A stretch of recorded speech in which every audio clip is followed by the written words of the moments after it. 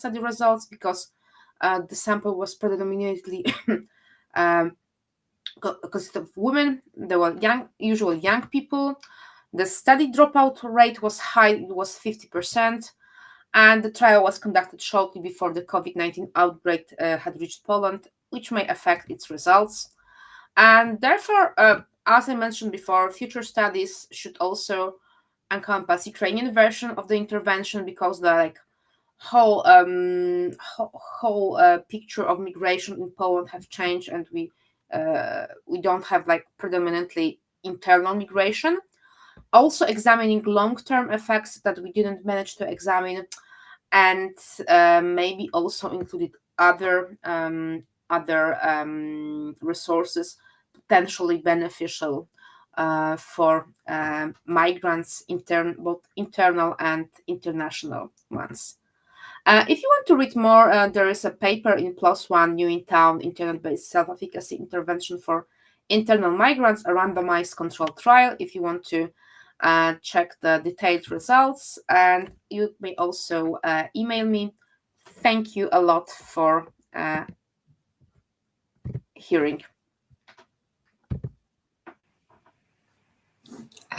Thank you very much. That's a really interesting intervention, and I like this applicability of your ideas.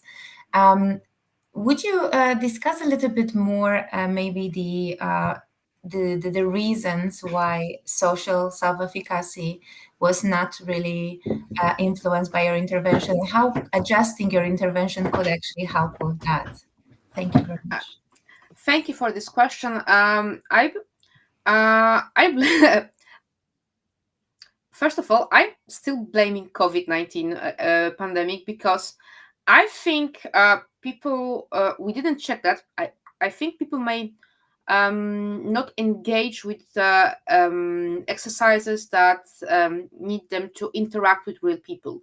Maybe they were mostly working on the exercises on positive emotional stress, on problem solving, on focusing on social modeling. So I think we should first of all check which exercises the participants actually are doing in our intervention.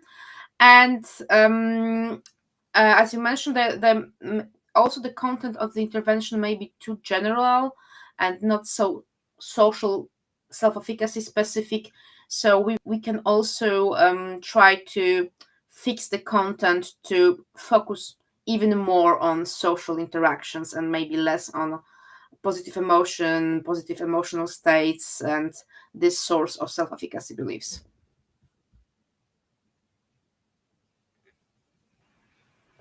Wonderful. Thank you very much, Anna. That was really, really insightful. So we're going to move to next presentation. We have a little bit of time. The next person on the list, a moment.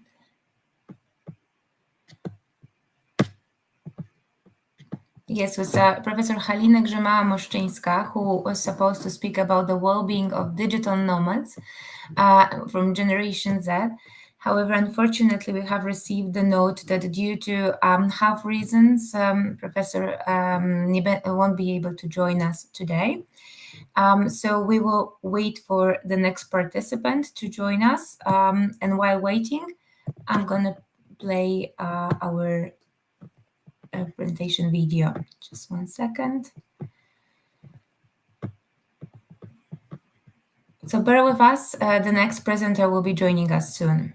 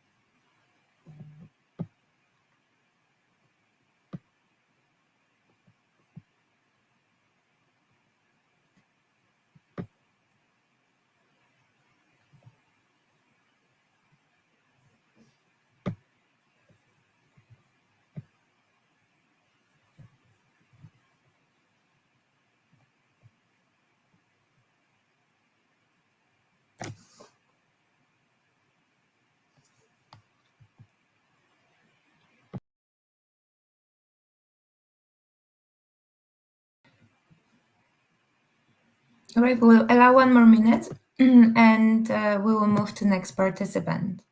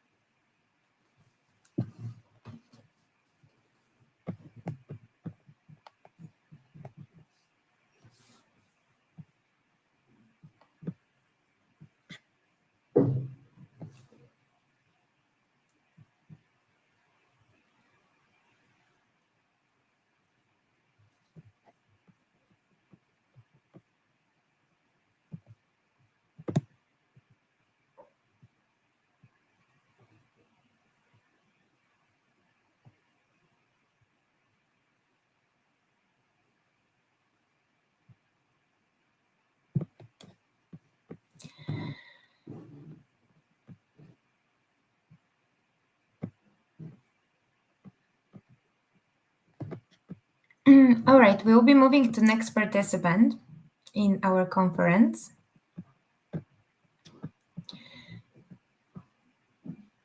Who will be Nino Mashkvili, and the title of the presentation is Promoting Mental Health of Young People in Georgia, Case Study of the Trauma-Informed Service.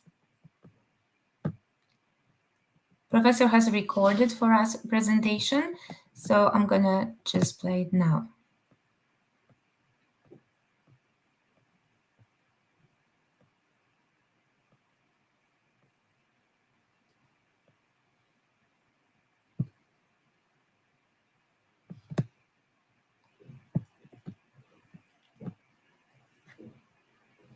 All right, we have our next presenter, Professor Simon Kolbe. Morning. Good morning. It's wonderful to have you over. So let me just see if you would like to present and upload your file. You need to click the files on the left side, and then you can see the presentation. Your presentation. Could you try if it works for you? Otherwise, I'm going to open it on my side. Wait a minute, I try it. Yes, it's open already.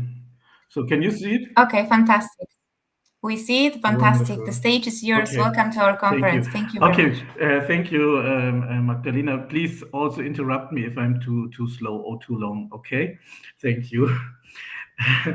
Okay, first of all, thank you for the invitation to this conference. I hope I was not late, and I have to be sorry.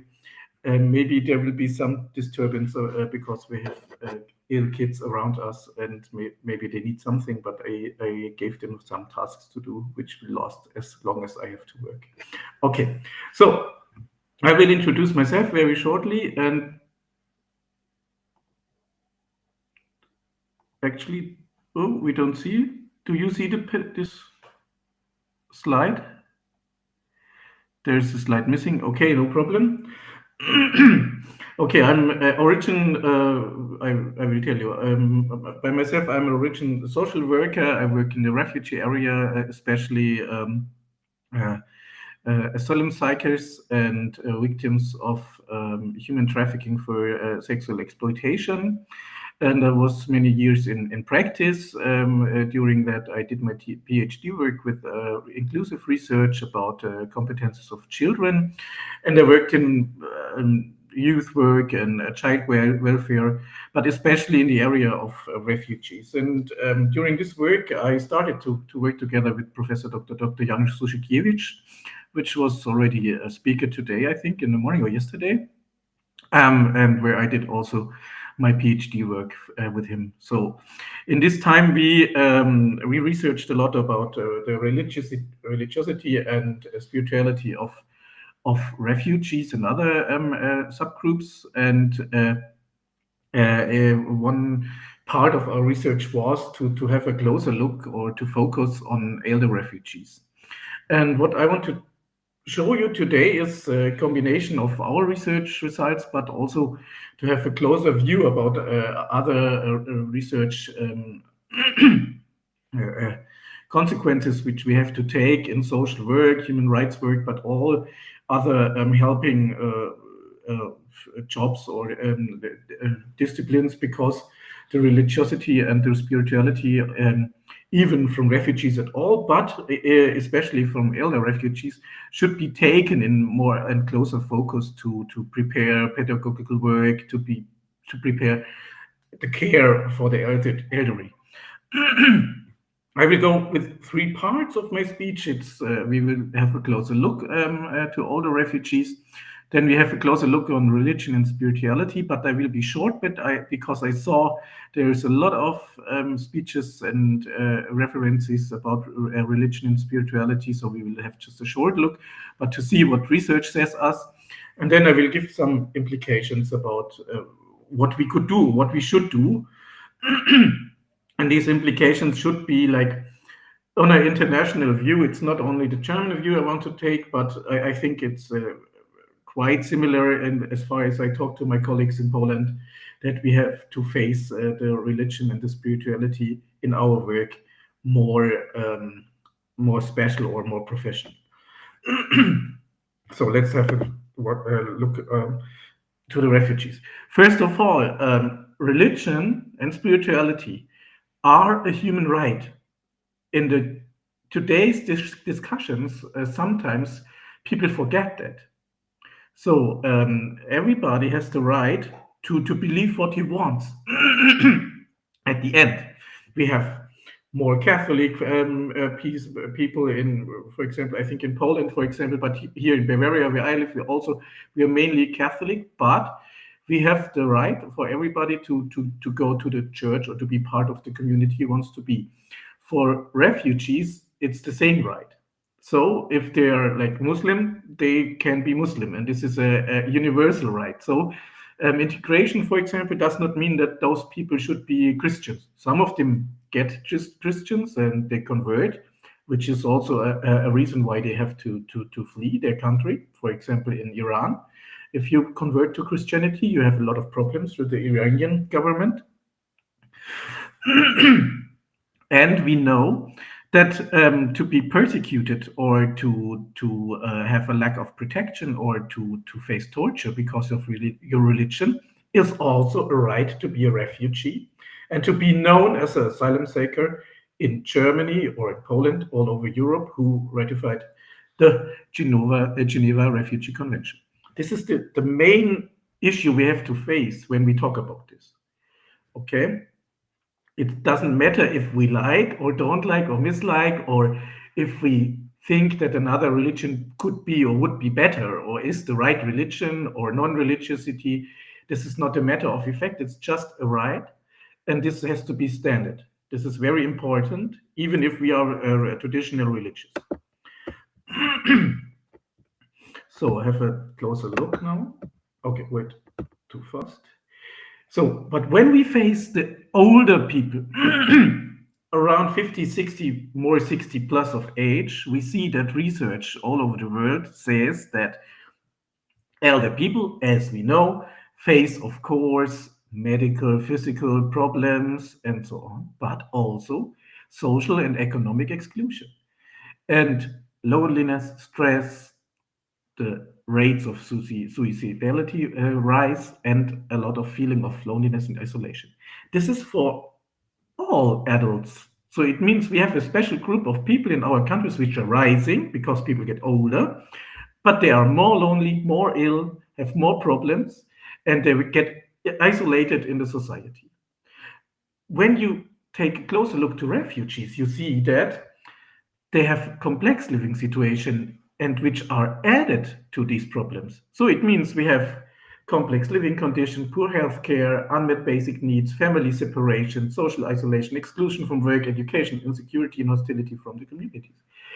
And also, those people, when they are refugees or migrants from the first generation or second generation, they have a lot of problems in learning of languages and the rules of a new country where they are placed now, because they are old. This is the typical problem from us.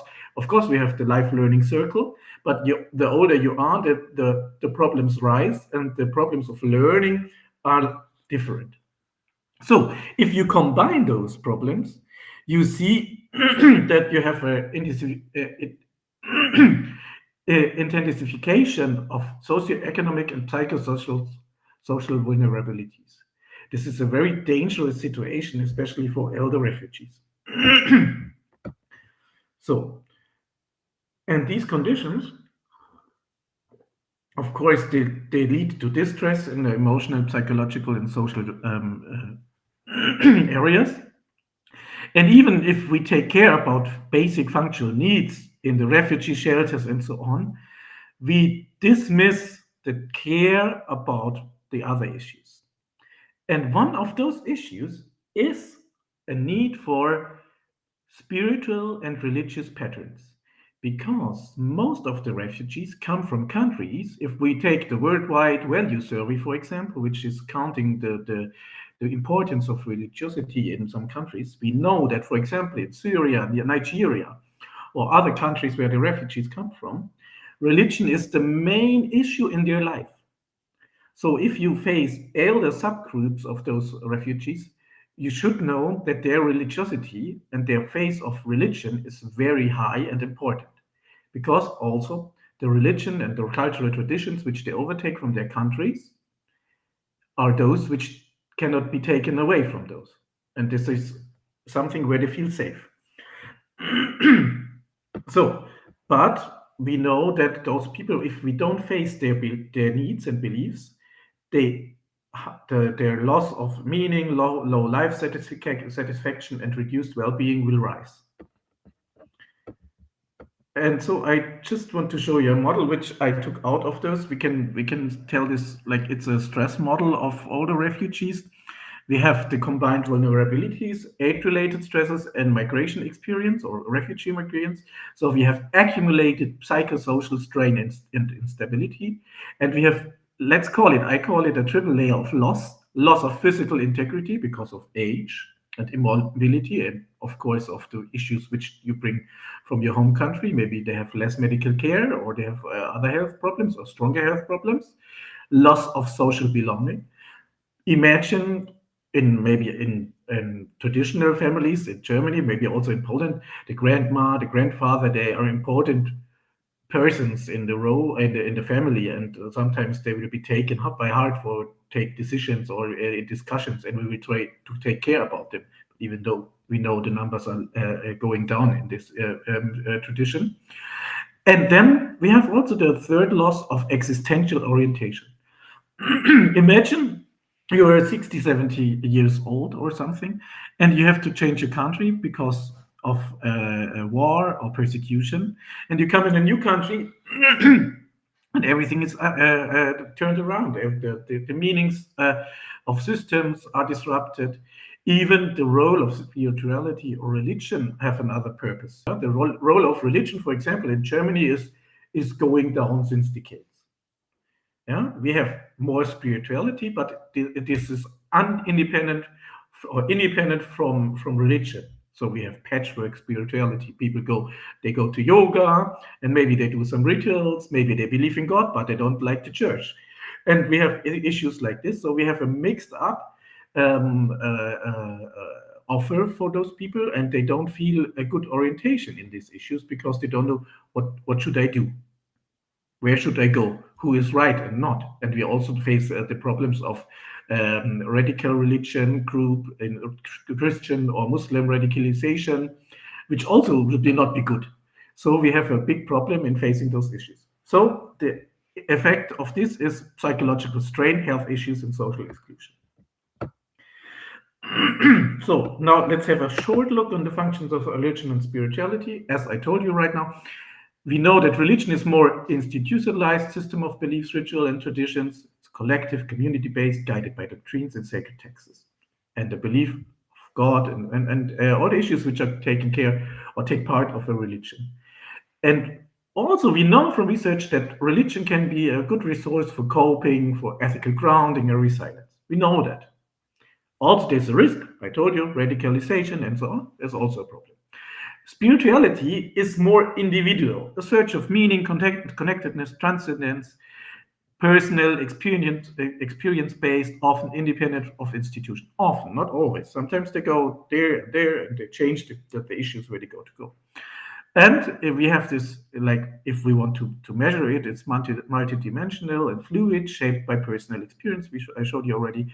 But also, in the same way, spirituality can be a resource for well-being, motivation, and psychosocial integration. Research shows that for all those issues. So both religion and spirituality can be understood as functional and substantial resources in social work and health science. But also we have a closer look in the so-called spiritual healthcare or spiritual coaching or spiritual therapy. We know that this could be, in a well and professional matter, good helping resources to have a better life or to come along with psychological illness or diseases. So, exactly, so we know that RS, as religion, spirituality, support well-being, can be a source of resilience, and can be a part of identification for social bonds, emotional care, and religious practices can be the source of this, can be the resource. And many people we know use prayer and rituals to foster integration, to know the people, to come along, to go outside, to meet other people, and to find your way in the country where you have to be placed or are placed. Of course, we have those risks I mentioned already. We have, like, if religious belief conflict with Western concepts of science, health, and social interaction. Also, our research found out that we have religion and spirituality can be associated with fear, especially in the part of human trafficking, exploitation, coercion, and other issues. So we have to be careful if we face religion only as a solution. This is not true. We know research says we have a two-parted area of religiosity and spirituality, and some subgroups already say that already can show that a religious engagement can correlate a bit negatively with trauma recovery and post-traumatic growth. Also, under the experience of discrimination, which we face if we face right-wing agorism and other issues, religion can function as a refuge, but can lead to radicalization. This is very important to face when we work with people from other countries, other religions. So we have to stand. Religion and spiritual needs are found in almost all subgroups. It can be a resource of resilience, participation, and coping, and it can be an opportunity and an obstacle. It can have positive results or negative. But we know that we have to do more research, and we also know that, for example, the research on elder people has a bit of lack. We should do more research with elder people. And what we did now, for example, we had a big research with Professor Susikiewicz and Professor Meyer from Munich. I supported them when I was a young researcher, and we asked more than 800 probants in Bavaria, refugees, and we found out that religion and spirituality as a need work as a predictor of quality of life and well-being, which was quite interesting because this is what we supposed, but now we had it by high numbers, so we had good basic research. On the other hand, I had a research program with victims of human trafficking, which showed us that religion and spirituality are an obstacle because the people feel fear because of juju and other magic issues, which forced them into human trafficking. So, but these are younger women from Nigeria, by the way. So when we did, we took out the elder people of this big research, and we had a closer look about religion and spirituality, and we found out that with those elder, we could religion and spirituality function as a central coping and meaning resources. We had, with Christians, they had a greater search of meaning and life purpose. And the Muslim subgroup showed us that we had a stronger emphasis on calmness, safety, and spiritual balance along Muslims. Okay, and we found out that the legal insecurity, that those who are not safe, they are waiting for the results in the asylum case, probably the same like in Germany and Poland, the need for orientation and hope is higher. Of course, this is clearly, but when we have these research results, we can foster more pedagogical and psychosocial care because now we have it by heart, by research, we can prove it. And also we see that depending on the country where the people come from, the spiritual needs and life satisfaction was higher. So Maghreb states were higher than Mashrek and Afghanistan. As Maghreb is I think Morocco, and Mashrek is the Levante, it's like Syria and so on. Okay. So with these results, we can prove, and also there were no differences between women and men, which is very good for us because it shows us equality, and we can take a closer look on all both of them. So on the one hand, so we have people who are working, we have a culture of welcome, volunteers who work with refugees. But on the other hand, we have a lot of radicalization, right-wing populism, and demands for deportation, closed borders, fear of economic decline and alienation, and so on. And we have those parts. We have times where the one hand is rising, and we have times where the other hand is rising. But we know that the problem of migrants, even the older ones, they face a big issue because they don't know how to handle with all those things. Because on the one hand, some people come, say, yeah, you're welcome, we take care. And on the other hand, they say, but I see that politicians say they want to kick us out, they don't want us here, they want to put us in prisons and whatever. And this is, Professor Lutz calls it a so-called speechlessness, because the person cannot understand what's going around them, because it's a lot. We have like the so-called VUCA word. Yeah, it's a lot of issues, a lot of variation, and the problems are rising on the one day, and another day they're different, and even the laws are changing. So the people are really lonely in this situation, and they don't know where to go. And religion can be a solution for them. But wait a minute. So in the end, and this should be the last 2 pages of my short speech, we should see, when we take these results, that we have to strengthen or to open up more interfaith approaches, because they are a resource.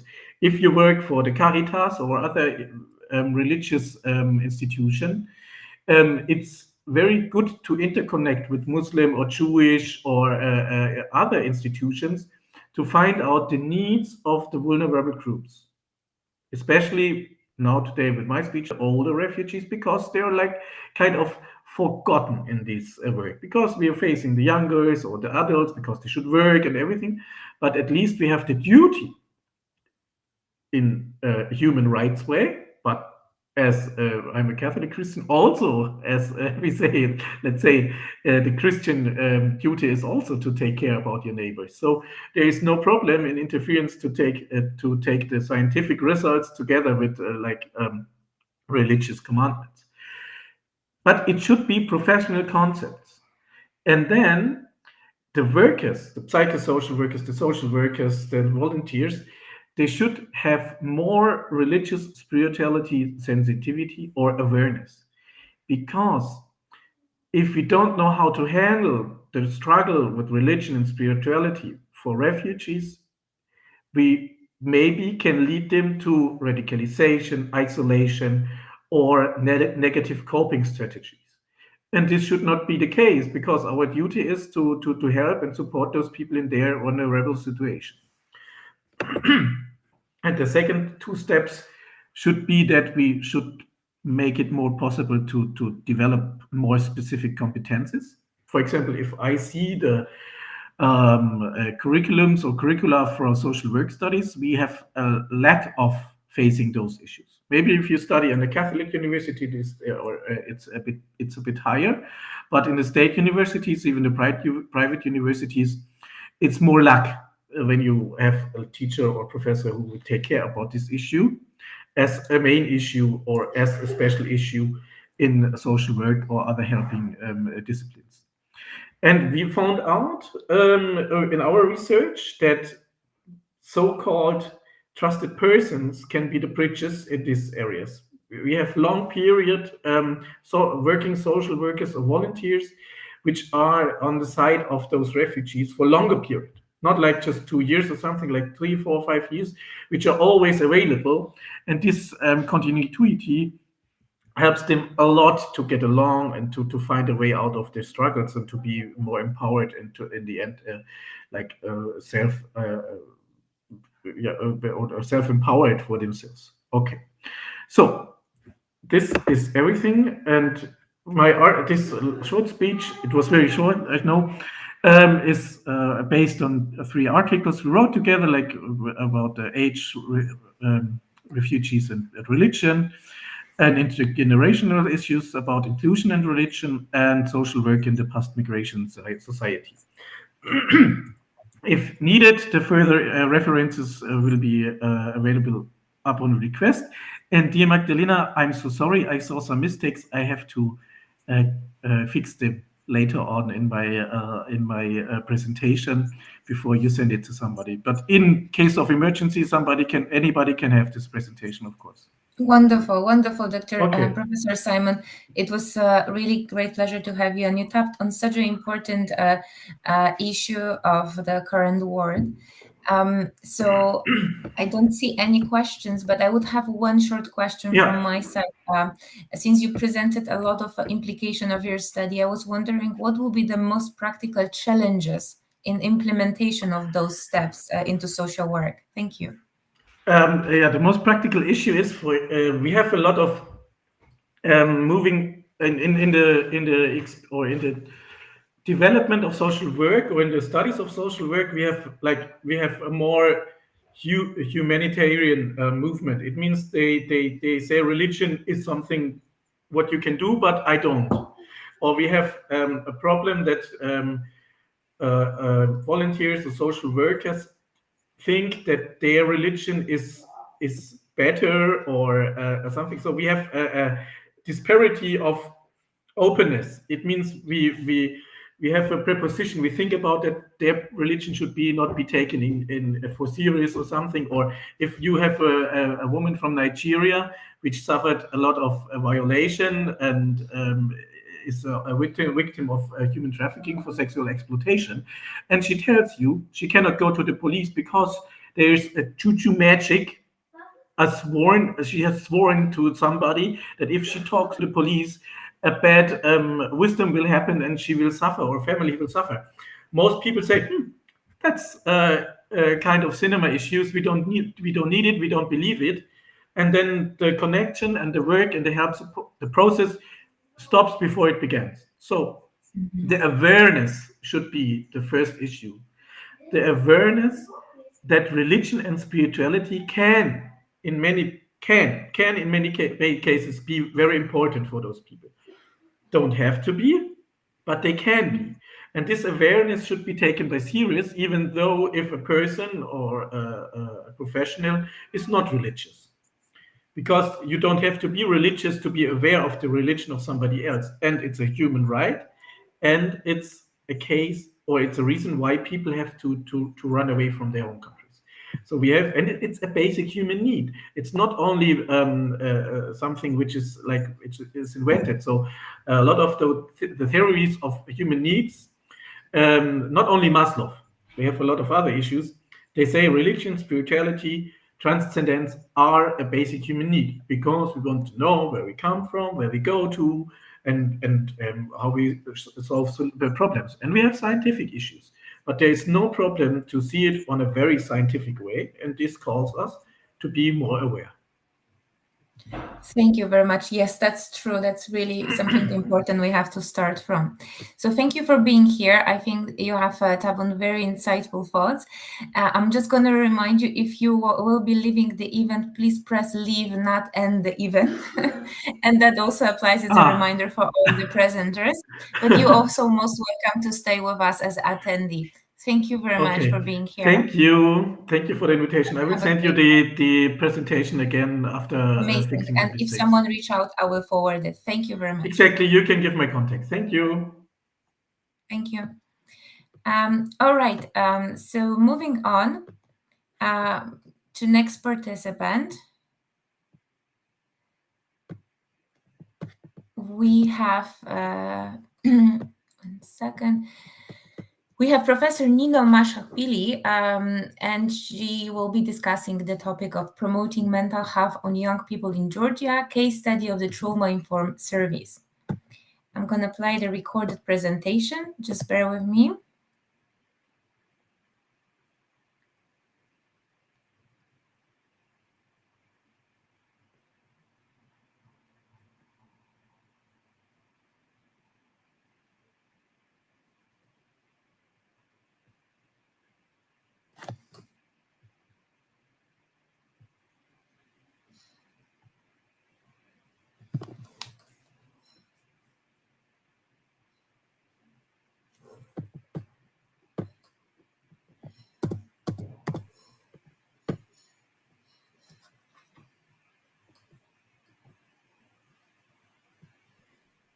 Greetings. My name is Nino Nino Mahashvili, and I will present the study on the findings about the young people mental well-being in Georgia.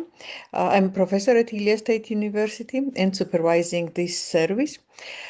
Let me talk a little bit about Georgia. It's a small country, up to 4 million people of population, who underwent through pretty devastating wars with Russia. We lost 20% of our territory, but also have a lot of internally forcibly displaced people. Nowadays, the percentage reaches 8-9% of the whole population.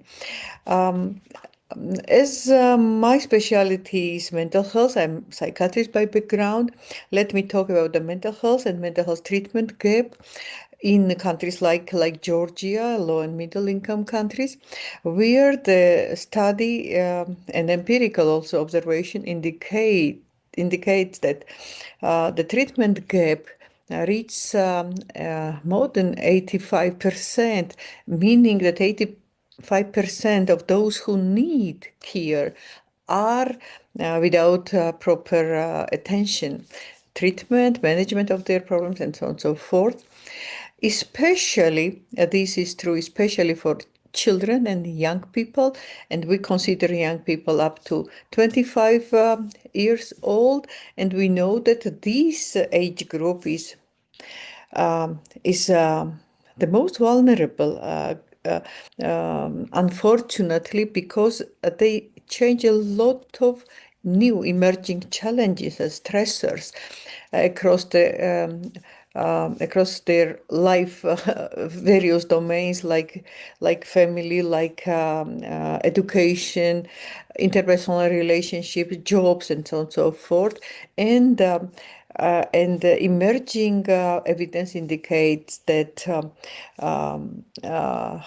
that mental health of these groups, adolescents and young people, is worsening considerably, unfortunately.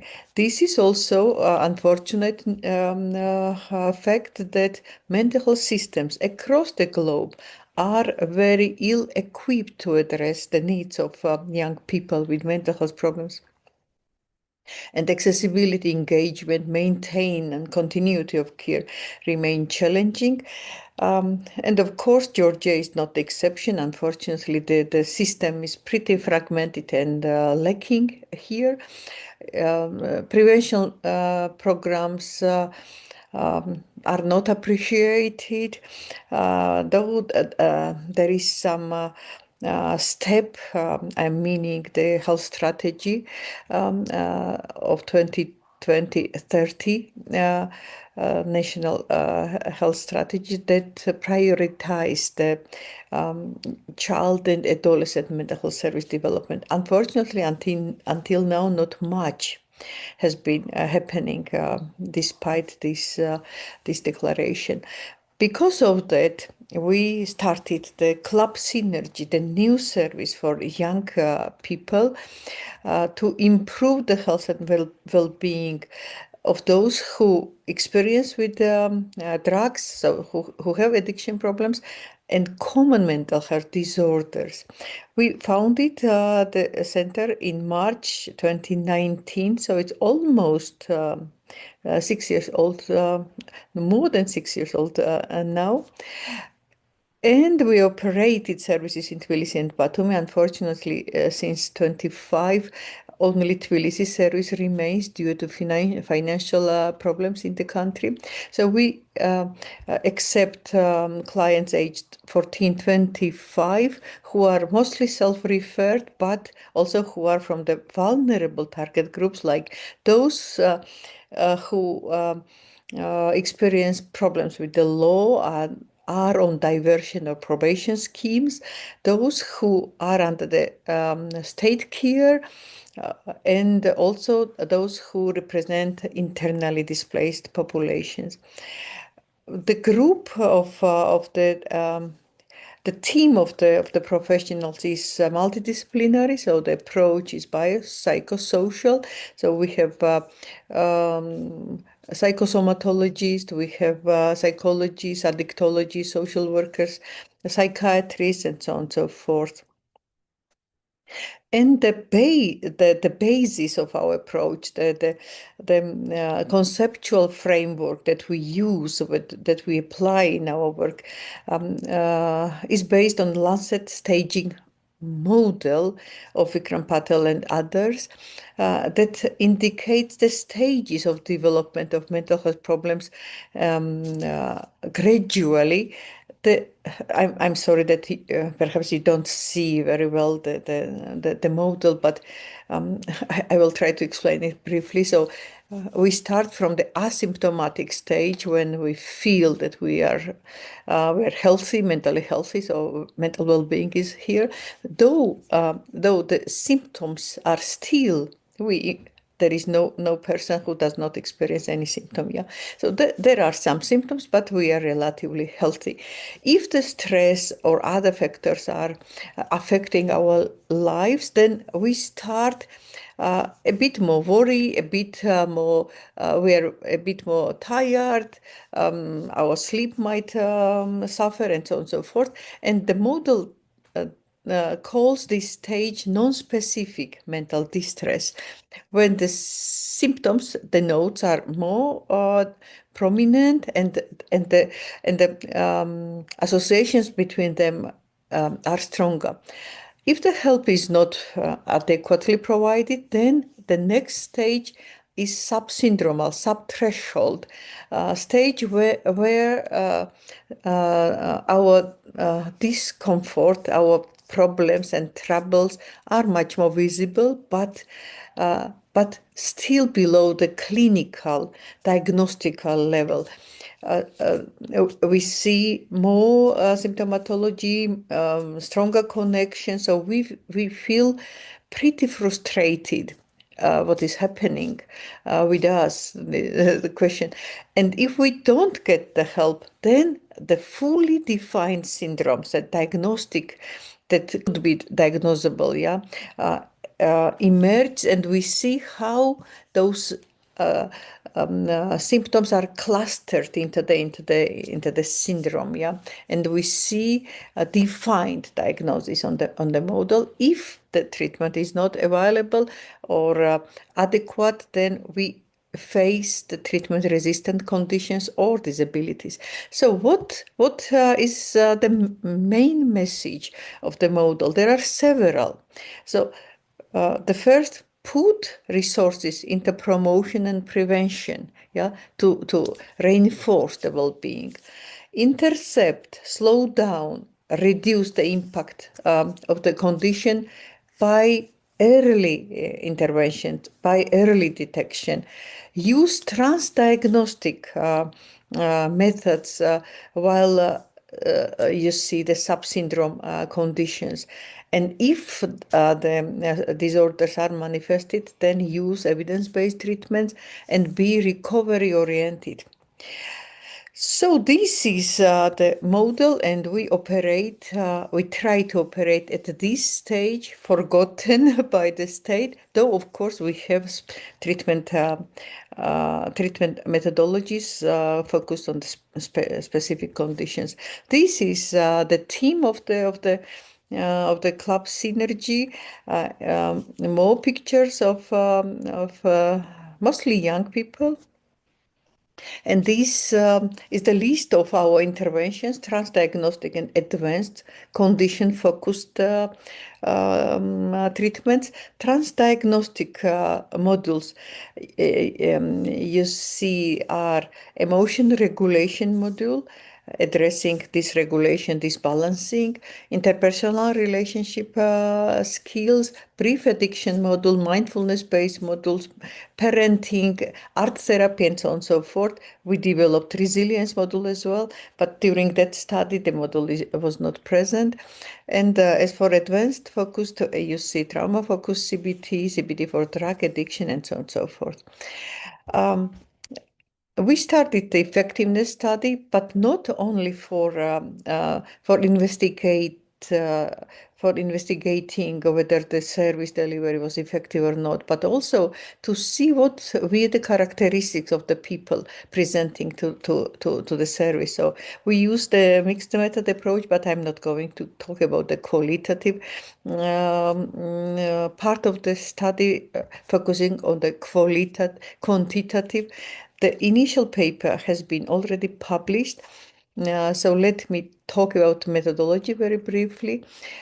These are people 14-25 years old, capable and providing fully informed consent, and clinical outcomes that we have been measuring were depression, anxiety, adverse childhood experiences were measured once during the course, and quality of life measured by health-related quality of life instrument.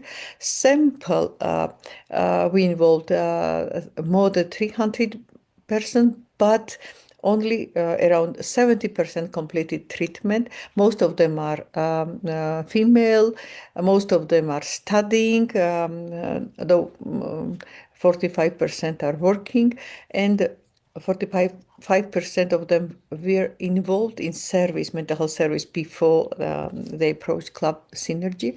The most disturbing discovery that changed the approach, the club's approach to the working ethics, was the finding that more than half of the participants of our service have been exposed to 4 and more different adverse childhood experiences, neglect, abuse, and so on and so forth. And 1/5 has been exposed to 5 and 9 adverse childhood traumas that we know that correlate strongly with the late disturbances, early mortality, and a lot of somatic problems, as well as mental health problems. Source of referral, you see on the slide that mostly self-referral is prevalent. And the range of complaints is also pretty wide. And you see that most of our clients come with emotional disbalance complaints, with anxiety, relationship problems, low mood, internalized problems, self-blaming, and so on and so forth, and sleep disturbances. Interventions delivered mostly are individual. Still, our clients are reluctant to be engaged in group treatments despite our efforts. Only very few received combined group and individual treatment. But what is interesting is that most of them are getting only transdiagnostic modules. So most of them are exposed only to transdiagnostic programs. And out of those programs, emotional regulation and interpersonal relationship modules are delivered to most of our clients. As we see from the slide that measures the clinical outcomes at pre and post time points, we see the statistically significant decrease of depression and anxiety symptoms, and we see also the functional impact of functionality is also improved, alongside with health-related quality of life that is remarkably improved at the post stage. And if we just see the outcomes at pre, post, and follow-up, 3 months follow-up stages, we see that these outcomes are maintained. So we can say that the intervention delivery is effective. As for the client satisfaction, overall satisfaction is high, and our young clients are satisfied with achievement of treatment goals, with involvement, with their participation, and so on and so forth. To come to the conclusions, I should say the trauma-informed transdiagnostic prevention intervention service that we provide improve the health and well-being of our clients. Young people who were coming to the service have been exposed to significant childhood traumas, and we're probably at very high risk of developing mental disorders.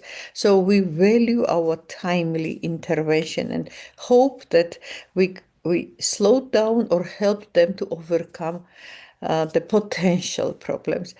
The prevalence of adverse childhood experiences in our persons underlines the importance of adopting the trauma-informed approach. This trauma-informed approach, but also the routine screening for trauma, and also combining the transdiagnostic and perhaps focused approaches for multiple complaints and problems appears to be well suited for our clients. And this model has the potential to be expanded across the Georgia, but perhaps also across beyond the country as well.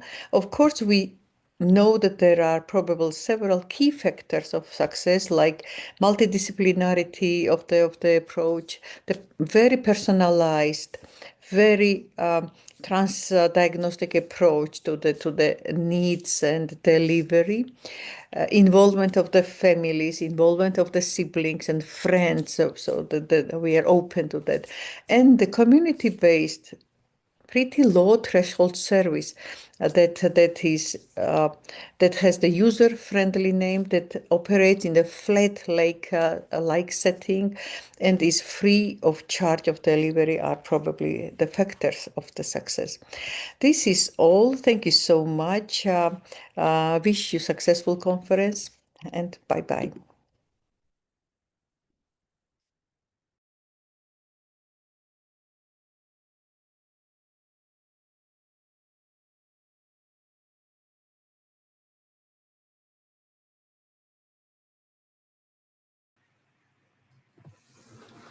What an excellent presentation it was. We're really, really grateful to have insight into the implications and practical standards that are provided to different countries and the informed practice of us all. Moving on, I would like to welcome Ms. Shama Siddiqui, who will be presenting the study on emotional intelligence and spirituality in relation to psychological well-being and investigation among non-Western emerging adults. Welcome, Shama.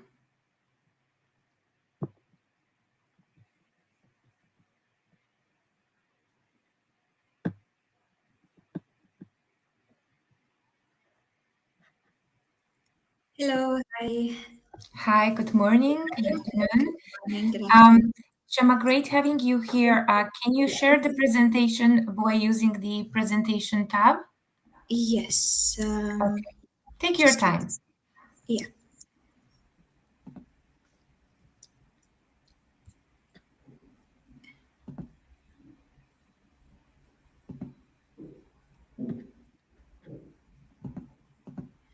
I'm unable to share the screen. Maybe. How about you use the tab on the left side in the tiny bar task, and then you have a third little icon of presentation folder. Yes. Yeah. If you click on this and upload your presentation, then it will be much easier. Yes, sorry for the delay. I'll do that now. Don't worry, we have time. So please take your time. Thank you.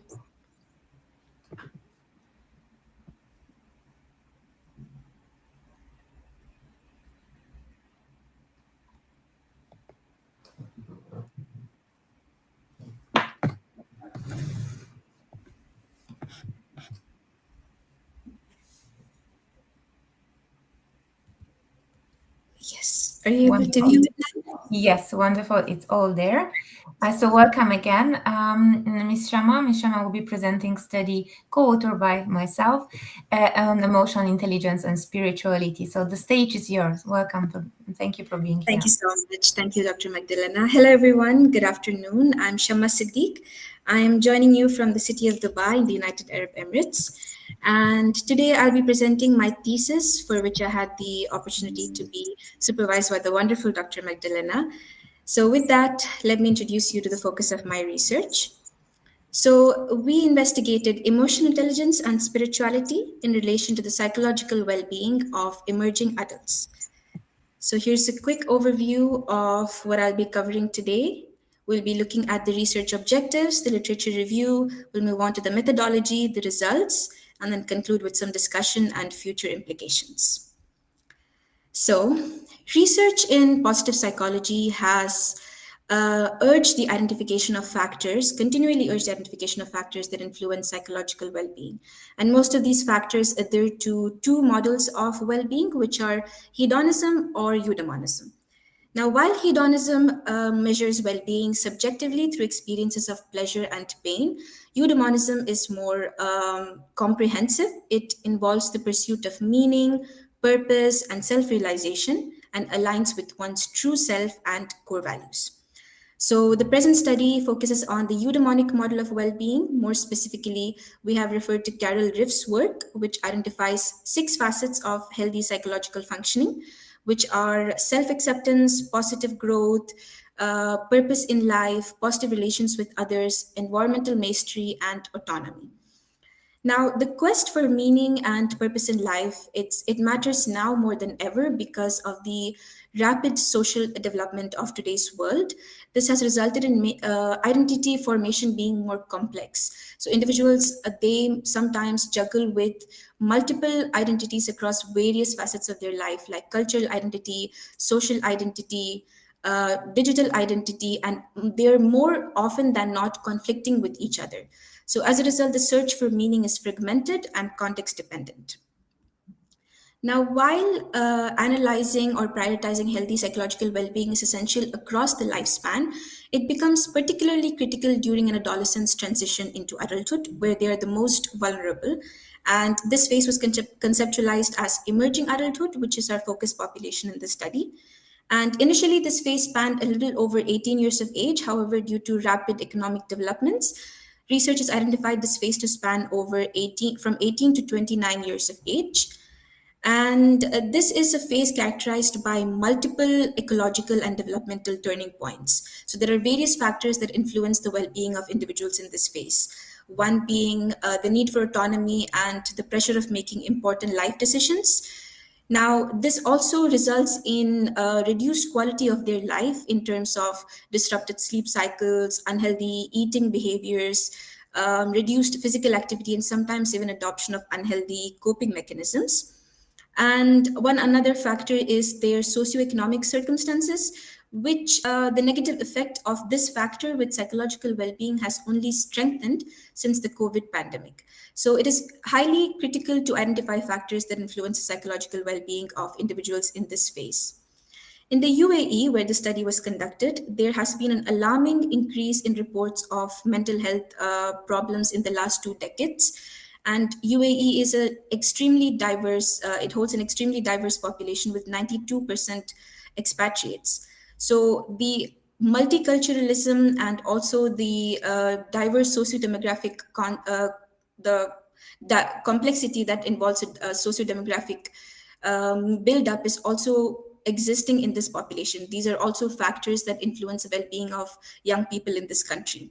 So while diversity does bring opportunities, it also contributes to higher identity confusion and psychological strain. So we looked at 2 factors that are fundamental to self-discovery, which are emotional intelligence and spirituality. Emotional intelligence is an individual's capacity to comprehend one's own and others' emotions independently and regulate their social and emotional behavior. So to be precise, it is the ability to accurately comprehend one's own and others' emotions. Now, this is an interesting factor across various psychological facets because of its ability to accurately predict behavioral and psychological tendencies. So there are several research that consistently link higher emotional intelligence to higher psychological well-being due to its support to stress regulation and problem solving. And the key mechanism that underlies this relationship is the ability to adopt effective coping strategies by understanding internal and external stressors more accurately, by comprehending them more accurately, which allows them to effectively adopt coping strategies. Now, spirituality also has the complementary self-discovery aspect, and it is the multi-dimensional personal experience of connection to something greater than oneself, whether that is theistic or non-theistic. So that's what makes it different from religiosity. And it encourages the deep integration with the self by enhancing purpose, reducing materialism, encouraging meaningful social interactions, and also emerging adults often seek the ability to submit to a higher power because it helps cope with uncertainty and builds psychological stability during the uncertain times of life transitions. And this also helps in reducing risk behaviors, which may be more common in this phase. And research also suggests that spirituality helps increase pro-social tendencies and psychosocial maturity as well. So given the complementing nature of these two facets, it is given that there will be an interplay between the two. However, this interplay has not been researched enough, or there's been limited research tapping into this relationship, especially among non-Western populations. But what research has highlighted so far is that there is a mutual predictive relationship between the two, wherein higher spirituality may lead to higher emotional intelligence and the other way around. Emotional intelligence and spirituality also reinforces each other in managing and regulating emotional responses effectively. Empathy and emotional awareness, which are key components of emotional intelligence, are also foundational to spiritual well-being. And spiritual well-being may serve as a mediator between emotional intelligence and life satisfaction. And life satisfaction is a key component of psychological well-being as well. So there is a need for further research to explore the moderation or mediation effect that these two facets have with each other. And that brings us to our research aim, which was to respond to the challenges of identity instability and meaning making in postmodern society by identifying internal psychological resources that promote well-being, to contribute to a broader understanding of developmental well-being by integrating two often separately studied constructs, which are emotional intelligence and spirituality, to examine how emerging adults navigate fragmented self-concepts and undefined life paths through the development of emotional intelligence and spiritual awareness, to investigate the complementary relationship between emotional intelligence and spirituality in contributing to psychological well-being, and most importantly, to address the gap in existing literature, which is largely Western-centric. So the two hypotheses for the study were H1, emotional intelligence and spirituality positively predict the psychological well-being of emerging adults, and H2, emotional intelligence is positively related to spirituality among emerging adults. So let's look at the methodology. The study design was quantitative, non-experimental, and within subjects design. And we had two independent variables, emotional intelligence and spirituality, and dependent variable, psychological well-being. We had a sample size of 490, aged between 18 to 29, but after data cleaning, the sample size was 477 participants, and it was a convenient sampling. To give you more insight into our gender representation, into our participant build-up, we had a higher representation of female with 379 female participants and 86 male participants, and 12 decided not to reveal their gender representation. We also had a higher representation of South Asians with 72.3 South Asian participants. We had 6.4 East Asian and 5.1 Middle Eastern participants, and we had 15.3% from the rest of the world. We also looked into the religious identity of the participants, but this was more maybe to broaden the avenue of this research in the future. It would be an interesting way to tap into the religious belief systems and how that affected this relationship as well. So we had 72.3 participants that had monotheistic belief systems. We had 12.8 polytheistic participants and 7% atheistic participants, and 8% decided not to disclose their religious identity, and we're also assuming that it could be because they had non-theistic belief systems. Then the materials that we utilized in the study were the brief emotional intelligence scale to assess emotional intelligence, which is a 10-item scale. We had the intrinsic spirituality scale to measure spirituality. Now, this is originally a 11-point Likert scale, but we utilized the adaptation of Allport and Ross, which makes it a 5-point Likert scale. And we had flourishing scale as well, which assesses the psychological well-being using 8 items. The statistical analysis were carried out using IBM SPSS 25 software. We had descriptive statistics for demographic overview and variable summaries. We carried out a multiple regression analysis for our first hypothesis, which was to assess how well emotional intelligence and spirituality predicted psychological well-being. And for our second hypothesis, we administered correlation analysis. This examined the relationship between emotional intelligence and spirituality. Now, the procedure was very simple. We obtained ethical approval from the Institutional Ethics Committee before data collection. And the survey was designed and administered using Google Forms for accessibility and ease of distribution. The survey links were shared using multiple online platforms such as WhatsApp, Instagram, LinkedIn, and SurveySwap. And the study had, the questionnaire had an information sheet, an informed consent sheet, the 3 psychological surveys, and the debrief. And participants completed the full survey in approximately 5 to 7 minutes. Now, coming to our results section, the first hypothesis that emotional intelligence and spirituality significantly predict the psychological well-being of emerging adults was confirmed in our study. So as you can see from this model significance, we had a highly statistical significance for the entire model. And the adjusted R-square value suggests that 44% of the variance in psychological well-being could have been explained by emotional intelligence and spirituality. But if you look at the beta values, you can see that emotional intelligence has a higher beta value than spirituality, which suggests that there was a stronger prediction of emotional intelligence than spirituality in this model. We also performed the assumption checks needed before analyzing the results. For our second hypothesis, that emotional intelligence is significantly related to spirituality among emerging adults, this was also confirmed in our study.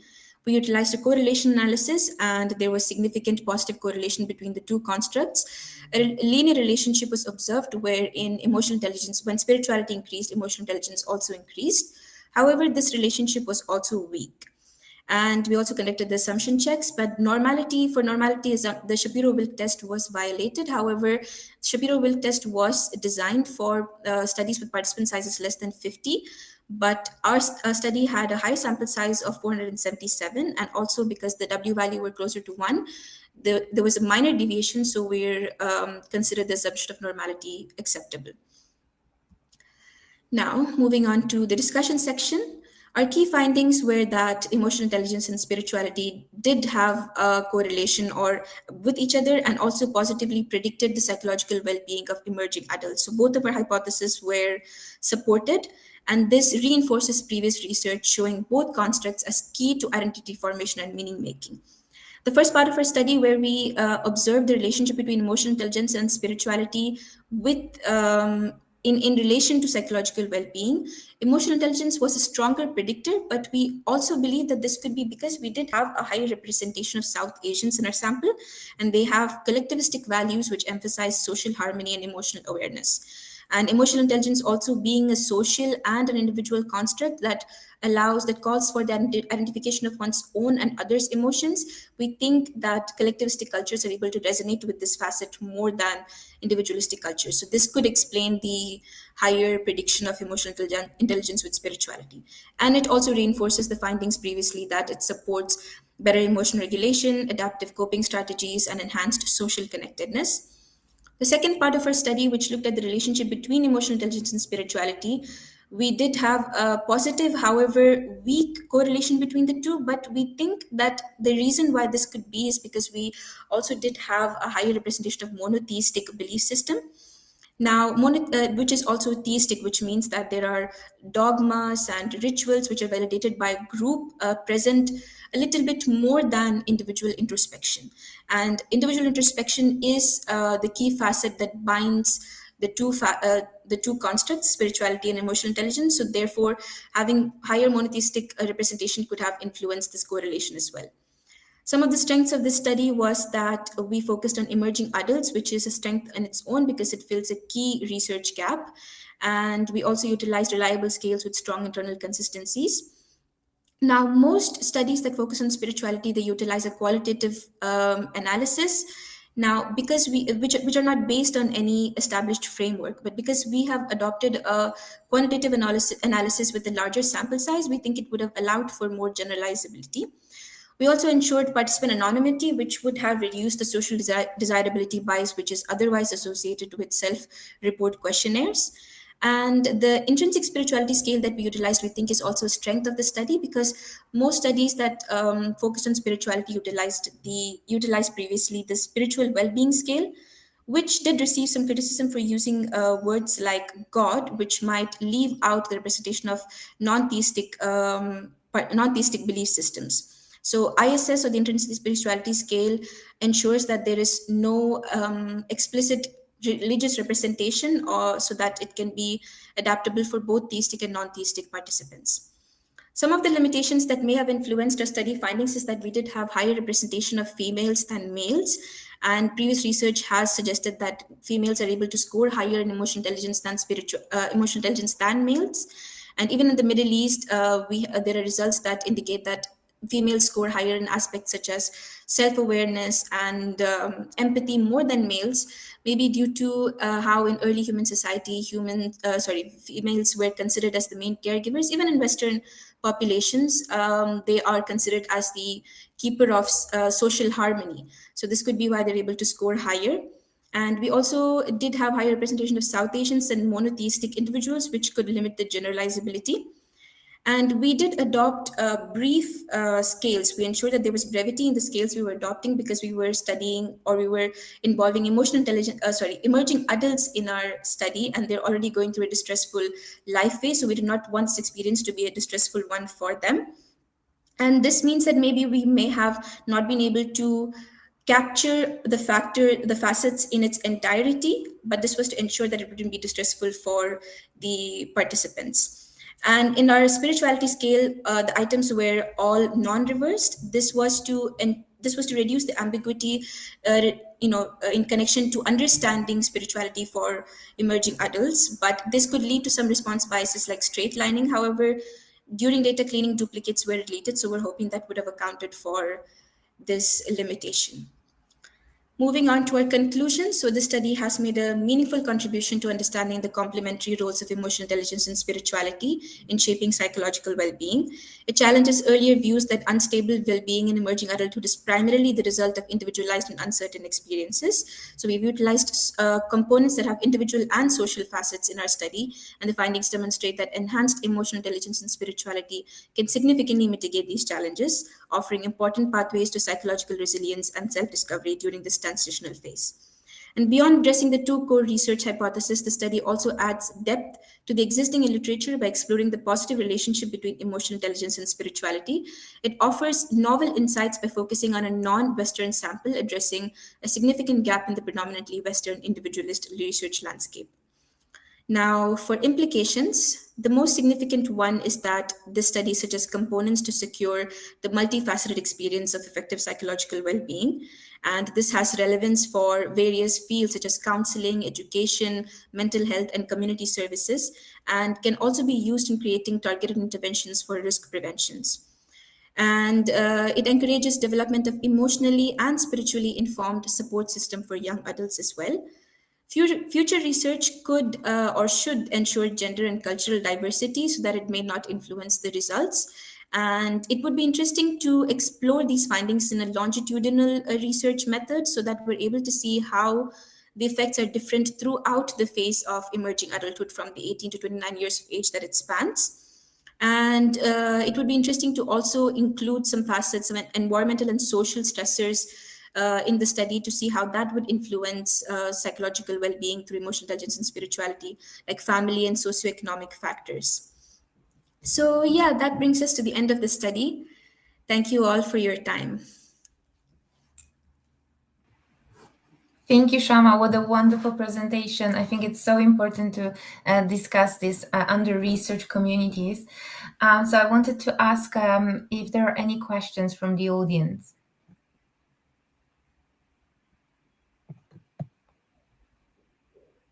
You're free to type them also in the chat. But if there are none, I'll be glad to ask one question.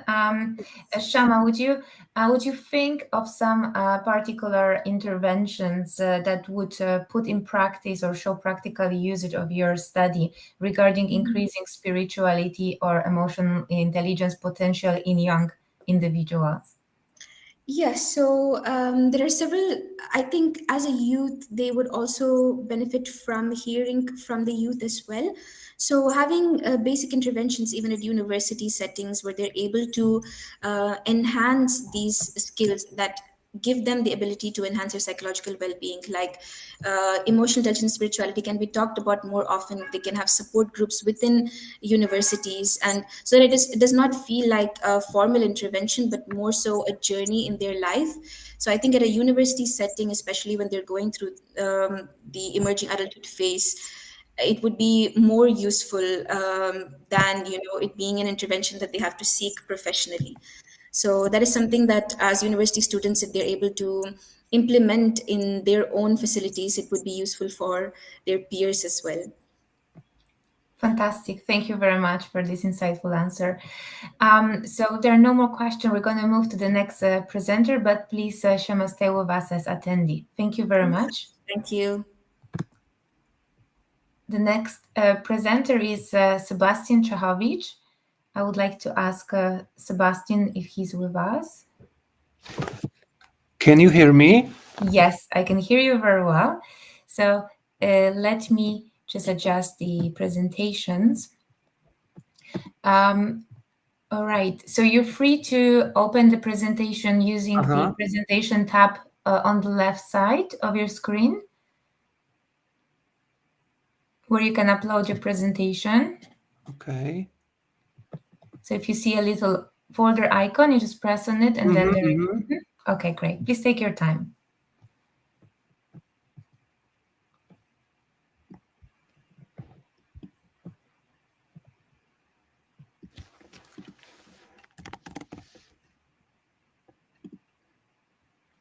Wonderful, it's coming.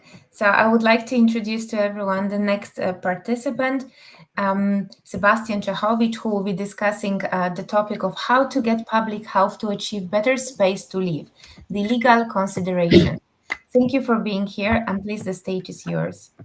Okay, thank you very much. Firstly, good morning. I'm very pleased to be here with you and today listen very interesting presentations. I would like to share short piece of my research dealing under a scientific project founded by National Science Center. Firstly, we need to know what the public health is. I wondered that had not changed in the 5 years since the outbreak of COVID-19 pandemic, but should have changed. I came to the conclusion that not all countries have yet learned their lesson in defining basic legal goods. I would like to present to you the dilemmas associated with understanding public health based on the definition of the World Health Organization, which is the commonly accepted definition of this legal right. So let's move to the next slide. On the slide, I have highlighted 3 aspects discussed in doctrine and case law concerning public health. It is most often pointed out that it is a social good, of course, and therefore belongs to society. However, it is not a subjective right on the basis of which can invoke before a court the existence of damage or harm resulting from civil law provisions. It must be noted that despite the recent COVID-19 pandemic, the legal aspects of public health are still not sufficiently developed in legal doctrine. This issue is highly interdisciplinary and multifaceted, which necessitates a comprehensive examination of individual aspects of public health. Public health is, of course, multifaceted term.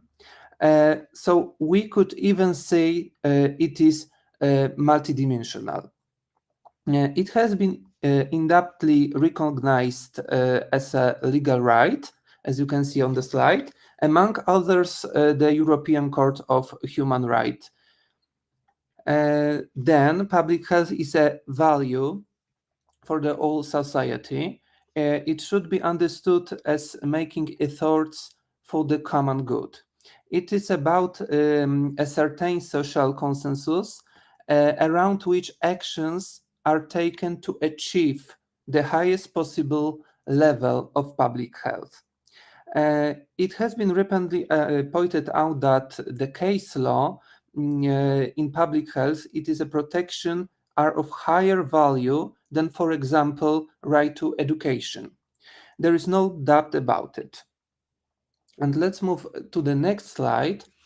Here, you can see the definition of World Health Organization. Of course, it is not the organization's own achievement. It is largely identical to Winslow's definition presented in 1920. I have divided this definition into parts to make it easier to read and to enable us to focus on individual elements in order to answer the question of how useful it can be for legal regulations and court practice. So let's look at the first part. Public health is the art and science of preventing disease. These diseases include both infectious disease and civilization disease, such as obesity. However, how can we prove in law that someone has violated public health, which is an art and a science? It seems impossible. The second aspect in the science and art of prolonging life. This is the second objective of public health, and perhaps also an area of public health activities undertaken by state authorities. It is certainly not a defining element indicated what public health exactly is. The third element is the science and art of health promotion. These aspects also falls within the remit of public administration in the field of public health. It is not a defining element. Finally, the last part of the World Health Organization's definition, it seems that public health is the result of organized efforts by society. This aspect is also incorrect. Society organized itself through state authorities. This is state bodies that act in an organized and continuous manner, not society. The objections to the definition are certainly justified in doctrine and case law. They have been appearing in doctrine for years. This description of public health is not really a definition. So look at the next slide with some of my remarks on this definition. Undoubtedly, no legal regulation protecting public health can refer to science, let alone art, are defining content, constructing the semantic structure of legal good. The three aspects concerning in this description, namely disease prevention, life extension, and health promotion, are in fact the objectives of efforts undertaken by scientific and technological developments in the field of medical science for the benefit of public health. The implementation of these mechanisms or provisions will take place through the introduction of legal regulations concerning the indicated aspects and objectives to be achieved. They can be achieved through the organized and continuous activity of state authorities, which may impose restrictions, orders, and prohibitions to achieve the desired state of public health, while at the same time pursuing an established public health objectives. It follows, therefore, the ideological nature of this description cannot be accepted in legal science as a definition of public health as a legal good.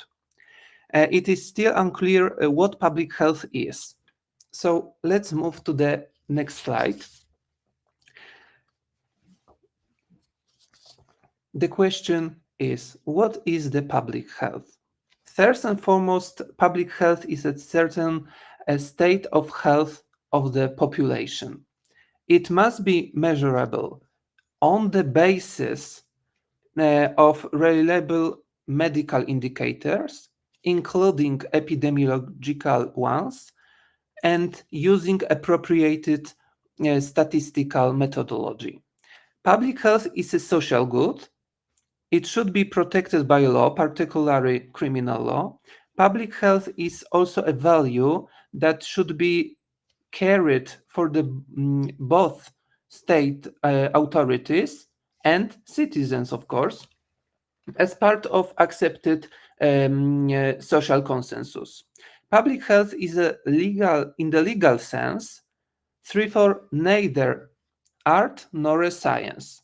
Public health can also be understood as an actual state of public of health of the population. However, in relation to public health objectives, this concept can also be considered as a desired state of health of the population. For example, a certain imaginary state that is pursued through organized and continuous activities of public administration bodies. So as you can see on the next slide, this is my proposal based off my previous thinkings. First and foremost, public health is the state that exists in reality. Therefore, it is a categorical statement about the level of public health. With this assumption, it can be determined whether a particular human behavior violates or threatens this established public health as a legal good. Therefore, this aspect can be used in legal practice. The level of public health is determined annually by the relevant public administration bodies based on appropriate methodology. The level of public health is determined annually, so these facts refuse any allegations about the evaluative nature of public health or the possibility of interpreting this term differently, as may in the case law. It is much more evaluated to determine whether something is art or a science.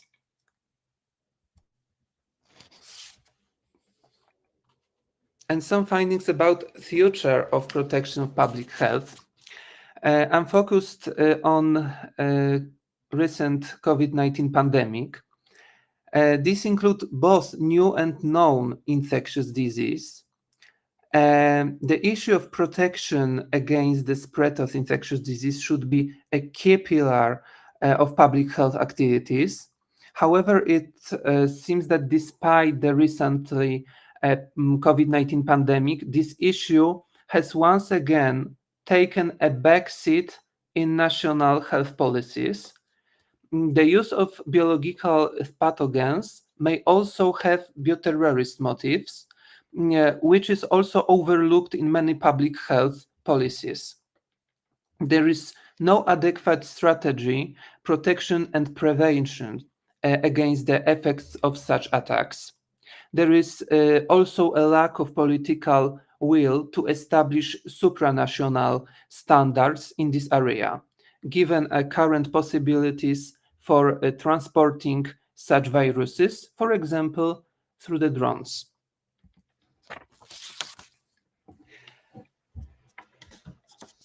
Can you see the next slide? Yes, everything works well. Okay, thank you. So as you can see on this slide, I wondered that what had changed and what had not science COVID-19 pandemic. We have gone through this pandemic, but have we learned anything from it and how to protect the public health? It seems, unfortunately, not. Biological threats continue to take a backseat, as I said. Therefore, this is not talk of a need to maintain herd immunity, improve public health in this area, or the need to design crisis management plans to introduce applicable law regulating and crisis situation plans. There is no unified definition of public health that would unite national policies around specific aspects.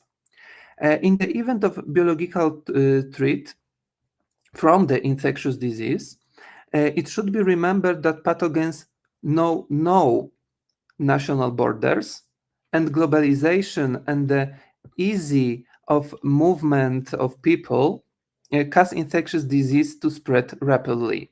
National policies are not enough here, so we need to create a supranational program for managing such crises. So thank you very much for listening my presentation. I hope you enjoyed the conclusions for my research. Thank you very much. Wonderful. Thank you. Thank you, Sebastian, for being here and bringing this very important perspective. So if you maybe I'm going to ask first if there are any questions in the room.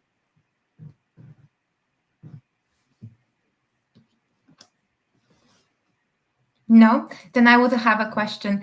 I would really like your insights into redefining the problem. I think this is really very needed. But maybe you could give us also a little bit of practical ways of how you believe it could really change. Because as we can imagine, changing the ideas and changing the understanding of the complex problems as health and public health, it would take probably a lot of effort. So what do you think? Where do we start? I think the basis of our lives as a citizens is law. When we can create the better legal regulations, then our lives will be better. So the system of legal regulations should be created, should be focused on the new definition of public health, because now we cannot fight with some efforts when we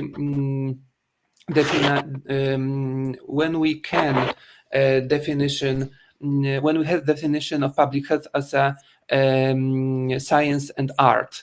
It is not applicable to the law science. Then we need to change this and create new legal systems. For me, the better one is the supranational level, for example, European Union level. Mm-hmm. Wonderful. That's really the changes we want to see, right? And it's great to push those ideas as much as we can. Thank you very much, Sebastian, for being here, and thank you for extending this perspective from only psychological to also law. Wonderful discussion. I have so many insights, and I hope all our listeners have been inspired and motivated to look more into the extensive work of the researchers that decided to speak at our conference. We're going to take a break now, so I invite everyone to rejuvenate themselves and come back here at 10:30 when we will restart our second panel for today.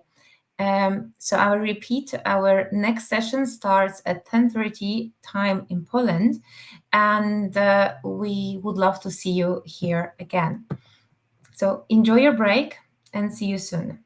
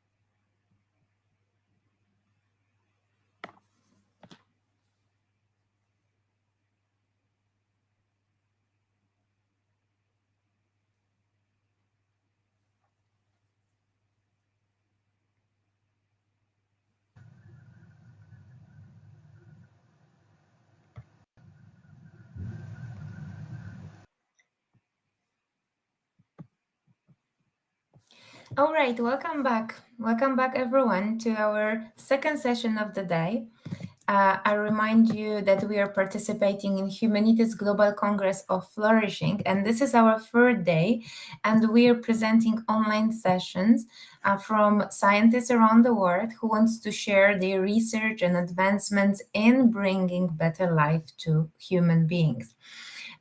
So we had a fantastic morning session, very inspiring and motivational, that covered topics from supporting elderly people and talking about the migrants, refugees, as well as the insight into the law system surrounding health and public health.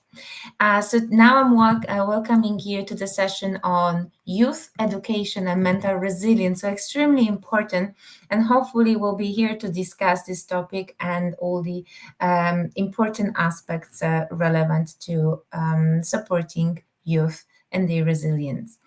So I would like to start by presenting you the recording of Professor Urszula Oshwa on student resilience as an indicator of their flourishing. Unfortunately, she wasn't able to be here with us in person, but we're very grateful for having her recording and presentation. So let's start this session with Professor Oshwa. Hello, good morning or good afternoon. I would like to give all of you, my audience, a short report related to quite important topics these days, resilience and flourishing. So first of all, I would like to introduce the concept. Resilience is the capacity to adapt and to recover if there are any difficulties, and to even grow in the face of challenges, of trauma sometimes, or everyday obstacles. Flourishing is more than that. It's living with vitality, is living with meaning, with purpose, and being able to maintain positive functioning even beyond the just survival.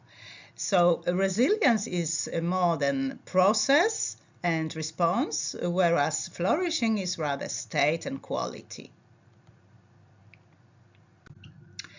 If it comes to pathways of influence, we can talk about two directions. Firstly, resilience can have impact on flourishing. Resilient individuals are able to sustain well-being, to maintain hope, to cultivate positive relationships despite difficulties, adversity.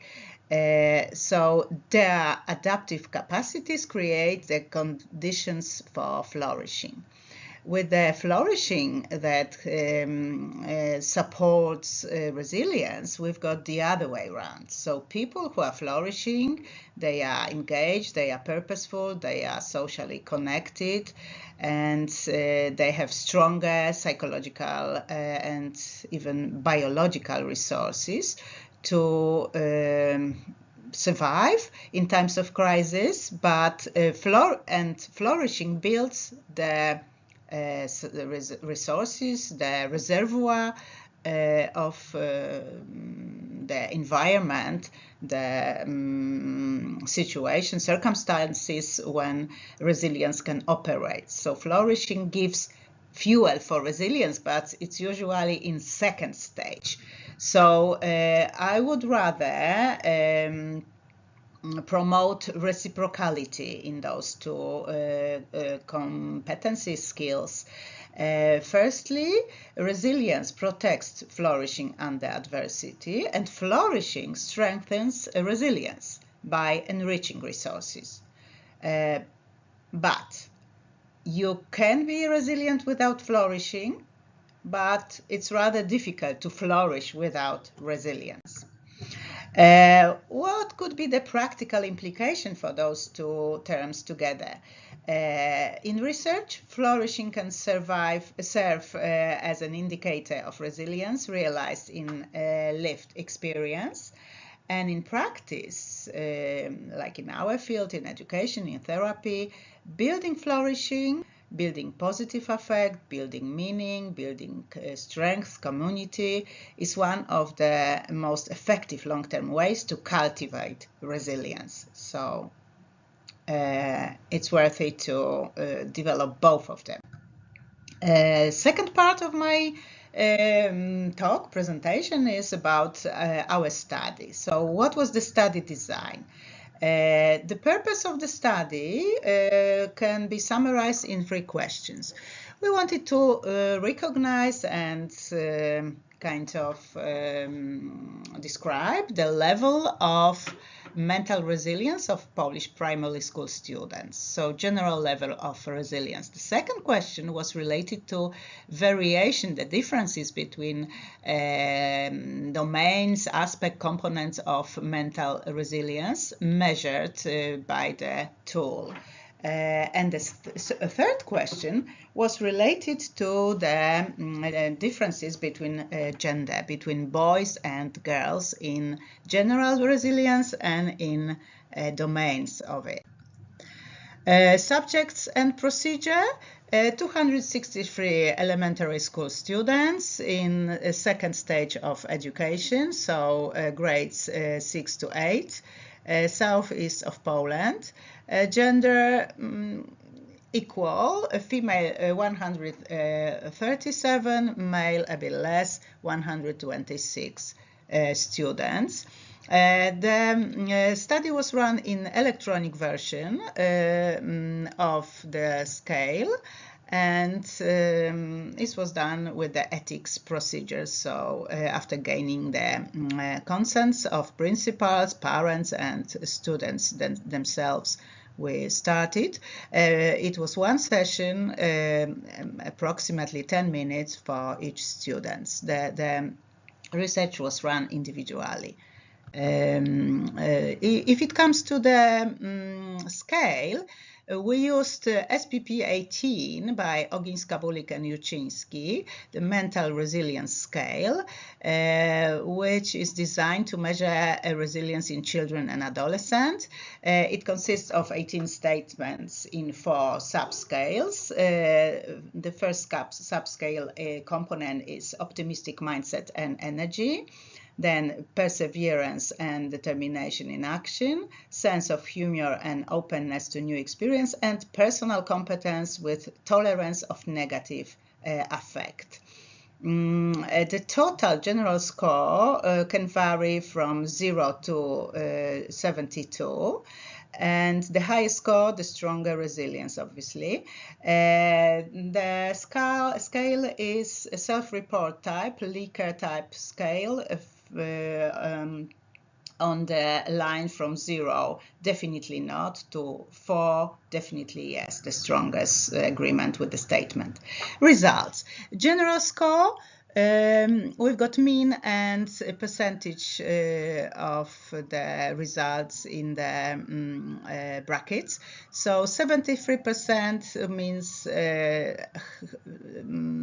higher than average. In domains, optimistic mindset 72%, perseverance 74%, sense of humor, openness to new experience 76%, and the lowest of them for domains, personal competence and tolerance of negative affect, 69%. If it comes to the graphic profile and dimensionally drawn, it shows the differences. So tolerance is the lowest and openness to new experience quite typical for young people. Perseverance a bit lower and open optimism not always fully presented. If it comes to the gender differences, not very strong ones, most of them not significant. The only one, perseverance, on trend on the border of significance. So this is the graphic presentation of it. You can see the higher, the stronger difference in perseverance as a scale. The rest of them are quite even. So female and male students, the same level. Conclusion, the third and last part of my presentation.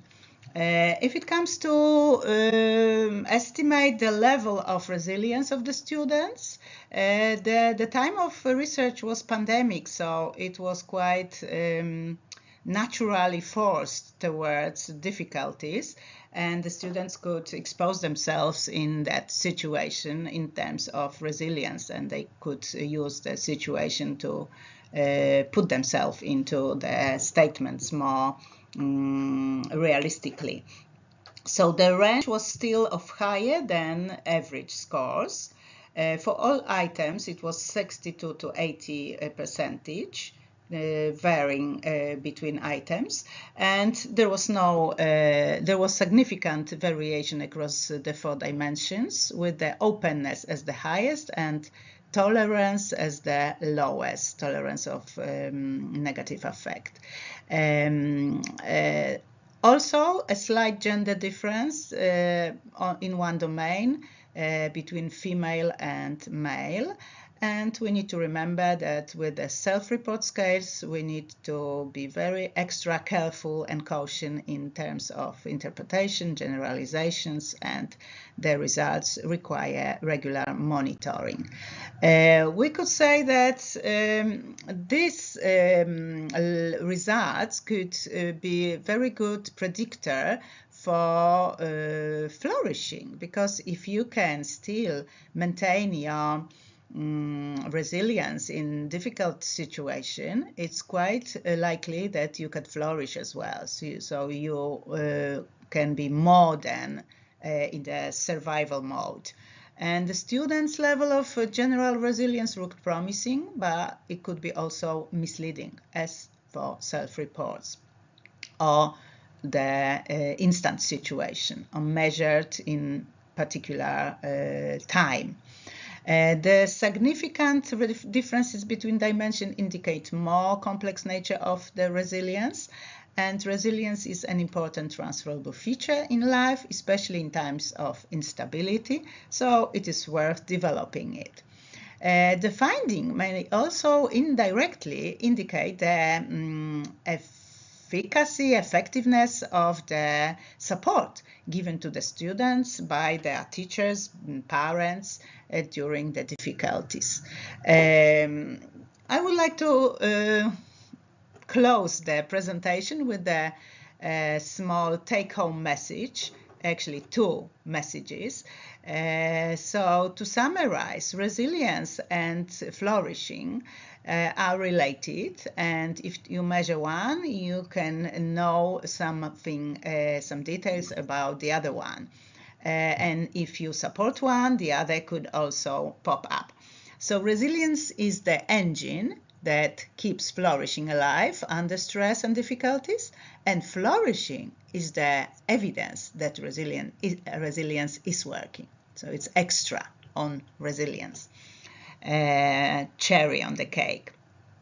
In times of instability, we need to protect the students and learn from them, because they are quite good in sense of humor and openness to new experience, as we noticed. But we need to also teach them how to maintain mental resilience as a transferable skill to flourish in any circumstances, because the flourishing is not easy, and the situation is unstable for many years now. I would like to also acknowledge to say thank you, to express my sincere thanks to the students who helped me in the research, the principals and parents for their consent to participate in the study, the students for their participation in the project. Thank you very much. We're very grateful to Professor Oshva for this presentation, and anyone who would have any further questions or would like to follow up with Professor on her work, please contact her by the email that was there in the presentation.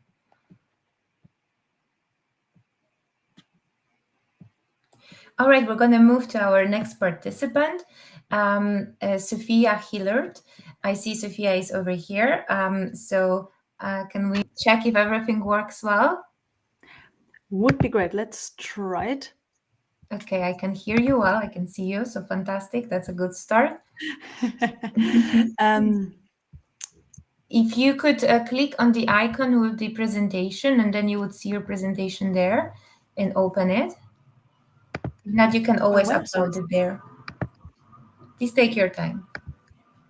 Where could please tell me? I'm on the left side. Where? Yes, on the left side, the third icon from the top. It says presentation. Is it whiteboard in my case? But presentation. I got it. Perfect. Yes. Perfect. Thank you very much. Okay. And I will search for mine. Exactly.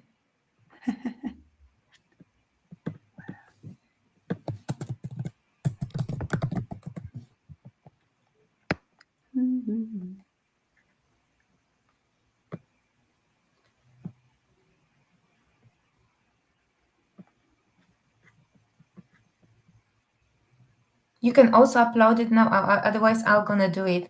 Let me just see it was titled "Where Am I?" Right? I can see it. I saw it. You saw it. Okay, great. I said, but it's jumped away from me. Oh, I'm sorry. That's okay. No problem. I got it. Perfect. So I just click on it. Click on it, and then you can navigate at the bottom of the screen. Okay, great. Thank you. The stage is yours. Thank you for being here. And thank you for the invitation. Yeah, dear ladies and gentlemen, I'm delighted to be able to take part in this Congress from Bavaria and to present our exciting project to you, which began during my time at the Catholic University of Eichstätt with a great team and support from Professor Janusz Sustikiewicz. So I'll present you a new group therapy program for clarifying life goals for adolescents with mental illness. So results of a randomized case control study. The mental health of children and adolescents has declined rapidly in recent years. While psychosomatic illnesses in adults have remained more or less constant, a wide range of studies, both in high-level scientific circles and, of course, in popular media demonstrate this. So, for example, just to show you, a study initiated by the BBC in England from 2021 shows that adolescents have significantly increased the use of mental health service. Or Burnout Kids, a book from Schulze Marquardt, is a huge topic in Germany. And a comparison of England, Scotland, and Wales demonstrates increase in mental illness among adolescents even before the coronavirus pandemic. So it supports also, it's like a side theory, that the coronavirus, the pandemic, has massively accelerated a trend that has already started before. So these are just a few outlining examples of this growing challenge of children's mental health. That would be what would be the reason for that? Yeah, it's a question I was confronted back in 2017 when I still was a student, and I had the pleasure of conducting a study on goals, values, and stress experience among German high school students. And this has grown since then into an international study complex, from adolescents with psychosomatic illnesses to Chinese students, so with a current caseload of over 1,100 participants. And so, based on that, a therapy manual was developed by us and my team. So, in the aforementioned studies, my research team and I discovered, among other things, that aimless adolescents, especially when fun was added as a highest value in life, as an orientation mark, are most susceptible in psychosomatic illnesses, and once they become patients, have the poorest treatment outcome. So it should be noted that on average, and you will see that later on other charts, over 50% of all test participants demonstrate no career goal orientation. 50%, that's pretty much. And after Corona, it increased in some groups to 70%. So it is a topic, right? This resulted in YUCO, and it's recently published, and a concept for young people, as I said, for psychometrical illness, but also a basic, and that's our hope, to develop prevention programs before they come to us into the hospital. So, not to skip too much, just a bit of methodology at the beginning. Between 2023 and 2024, a randomized controlled trial, RCT, was conducted on the adolescents ward of the Klinik Rosenegg to evaluate the effects of structured psychological intervention targeting goal orientation, personal values, and stress experience. A total of 208 adolescent inpatients were included and randomly assigned to the intervention or control group via the clinic's internal patient management system, so random. The control group consisted of 108 participants, 90.7% female, and on average they were like about around 15 years old, of whom 43.2% had a primary diagnosis of eating disorder and 29.7% of a depressive disorder. That were the most characteristic diagnosis we had at this time on our ward. In this group, 53.7% reported no specific vocation on career-related goals. And the intervention group, comprised of 100 participants, also, okay, a bit more, 91% female, also average about 15 years old, with 42.5% diagnosed with an eating disorder and 30.9% with a depressive disorder. So it was a good fundament to compare those groups according to the outcome of the therapy. But we'll go to this later on. In this cohort, 65% indicated the absence of a concrete career aspiration. The intervention was delivered in 6 double session modules and implemented in addition to standard inpatient treatment. The content focused on the development of individual goals and clarification of personal values and reflection on subjective stress experience based on theoretical and methodical framework. But we'll go through that later on. Each session was evaluated by participants immediately after using a standardized 10-item questionnaire. And in addition to clinical diagnosis based on ICD, DSM criteria, routine outcome monitoring was carried out at both admission and discharge. So we had 2 set points and we could modulate how the therapy works. This included standardized psychometric instruments such as the patient health questionnaire and the brief symptom inventory, including its subscales. So in total, we had 90 items, and the data were collected using patient ID numbers and anonymized prior to statistic analysis. Data processing and analysis were conducted using MSPSS. It's a good program to work with. A study protocol received ethical approval from the Ethics Committee of Catholic University of Ingolstadt. So now let's jump into a quick overview of the sessions, or the main sessions we developed. The first one is introduction. So we provided an introduction to the group topic, including an explanation of group rules, which is important when you start with a total new group at all, the overall process and the group's objectives. Participants explore the advantages and disadvantages of illness. It's a thoroughly confrontational approach we started with, but it was pretty successful, even though you need a lot of courage as a therapist to start with that in a total new group, with a focus on how disorientation can reflect a lack of flexibility. A resource-oriented interview among group members encourages participants to experience resonance with their own strength, promoting self-awareness and empowerment. One way we'll do this is with an imaginary trip to Africa, sometimes Asia. They can choose, and they have to interview the partner, like, what is your partner good at? What will be helpful in the trip? And why should they come along? So we're collecting a lot of resources. We will later build the rest of the group on it. Session 2 is life path and life journey. The session focuses on the theme of journeys in individual development. Through a practical exercise, participants reflect on their current position in life. We also like to include some acting in it, because, you know, body and mind, they interact a lot, and it makes it very visual how you feel on the path you are on right now. A key metaphor introduces here is the idea of needing the right equipment, meaning inner resources and competences necessary to navigate one's personal path effectively. So what distinguishes a life journey from a vacation? Similarities and differences with big takeaway, both need a destination. Otherwise, you will stuck at the airport not knowing where to board, figuratively speaking. We also work with constellations in the room, and as I said, acting is also part, you know, to get a bit movement in the group and not just doing a lecture. The third session is participants are introduced to 4 major areas of human history. It serves as a framework for understanding how society and historical changes influence personal and professional development. The session also addresses the complexity of decision-making today, particularly in the context of career choices and exploring why making decisions can feel so challenging for young people today.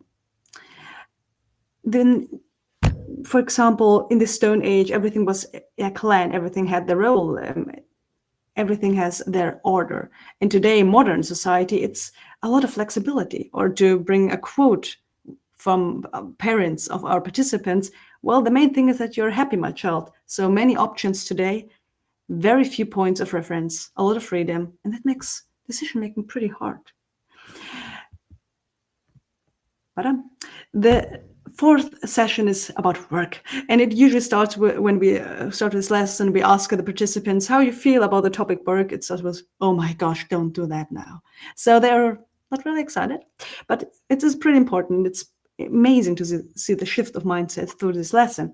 In the session, we explore the definition and historical evolution of the concept of work. Participants gain insight into how the understanding of work has changed over time and reflect on the relevance of developing a personal and professional perspective on work in their own lives. Work can not only mean stress, but it can also give meaning and direction and a place to form social bonds and daily structure. And the fifth section is a very popular session. In this session, the participants are introduced to Ikigai model as a framework for exploring the components of a meaningful life. Topic includes personal values, happiness, goal setting, responsibility, and decision-making. Ikigai is fascinating because it combines 4 aspects. What am I good at? What is my passion? But also, what does the world need? And also, what am I paid for?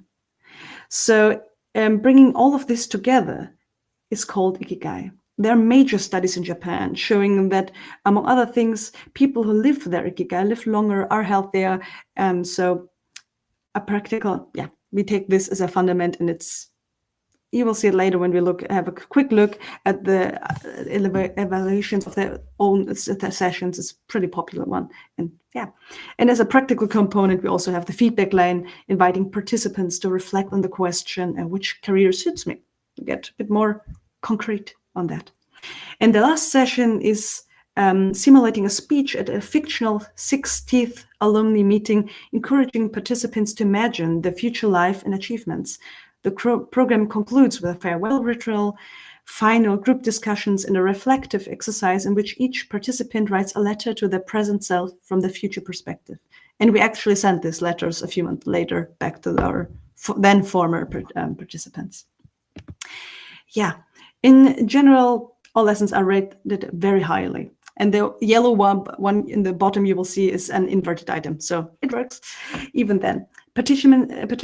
Patients demonstrate a high level of interest in topics such as patient identity, the Ikigai model, and alumni reunion. In contrast, the concept of epochs appears to be most challenging, like due to its association with the traditional school-based learning. Emotional distress is most commonly reported in connection with feeling of disorientation and the realization of one's personal impact on the broader journey of life. Over time, patients exhibit increasing awareness and reflecting regarding their current life circumstances. So since all patients, including the YUCO patients in our group, have a full treatment program in the clinic, we initially didn't expect to see any changes in effect sizes, as YUCO only accounts for a small proportion, like one group session per week, 2 hours, and the patients have a full day of therapy each day. However, it turns out that while patients who have undergone YUCO don't achieve significantly better scores on the PRQ, they do show a very significant improvement in terms of their subjective experience of illness, measured on the BSE and its subscales. So the question, why do I want to get healthy, seems to stabilize the entire course of therapy, which effect sizes sometimes vary by up to 50%. BSE, So, to make it short, many of the patients felt the need to give us personal feedback too after YUCO, so pretty sweet. To just give some quotes, I'm excited about my future, maybe I should go back to school. Or patient identity sounds pretty sad. And the one who's said well, she wants to become a flight attendant, she now is a flight attendant 1 year later, so we're pretty proud of her. Yeah. The program has emerged as a significant enhancement to the existing therapeutic framework. Participating adolescents demonstrate the development of individualized perspectives that extend beyond the confines of a traditional patient identity. Improved vocational orientation appears to contribute to a reduction in symptom chronicity and facilitates more effective symptom-focused therapeutic interventions. In addition, supplementary models addressing topics such as internet use and self-esteem are currently under systematic development and evaluation. These models are being assessed with a controlled intervention design at the Klinik Roseneck in Prien-am-Chiemsee to determine the clinical efficiency and added therapeutic value. And of course, we're continuing our research to gather even more precise data and analysis to the potential for adapting the manual to the use as a prevention project, for example, in schools, ideally before the young people end up in our clinic. So in this sense, thank you very much for your attention. Wonderful, Sophia. This is such an empowering presentation with so many important points that we can learn from. I would like to ask the audience if there are any questions. Otherwise, I have a question. I would like to ask you maybe if you have thought about any adaptation of that interventions to other cultures, to other countries. Do you have that in plans, and maybe do you think that there could be any challenges with it? Well, it depends on which society. So if you say in Europe, it's more like a language barrier. And if we can, I think we can adapt that pretty well. If you go, for example, as I said, we have studies with Chinese students. They have a totally different pattern in their thinking and in their society. So we would have to adapt a lot, like seeing oneself in a society is pretty easy for them, but pretty difficult, study showed, for European perspective. So this aspect would not be a part, but the other way around, defining the individuality would be a topic, for example, if you go to Asia. So it is, of course, it is possible to adapt that, but with a bit of research, no problem. Wonderful. Thank you very much. And I would like to also remind to you and to other participants that we are being streamed on YouTube channel. So there might be some follow-up questions. So please have a look at our channel as well. All right. So thank you very much, Sophia. It was great having you over here. We will move on to the next participant. I will also make a note that temporarily I'm taking the presenter rights from some of you in order to assure that the limits of presenters is not fulfilled, but I'm going to give it back to you when the time will come for your presentation. So Sophia, please stay with us as an attendee. That would be great to have you over here. And we're moving to the next presentation, which is by Alicja Lipińska and her colleagues. Alicja Lipińska will be presenting a study on addiction among females with ADHD with the moderating role of pharmacological treatment. Hello, Alicja. Yes, hello. Can you hear me well? I hear you, I see you, and your presentation works well, so the stage is yours. Welcome. Great. Thank you very much for introduction. So hello everyone. I'm Alicja Lipińska and I am a fifth-year psychology student at the University of Gdańsk and a member of Students' Science Club Experior. Today, I would like to present the initial results on the relationship between ADHD and study addiction among females with and without pharmacological treatment.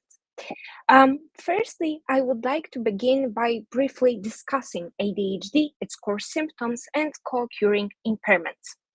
So, attention deficit hyperactivity disorder is a common neurodevelopmental condition characterized by symptoms of inattention and or impulsivity hyperactivity.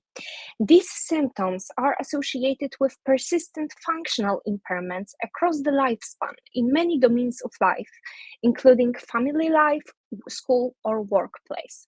For example, people with ADHD are greater risk for educational underachievement, unemployment, low quality of life, as well as psychiatric disorders.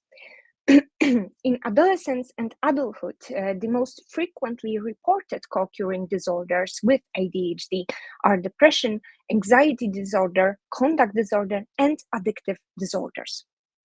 Addictive disorders might serve as an ineffective coping strategy for emotional or social difficulties, ADHD symptoms, and school failures. However, the profile of ADHD symptoms changes across the lifespan. So, for example, externalizing symptoms tend to decline with age, while symptoms of inattention can become even more apparent.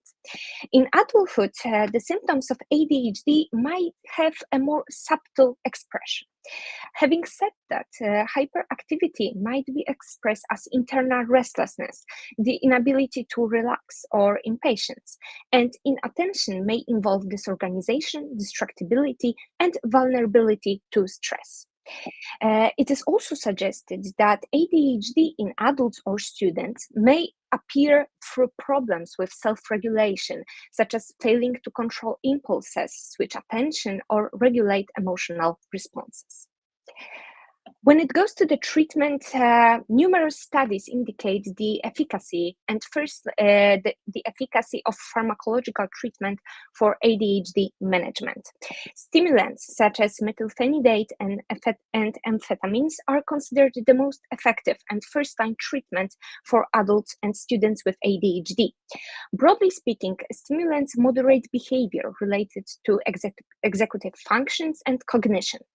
Furthermore, they can improve academic performance, for example, note-taking quality or test scores. It is also important to mention that pharmacological treatment might reduce some symptoms of comorbid mental health problems. And therefore, maybe pharmacological treatment may also reduce the risk of study addiction. But what exactly lies behind the term study addiction? Study addiction is a behavioral addiction and an early form of work addiction. It is a problematic study behavior that is characterized by a loss of control over the degree of involvement in studying, which persists for a significant period. Study addiction is associated with negative health-related factors, lower performance levels, and longer study hours. But why am I specifically focusing on females with ADHD? So, recent studies showed that girls report higher levels of mental health problems than boys due to perceived school demands and related stress. It may stem from high expectations for females regarding study behavior and academic performance. Moreover, a previous study indicated that being female and scoring high on neuroticism were related to an increase in study addiction over time. In line with these findings, some females may tend to use some substances or some activities to deal with another comorbid problems or stress. Therefore, girls with ADHD might be more likely to use also a compulsive overstudying as a maladaptive stress coping strategy to reduce negative feelings and related comorbid problems. Indeed, study addiction can be conceptualized as an ineffective coping strategy. For example, in one study, it was suggested that people with ADHD may compulsively overwork to compensate for impairments caused by core neurological deficits. Specifically, due to symptoms of inattention, they might have difficulties concentrating at work, and therefore, consequently, they make work overtime to accomplish their job duties. And this pattern may further contribute to workload, burnout, or fear of imperfection. On the other hand, hyperactive symptoms may make people with ADHD work compulsively to reduce restless behaviors or thoughts. Also, it may be so that through overwork, people with ADHD may try to disprove the assumptions about being lazy or having difficulties with planning. Similarly, students with ADHD may try to avoid relationship problems or school failures by being constantly productive, but paradoxically at the cost of their health, of relationships, and paradoxically at their academic performance.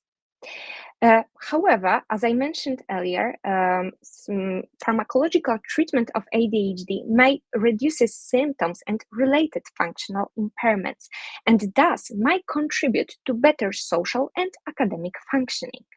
Therefore, it was expected that study addiction might reduce the risk of study addiction.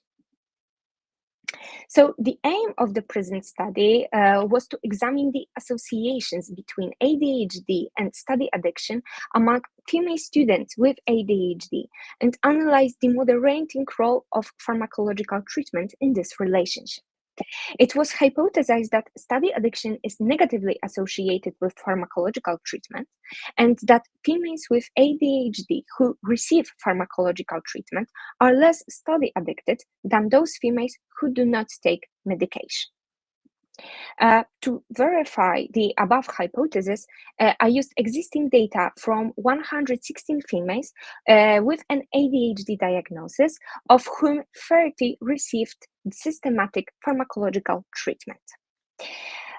Here I present the correlations between study addiction, ADHD, and pharmacological treatment. As you can see, the correlations were non-significant. However, I would like to focus on the moderation analysis, because it revealed that ADHD was positively related to study addiction, but only for those women who received pharmacotherapy. And conversely, for females who do not take stimulant medication, the relationship between study addiction and ADHD was non-significant. Interestingly, a similar pattern can be seen between inattention and study addiction, because only for those females who take medication, the relationship between study addiction and inattention was positive. And however, no significant associations were found between hyperactivity and study addiction. So, well, we may ask, why is the relationship from two subtypes of ADHD different? And why are females who take medication at greater risk for study addiction? Well, there are several explanations for these effects. So, firstly, educational difficulties that are seen in students with ADHD could partly stem from decreased academic engagement and academic motivation. So, specifically, females with ADHD who do not receive pharmacological treatment may avoid learning-related situations due to reduced motivation for cognitively demanding tasks. The decrease in motivation may arise from either repeated failures in educational settings, so for example, low grades or low achievement scores, or they can arise from core neurological deficits. So In other words, students with ADHD may have difficulties self-regulating their motivation, which when combined with poor executive functions can lead to reduced persistence in goal-oriented behaviors, such as academic work. But why is the relationship for hyperactive symptoms non-significant? So there is evidence that poor executive functions are associated with symptoms of inattention rather than symptoms of hyperactivity impulsivity. Consequently, it is inattention that better predicts academic problems than symptoms of hyperactivity. Hence, in females with hyperactive symptoms, learning abilities and academic performance might not be too impaired, but they will still face substantial difficulties in relationships. So stimulants may help them with concentration, help them with restlessness, but do not contribute to better relationships. And studies show that in comparison to boys, girls are much more sensitive to perturbations in peer group relationships, and they face more peer rejection. For these reasons, females with hyperactivity are also observed with higher rates of comorbid disorders. Internalizing symptoms such as emotional lability, low self-esteem, or low self-efficacy may further reduce the academic motivation and the ability to engage in learning activities. Therefore, females with ADHD may spend less time studying, or they can even avoid learning situations altogether. But we can also observe another interesting pattern. So, namely, without pharmacotherapy, the risk of study addiction remains on the same level for both females with medium and high scores for ADHD. However, within the pharmacotherapy group, the risk of becoming study addicted is greater among females with a higher positive range for ADHD. For females with medium scores for ADHD, stimulants may appear highly beneficial because they enhance their learning effectiveness and give them the possibility to deal with other problems. However, and the question remains why, despite pharmacotherapy, females with higher severity symptoms of ADHD are at greater risk for study addiction. Possibly, it is because ADHD symptom severity is associated with greater functional impairments and substantial comorbidities. And some studies show that some core characteristics of comorbidities are not likely to be treated with ADHD medication. Hence, many adults or students with ADHD that are treated with medication continue to deal with substantial impairments. And in such case, study addiction might serve them as an ineffective coping strategy. So, to sum up, the results of the present study suggest that by reducing symptoms of ADHD and motivation deficits, pharmacological treatment may indirectly contribute to compulsive study behaviors. However, I would like to emphasize that, to my knowledge, it is the first study to investigate such a relationship. In the end, I would like to also say briefly about several limitations. So, firstly, the sample size of the study is relatively small and not representative. Thus, we cannot generalize the results. And moreover, there is a lack of data on the level of motivation, and it might help us to better understand the potential relationships between ADHD, study addiction, and pharmacological treatment. Nevertheless, the results of the present study clearly call attention to the potential side effects of pharmacological treatment of ADHD and emphasize the importance of further investigating study addiction, which is related to many negative social and health consequences. That is all for me. Thank you for listening, and thank you for your attention. Thank you, Alicia. It's fantastic to hear about your studies. Such an interesting and I think newly discussed topic. I would like to ask the audience if you have any question to Alicia. Again, there might be some questions occurring on the streaming YouTube channel, so I will ask you, Alicia, to have a look there later. But I would like also from my side to ask you a short questions. I was wondering if you have been considering any qualitative studies to understand the experience of those individuals who are suffering from study addiction, if that is really impairing their life, or maybe there are some benefits that keep them going within that particular compulsive behavior. Thank you. Yeah, so thank you for the question. It is really interesting, and I think I need to think over that, over the quality. But I think we have to distinguish study engagement and study addiction, because study engagement is some positive aspect. It is not associated with negative health-related factors, and actually it contributes to the flow with study, to better grades, to better performance. And study addiction, it has some core characteristics of addiction. So it does not contribute to better health. It is associated with negative, for example, sleep disturbances. It is associated with the compulsion and the loss of control. So I do not have a control of the degree of study. I just only want to study to escape from my related problems. But paradoxically, it doesn't help me to deal with the problems. I just avoid them. And it's just so problematic nowadays that I think it is really necessary that you suggested to further investigate and to broaden the study with some quality research of that. Yeah, thank you. Thank you very much, Alicia. That's great that you have clarified that differences. Amazing. Thank you for being here, and please stay with us as attendee. I would like to ask now the next participant, who is Lydia Santos. I can see you, Lydia. Great having you here.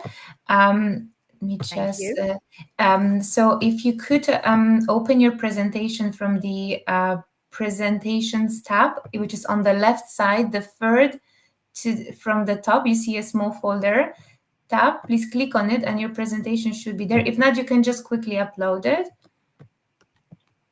Right. Please take your time. Okay. I actually, good morning, first of all. Good morning, yes. Good morning. Actually, I have sent you the presentation yesterday afternoon. Okay, that's fine. So I can do that for you. Then no problem. Oh, please. Thank you very much.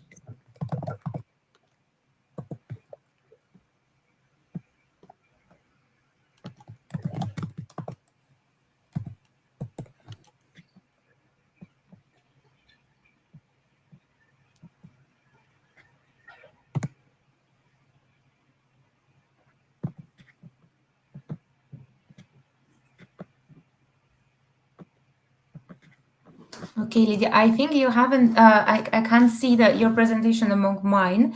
So if it would be possible just for you to click on the presentation tabs, this is the third small icon on the left side. And if you open it, you will see that you just uploaded there. You see the little red rectangle to the left side? Yes, it's the first, I guess. Okay, yes. The second and the first is the camera, the one below. Okay, the one below, it's here. All right.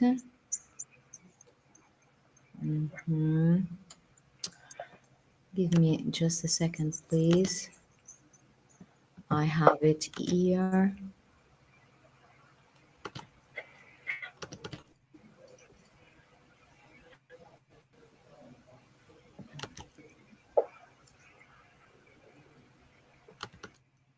All right. Okay.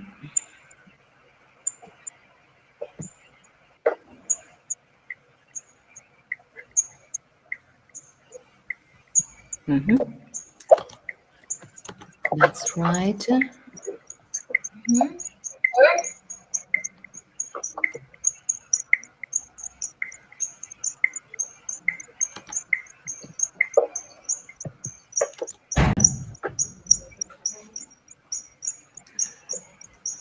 Just a second. No worries, take your time.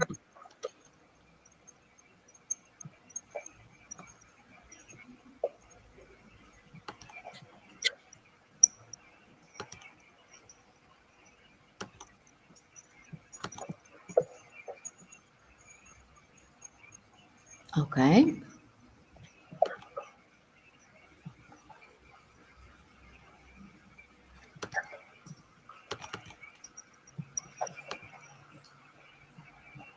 It's uploading.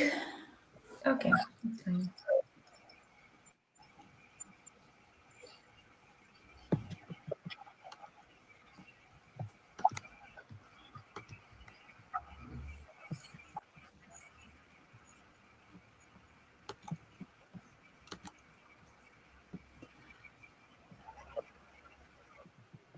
Okay, almost done.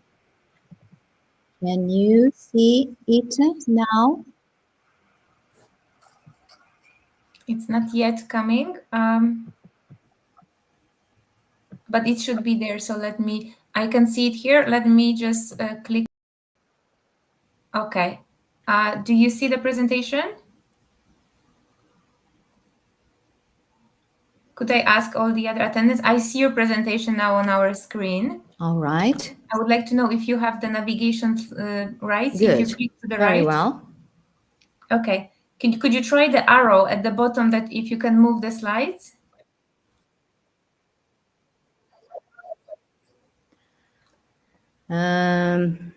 Otherwise, I can move them if you wish. Just tell me. Oh, please. Yes. Thank you very much. All right. So we're on the first slide now. Yes, that's right. That's right. Okay, so I'll introduce you. So we have here Lydia Santos, who will be speaking about being creative, a way to understand and grow. So thank you very much for being here. And please, the stage is yours. Please let me know when you want me to move to the next slide by just saying next slide, okay? I will. Thank you very much. So good morning again. And thank you very much for having my presentation, whose title is, as you know, Being Creative, a Way to Understand and Grow. So the next slide, please. This work started with a questionnaire addressed to students. The main goal was to understand the relevance and influence of creativity as a tool in the way people, mainly teachers, communicate, work, grow socially, and understand others. Well, I must say that this questionnaire was addressed to 50 primary school intern Portuguese language university students, but I only got 44 answers. It was a special school year for all these students, as they were given the opportunity to teach children for the first time in their lives. As intern teachers, they should be able to prepare their lessons under the supervision of their head teachers, of course. But apart from the main goal I've just mentioned, I also would like to know what the role of creativity could be before, during, and after classes. Well, it means that I really would like to know whether students could be able to think critically about their own work as intern teachers and their relationship with children. Now, please, slide number 3, if you don't mind. On one hand, the results of the questionnaire show that creativity can be matched not only to schoolwork, but also to different life aspects. On the other hand, language plays a crucial role as it is the vehicle which fosters communication, bringing closer ideas, tasks, cultures, and even societies. But let me speak more precisely. As I said before, I collected 44 answers from a group of 50 students aged between 20 and 24. The questions were split in 3 main groups. The first group was about the meaning of creativity and the relationship between creativity and language.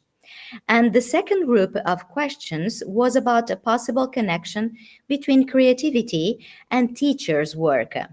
And in the third group, I'd like to understand whether creativity influences the way we connect to others.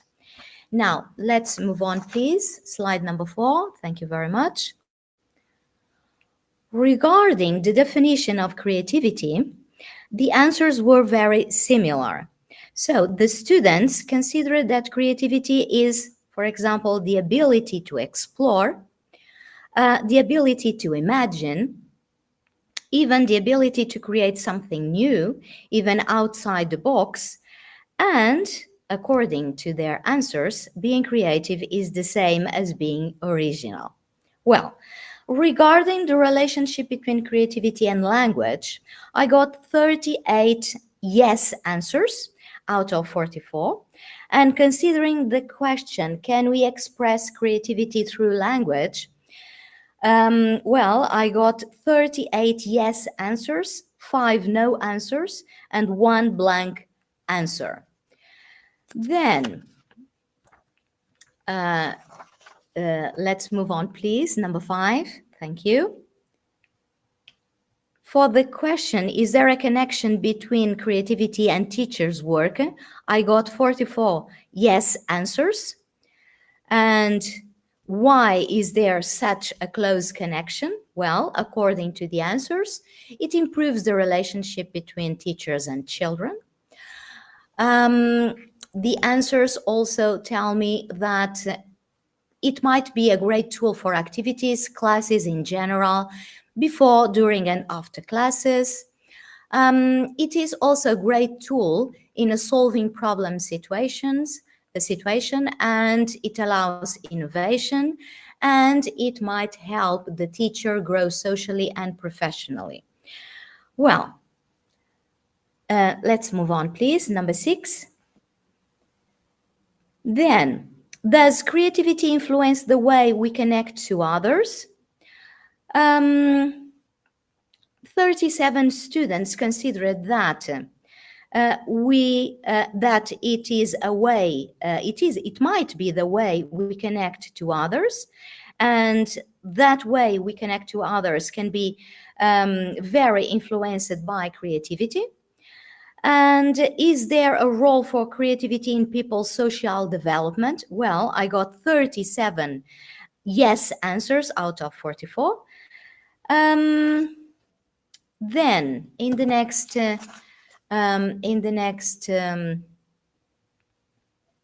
number 7, please. Thank you. Bearing in mind the results, I can conclude that there's a close relationship between creativity, social development, and professional life, especially if we consider teachers' work. The answers also tell me that being a teacher involves being able to explore, imagine, create, deal with new things. The answers also tell me that creativity does influence the way we communicate, and language is itself a way to express creativity, because creativity and language may walk hand in hand. And creativity is also crucial for teachers' work as it allows innovation, it helps deal with challenges and changes.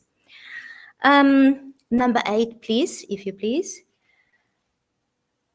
Most of the goals were answered except one, I must say. Taking into account the answers given by students, I wasn't able to understand clearly the role of creativity by the time teachers think critically about their own work. There's still work to be done, a lot of work to be done in the near future, apart from addressing the same questions to different groups. I think I should do this I think it might bring very curious, very interesting answers. But there's something I can tell right now. Creativity can be considered a social process because we can connect to others, people in general, and understand not only students, of course, and understand them through it. Creativity engages children in activities, including their preparation, and it creates interaction, which generates empathy and more creativity at the same time. So thank you very much for your attention. If you please move on.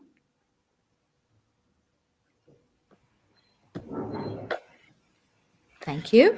Yes, thank you very much, Lydia.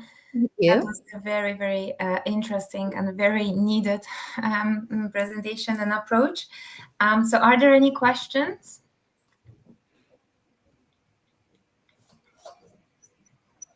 Again, please check the YouTube channel. There might be some questions from our audience.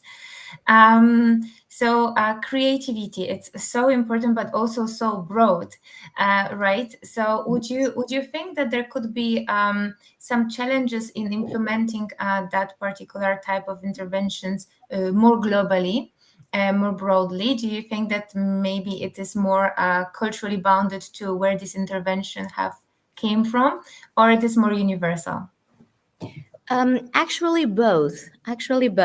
In this particular study, I thought about children, about that group of students. They were 50 students. They were working in a very special school year for them here at university, because they were given the opportunity to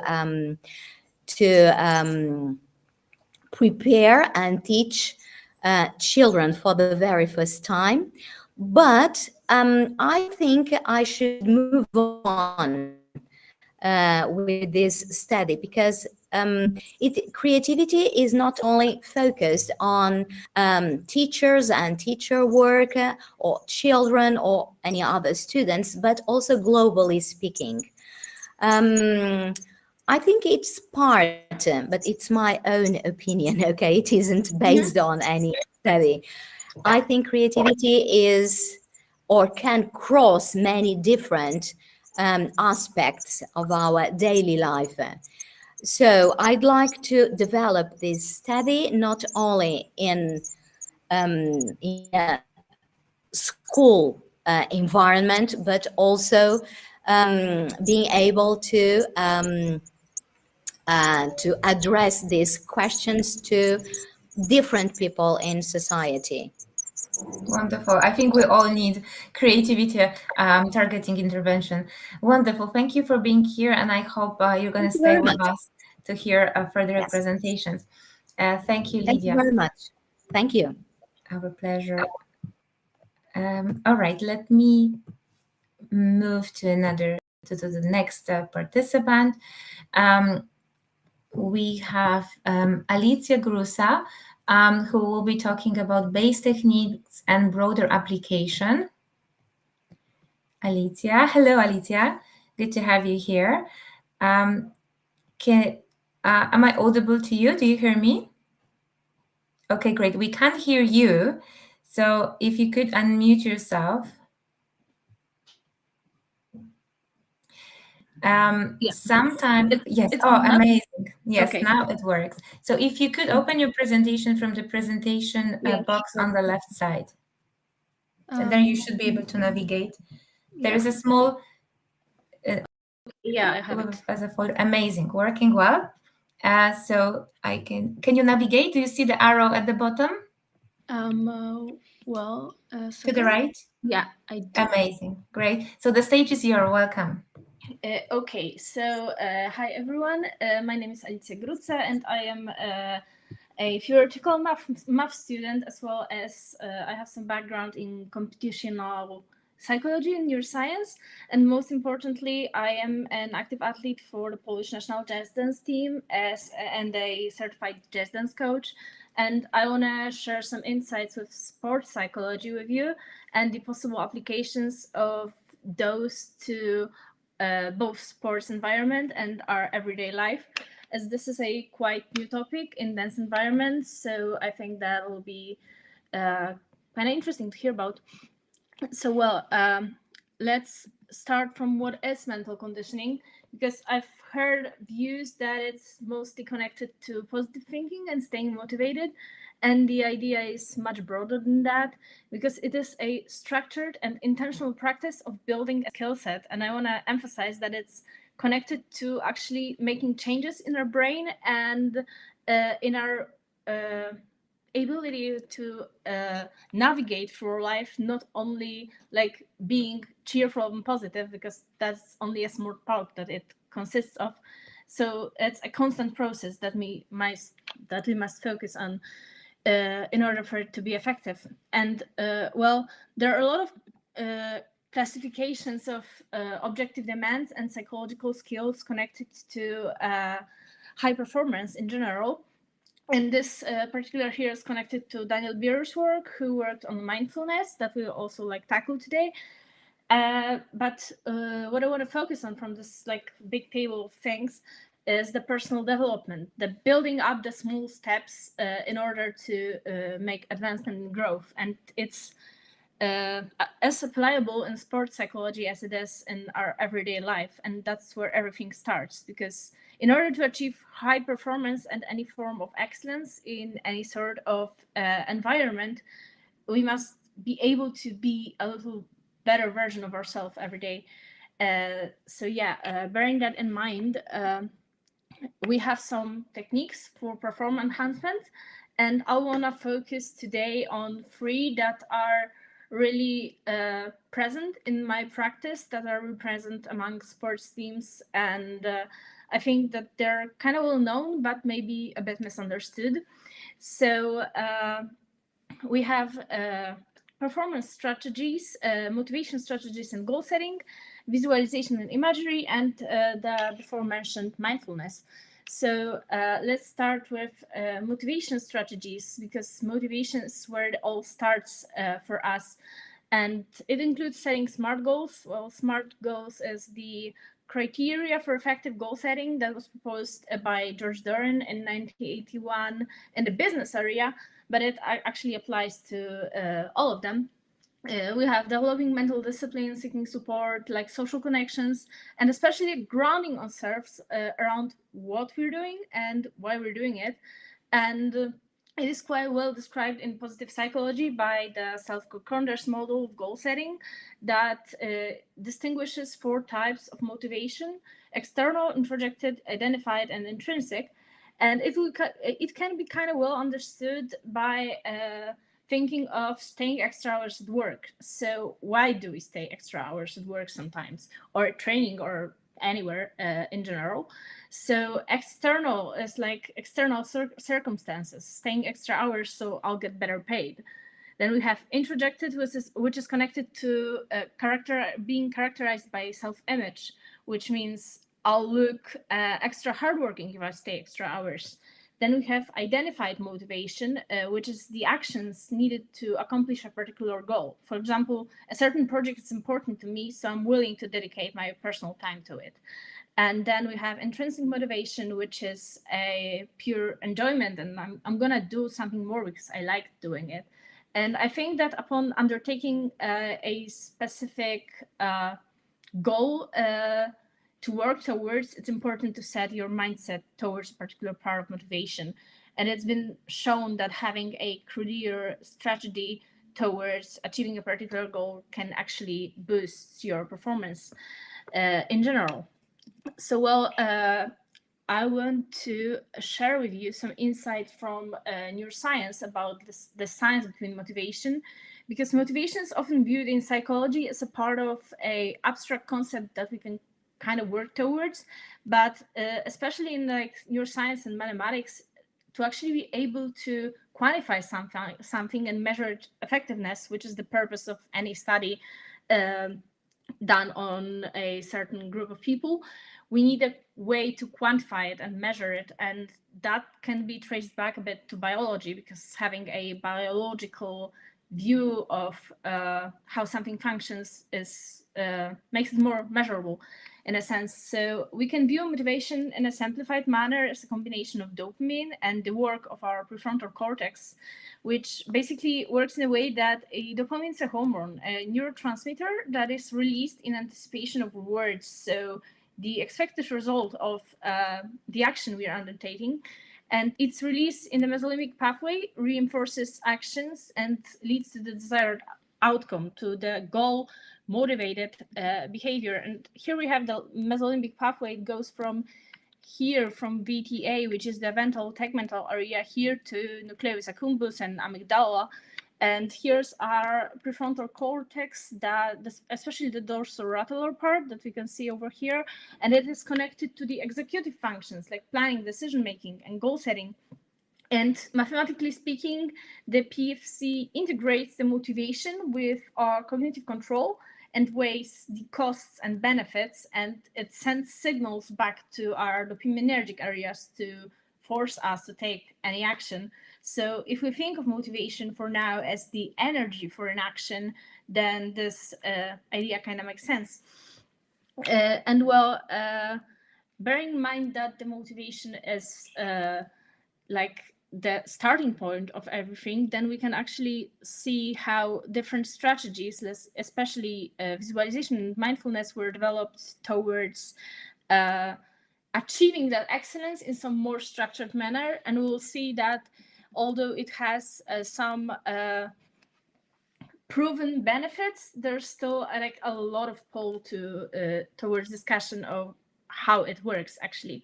So let's differentiate between visualization and imagery, because I think that those concepts are often confused within what I've seen among athletes, but I think that in everyday life as well. So visualization is a process of creating a visual image in one's mind, whereas imagery is a cognitive generation of sensory input, combining all 5 senses, also with emotion and motion. So it's multi-sensory.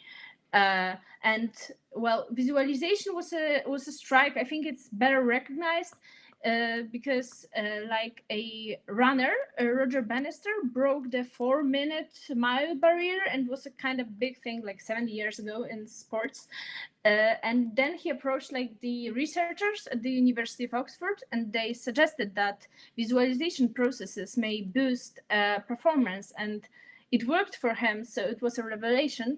But the current study actually pushes us toward imagery as a more sensory generative process, and we'll see in a second why it is the case. So we have the work by Cumming and Williams, a series of research on how imagery improves performance among elite athleticism environment.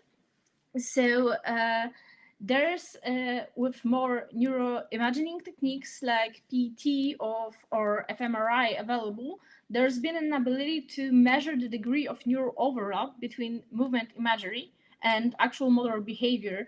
And this is called functional equivalence.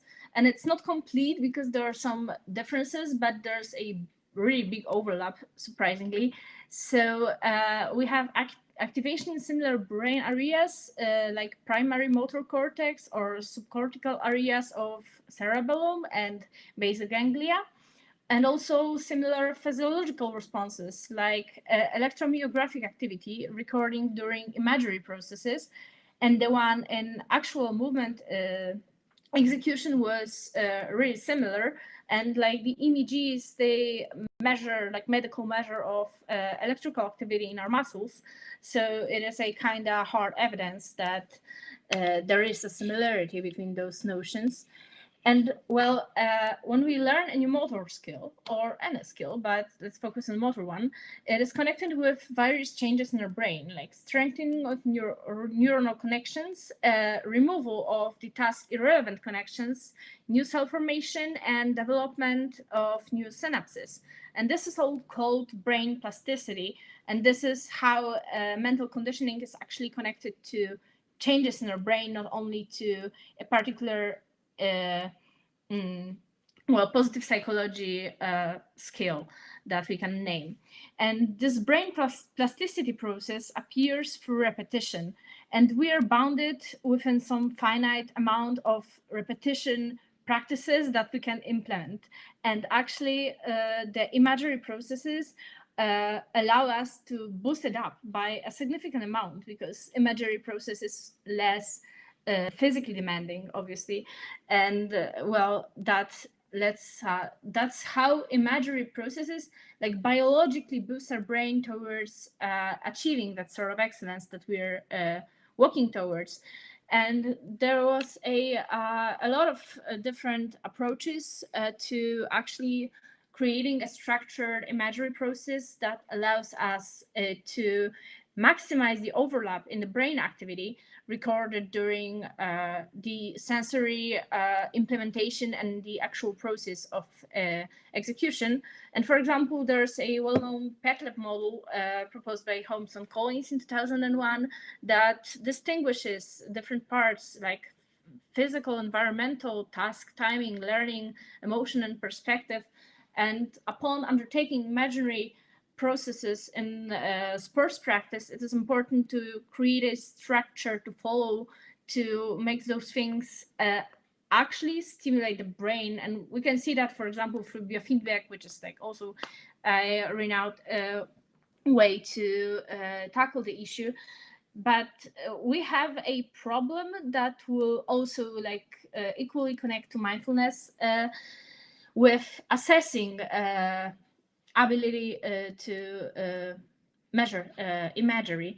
And one thing is that the individual imagery ability among athletes, among people in general, is quite complex, and it requires two main components: vividness of an image, which is the clarity and the sharpness of the sensory input we can generate in our mind, and also controllability, which is transformation and maintenance of the generated image.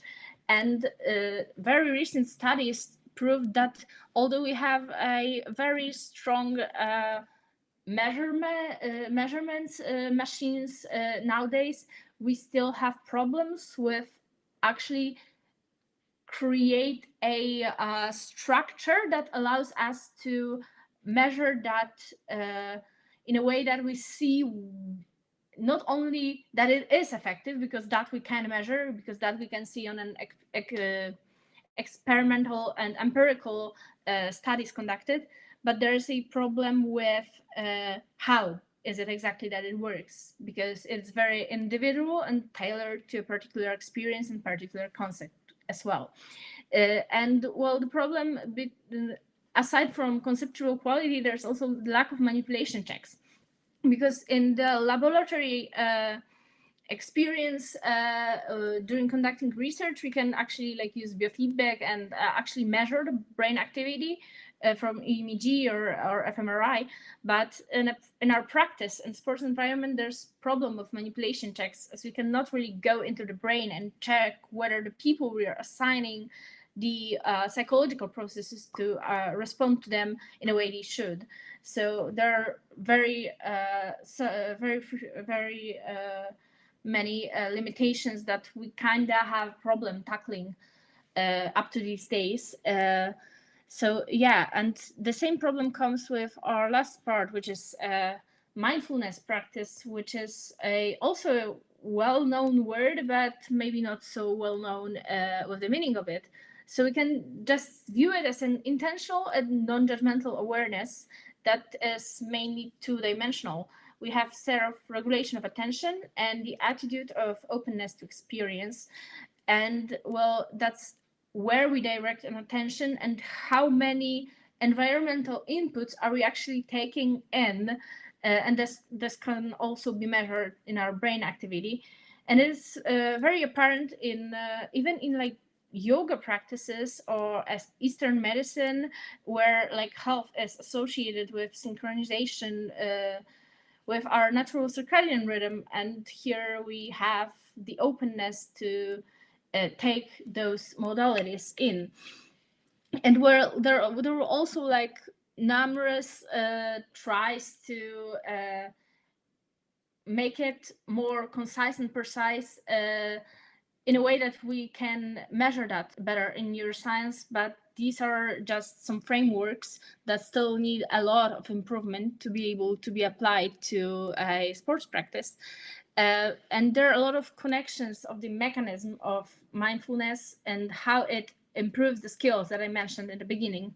And well, there are like many obvious ones, but I want to focus on one of them, which you can see the connection between like attitude and motor control skills, because this is kind of interesting how far we can go with a kind of simple, but maybe not so simple practice of mindfulness.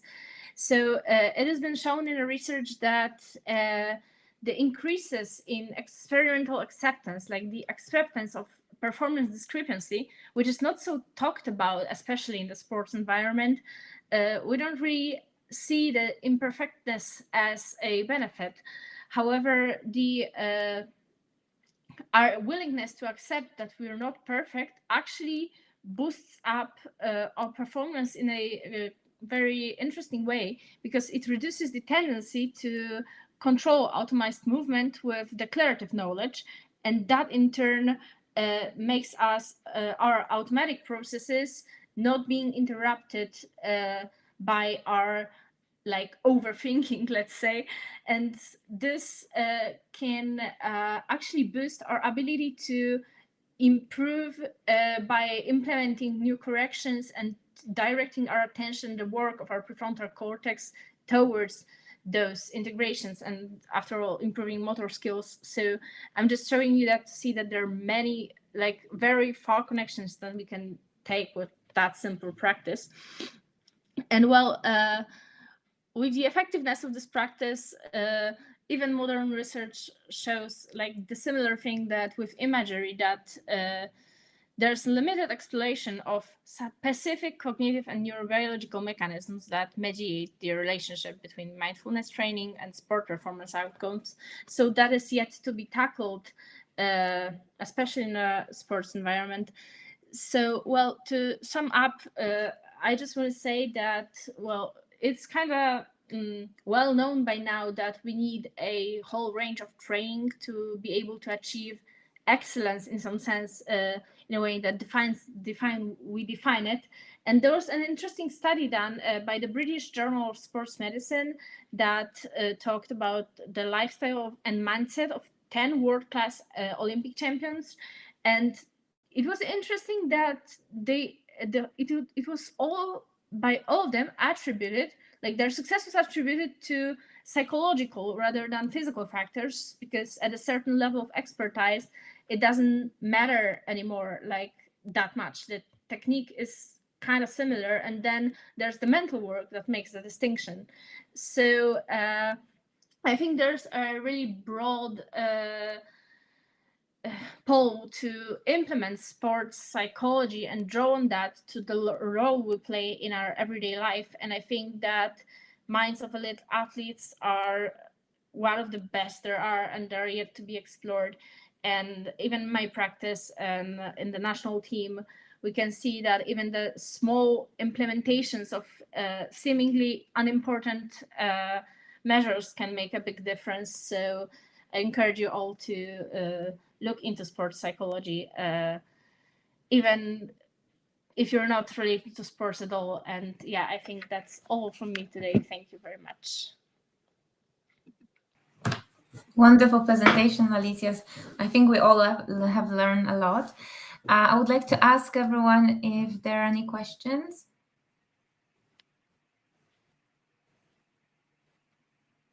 No, we surely have a lot of evidence for the role of mindfulness and imagery practice in sports.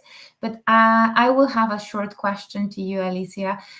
What will be the challenges from the practitioner coach side that you have noticed in implementing mindfulness, if there are any?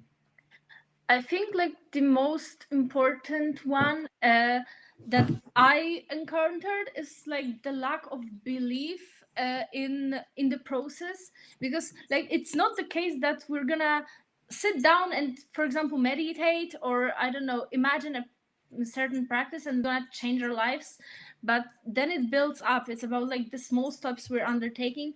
And I think that apart from the problems with measuring stuff, apart from like the problems of not having time in our practice to actually implement that, because these are all manageable, the problem is to actually convince the audience within like performers. We can like see that, for example, I don't know, on the football field, like get those boys to actually put in the mind work apart from just, you know,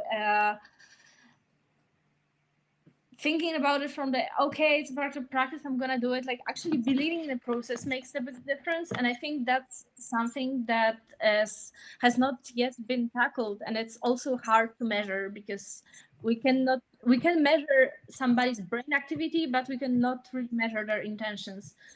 So that's a big challenge. Thank you very much for this expansion. Wonderful. Thank you, Alicia, for being here, and please stay with. Thank you.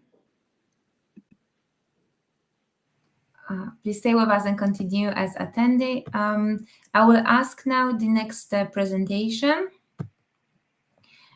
which will be done by Abhinaya. Abhinaya will be talking about nosophobia and self-efficacy for exercise among students of science during pandemic. Wonderful presentation. Hi, Abhinaya. Can you try to unmute yourself?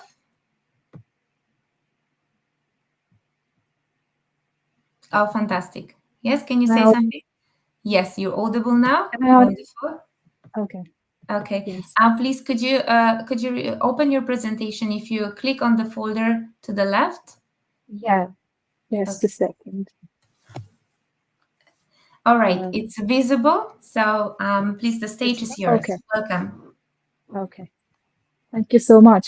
So hello all. I'm Abhinaya from Chennai, India. I'm from VIT University, and I've done this study along with my guide, Dr. Ilakya from VIT India. So the study is titled as Nosophobia and Self-Efficacy for Exercise Among Students of Science During Pandemic. So this study was done during pandemic, and right now the relevance is that the study has to be understood, and we have to take it forward so as to understand how we can make the society flourish by reducing anxiety and increasing the health benefits of students. So let's quickly move on to it. I hope the screen is visible. Okay.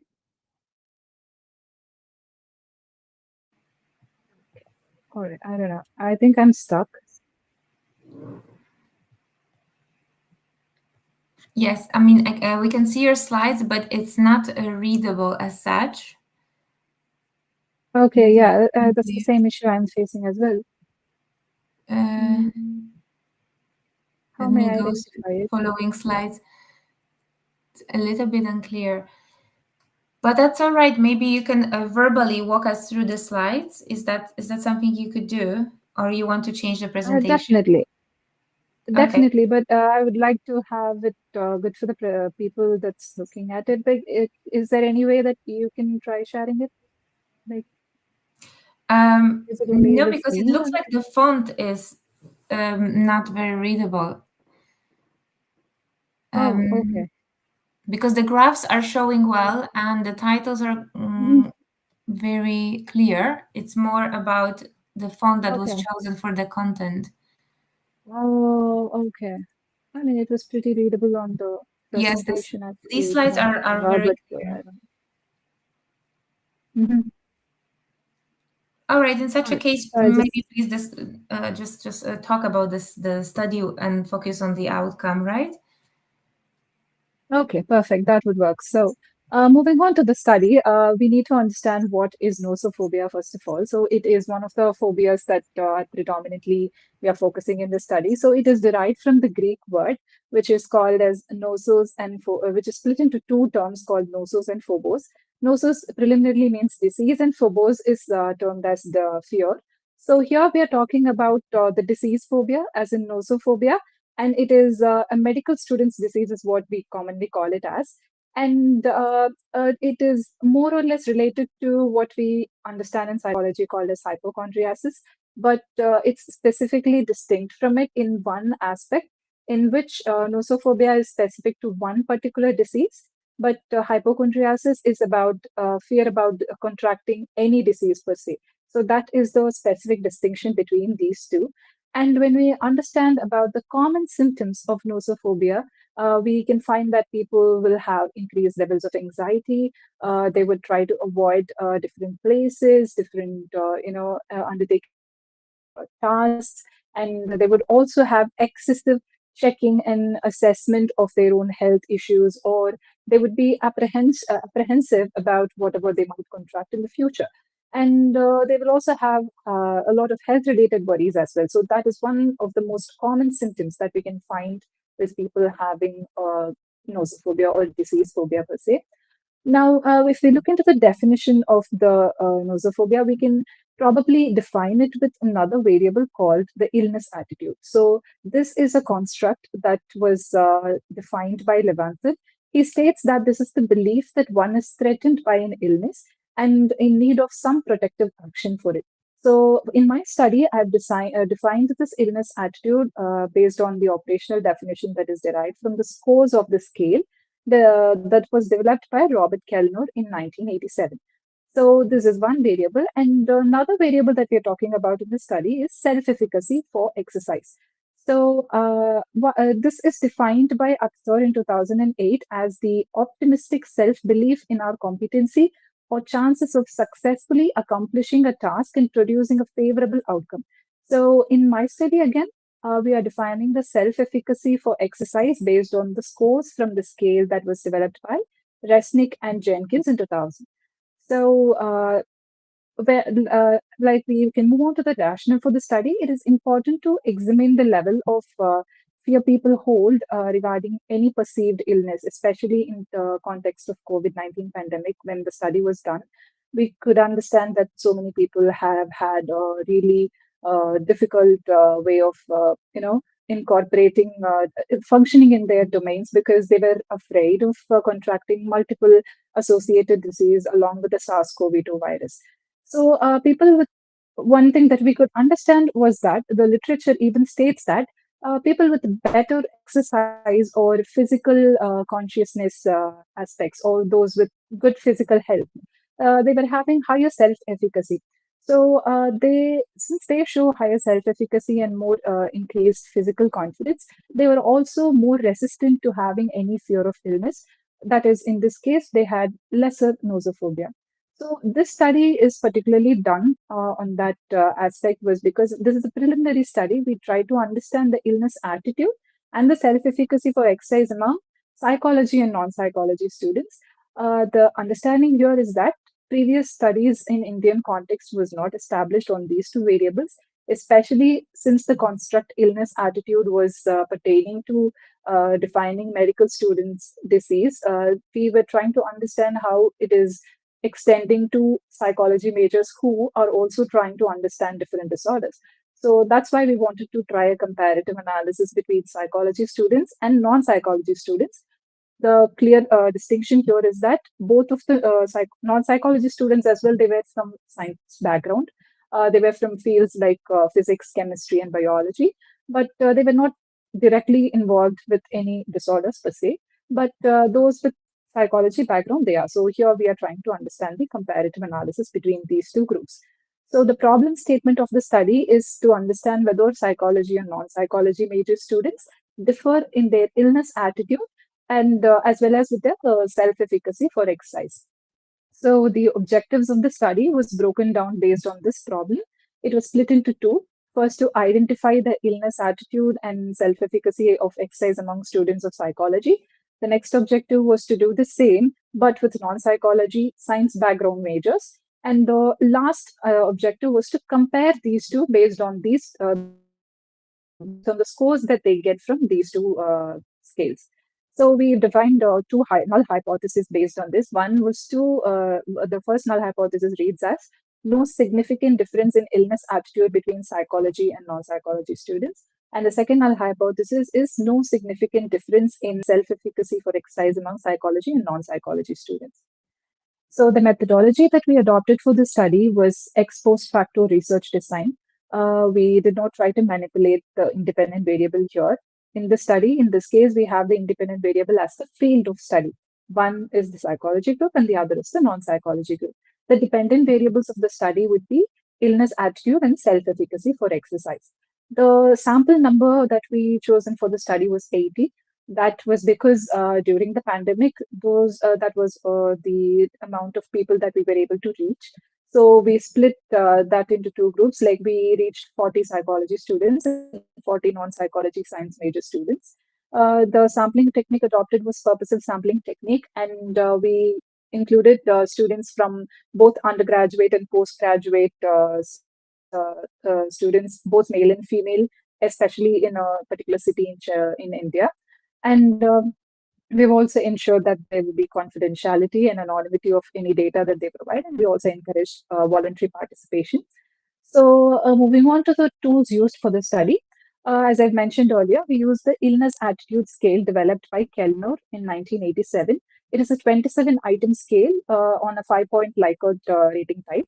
It had 9 subscales, and this scale was also used in various Asian contexts. So although developed in the Western side, it was also standardized for the Indian context as well.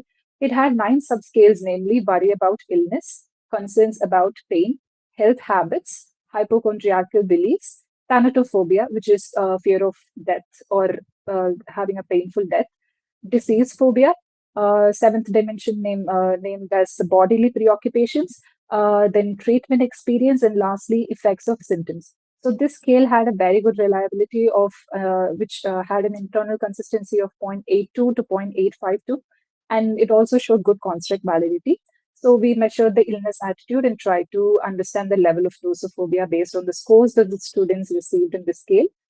The next scale that we used was self-efficacy for exercise. So this scale again was developed by Reskin and Jenkins in 2000. And although it was again used in other contexts, except it was developed not in India, but it was also standardized in Indian context, and it had a 9-item scale with 0 to 10 point of rating, where 0 indicated low confidence in their exercise ability and 10 indicated the higher level of confidence that they had in their exercise ability. This scale again had a very good internal consistency with a 0.92 score of coefficient of alpha, and it also showed good predictive validity. So we use these scales to get the scores from students, and we analyze the data using SPSS version 28. And since there's a 2-group comparison, we tried to do, we adopted independent sample t-test for the analysis. Moving on to the results, I think the results is visible here. Yeah. As you can see, the number of students that we chosen for both these groups are 40 each.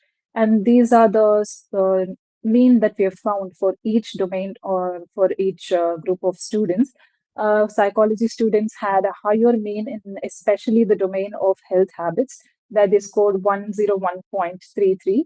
And non-psychology students, they had a really lesser, score in the rating scale of illness attitude. So this is one thing that we found. So when we move on to finding the difference in between these two groups, we find that illness attitude was higher compared in psychology students compared to those of non-psychology students. So here as well, you can see in the graph, there is a drift between these two groups showing a difference, significant difference. And also at the alpha level of 0.01, we can find that these two groups significantly differ in illness attitude. And the next variable that we computed was self-efficacy for exercise, which did not show a very significant difference between these two groups. Although they had a 3-point difference, it was not very significant to explicitly state that these two groups are distinct from one another. So that was one thing that we found from the study. So when we try to understand the conclusion, we can see that the illness attitude, that is the nosophobia, is higher in students of psychology. This is in support and in line with the previous literature that states that they are highly, they try to read so many disorders and they tend to internalize some of it maybe. So that is one thing that we can see. And it's not just with medical students, but it is also extending to psychology majors as well. So in conclusion, we can say that a significant difference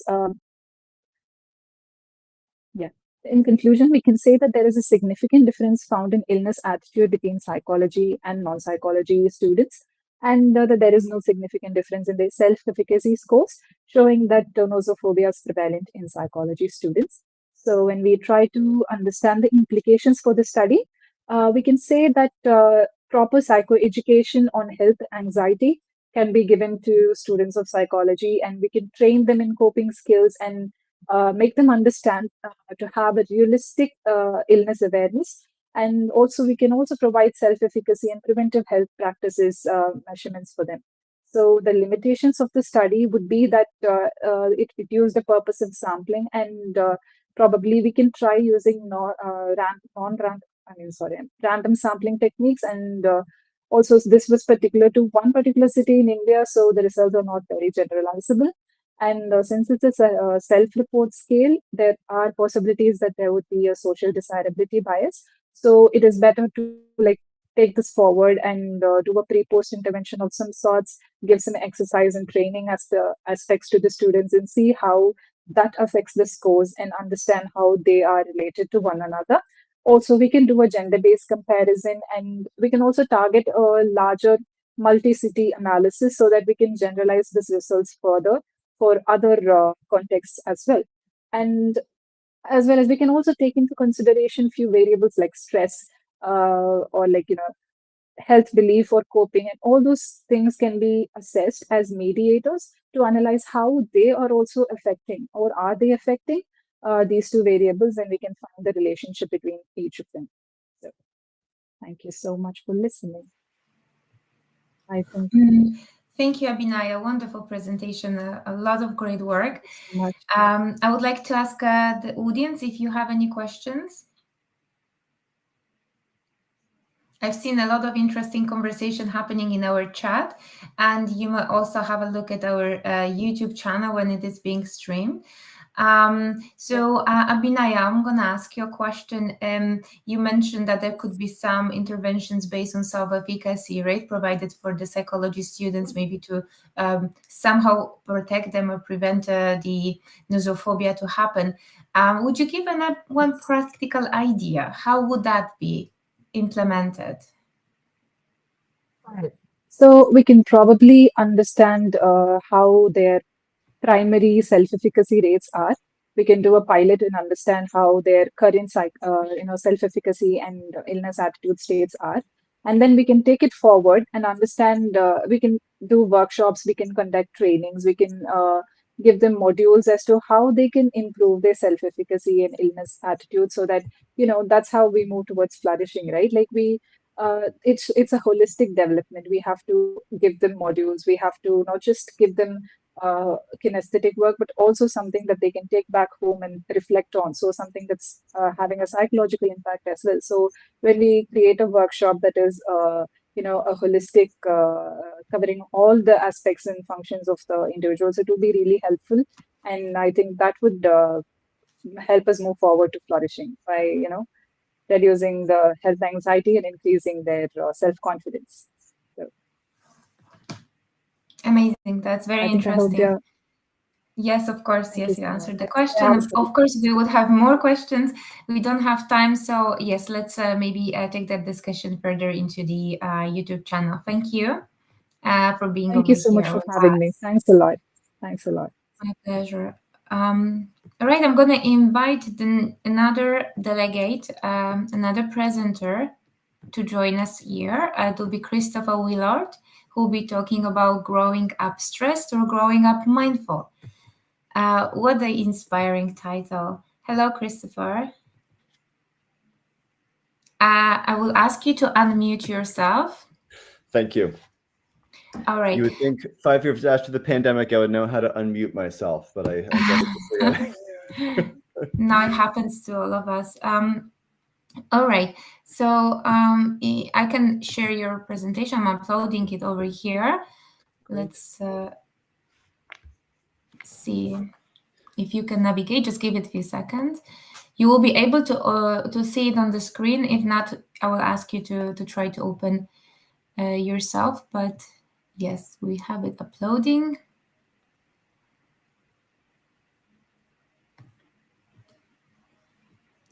Well, it's great to be here. Thank you so much.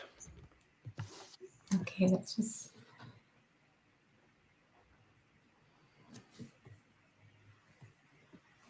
It's almost opening.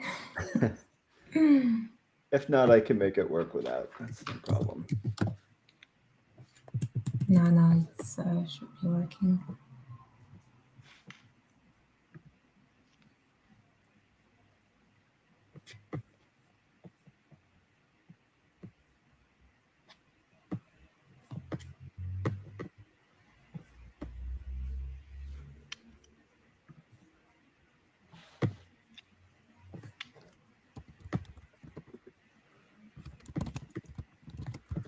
Okay, I'll try to upload it again. There will be 2 presentations showing with the same title.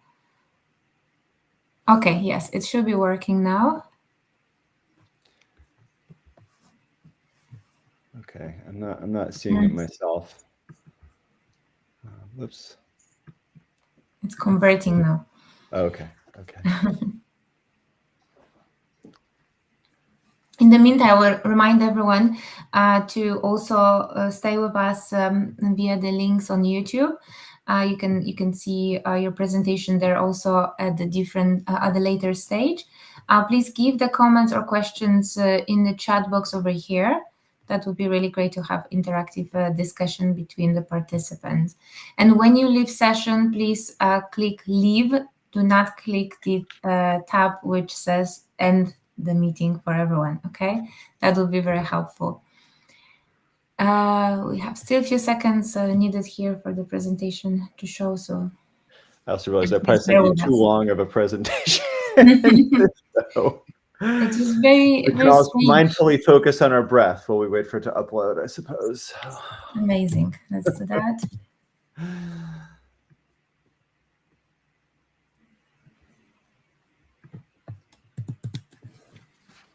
Yes, here we go. Just can you tell me if you can see the arrows to navigate? Yes, great. All right, Christopher, we have 15 minutes, right? So use your time. Thank you very much for being here. Thank you so much. It's fantastic to be here. I can't remember who recommended this conference, but it's been very fun to listen. And I'm actually going to be in Poland in a few weeks and looking forward to actually being there. So I wanted to start, and it was great to hear another presentation about mindfulness, especially signing off with how do we get people interested in mindfulness? And so I just want to share a few ideas from my own experience, both my personal experience and my professional experience. I worked as a special education teacher for a few years.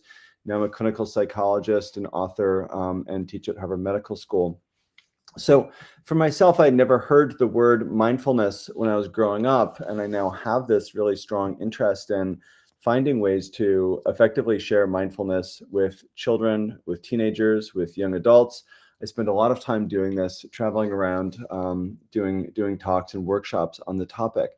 So when I was younger, I remember going to this wonderful camp, nature camp, and at the camp, the counselors would say, we're going to go walk in the woods as silently as possible. And so we would just walk really silently. And if you've ever had the experience of walking silently, like a ninja or like an Indian, I think is what they told us, right? You're not thinking about the future or the past. You're actually just thinking about the texture of the ground. You're focused on each footstep and the next footstep and the movement of each muscle. And so that was kind of like mindful walking is what I realized a number of years later. We also at the same camp, remember the counselor was saying, we're going to go sit down in the woods and we'll invite you to just notice all the sounds around you. What can you hear in the silence? And at 7, 8 years old, I remember thinking, we're not going to hear anything. And then soon enough, could hear the sound of the wind whispering in the trees or the river rushing in the distance. And then again, years later, I took a mindfulness course and realized, oh, this was really a lot like mindful listening exercises. This was a lot like mindful walking practice. We just didn't call it that when I was a kid. It was just very playful and very fun. And so that, to me, were some early experiences of mindfulness. And of course, now that I'm an adult and a parent, I think maybe the grown-ups were just trying to get us kids to be quiet and to shut up, and maybe they were, but it really did plant these seeds of mindfulness for me in a way that continue to be how I think about adapting mindfulness to make it a little bit more playful, make it a bit more fun. I also remember things like being with my father, and we were floating in a raft in a pond looking up at clouds in the sky. And he said, you know, if you just pick one cloud and you breathe, you can make the cloud disappear just with your mind. And again, I felt like this amazing magic trick, so that I could breathe and make the cloud disappear. Of course, the cloud would eventually disappear regardless. But these early experiences, I think, really helped in terms of kind of promoting a little bit more mindfulness, even without necessarily calling it mindfulness.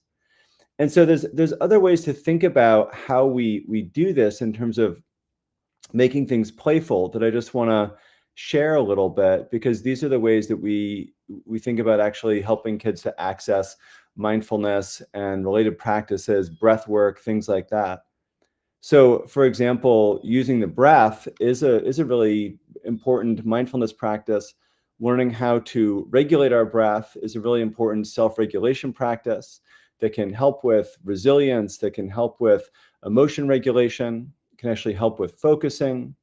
When we're able to more effectively slow our breath down to about 5 or 6 breaths in a minute, which is really pretty slow, breathing deeply and slowly, the air actually hits different nerve endings lower in our lungs that starts to calm the nervous system, compared to breathing short and shallow, which actually puts us into fight or flight, into a kind of a defensive posture physiologically.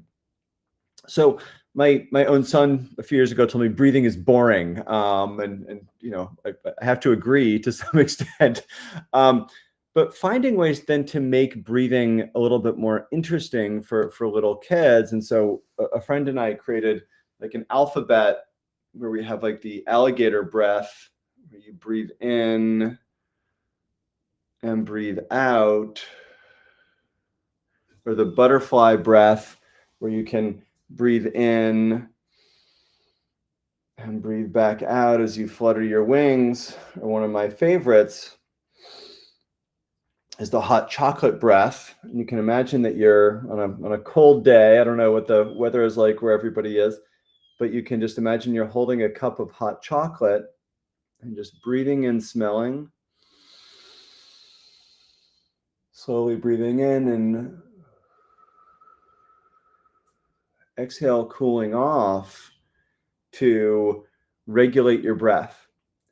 And to me, these are sort of developmentally, these are like in English, we call them training wheels that go on a child's bicycle. And then you take the training wheels off the bicycle and they can ride with 2 wheels. And so when a child is 3 or 4, they have to hold up the hot chocolate and imagine it. But when they're 6 or 7, they can actually just imagine it. And then by the time they're 9 or 10, they can actually really just know how to regulate their breath a little bit slower, breathing in through the nose, out through the mouth. And that's teaching some regulated breathing. And it's using the imagery, it's using the movements also. We can also do things like use our 5 senses as an anchor.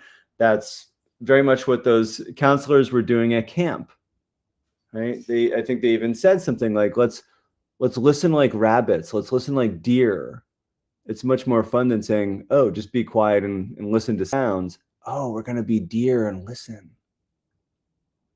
Right? We can do this together. See if you can notice what's the farthest away sound that you can hear.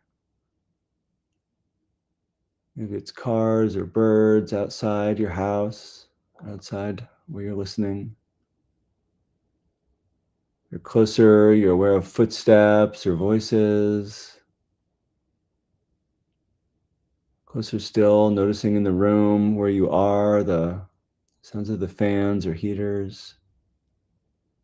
Maybe even noticing the sound of your body, your breath outside your body,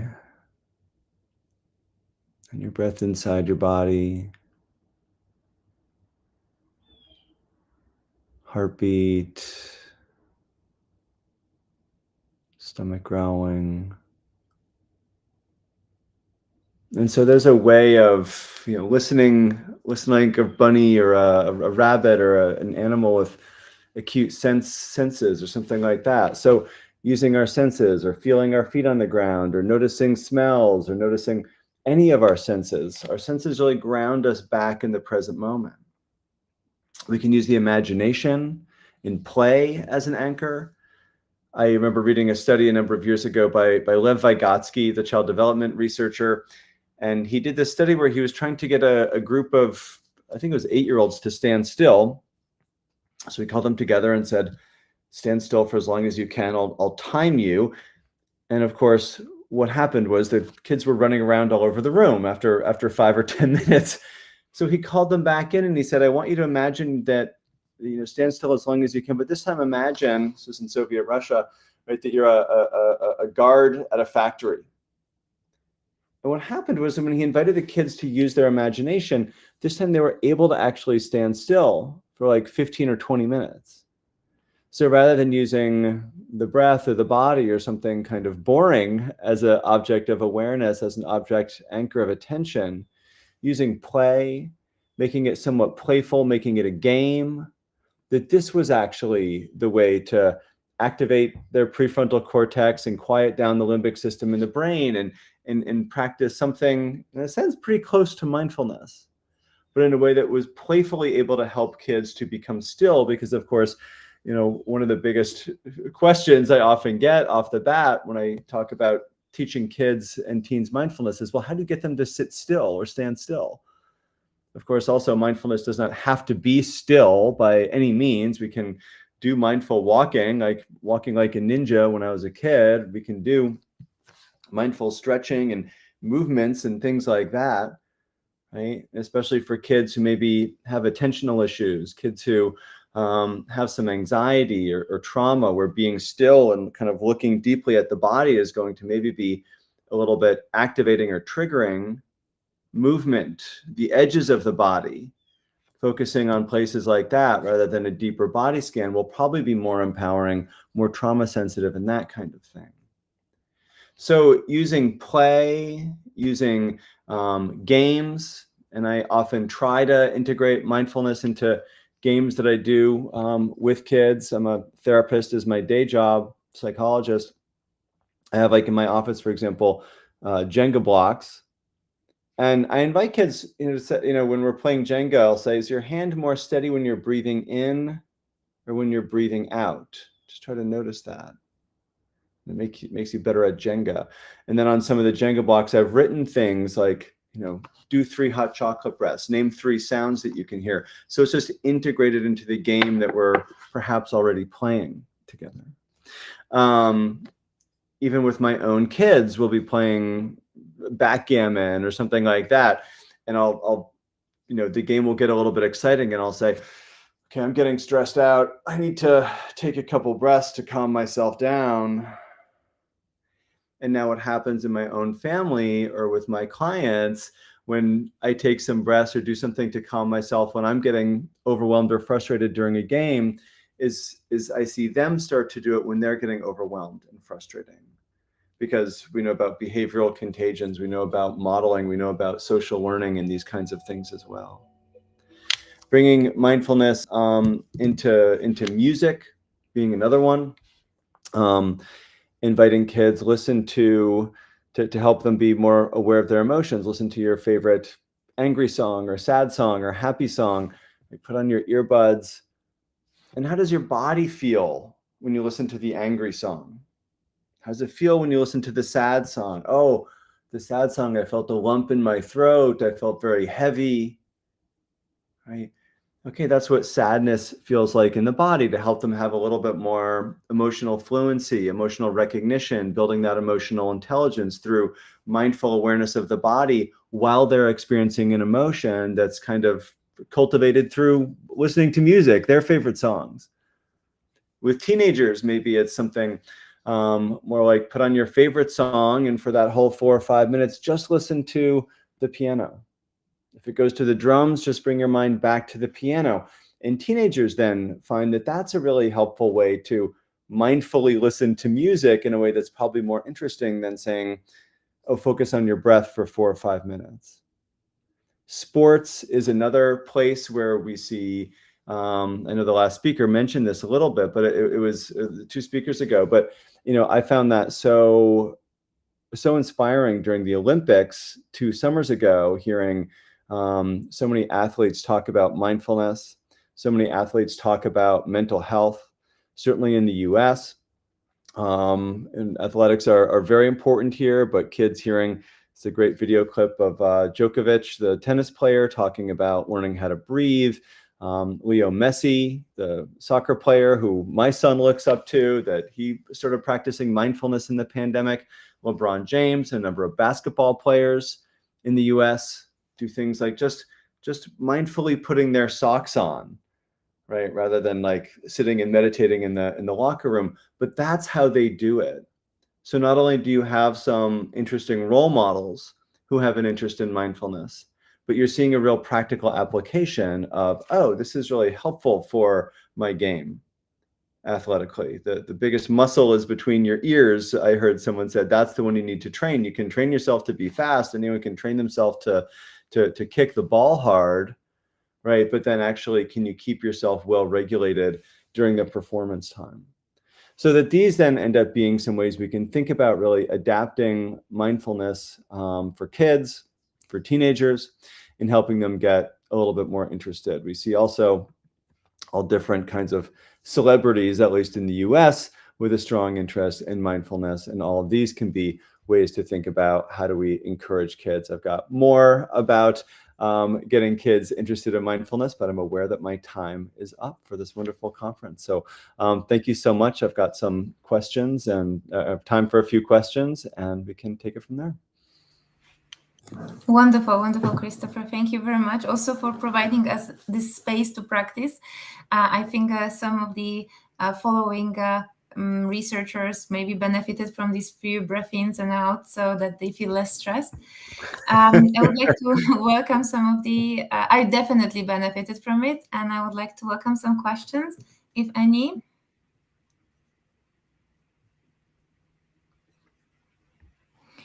If not, then I'm going to have a quick question.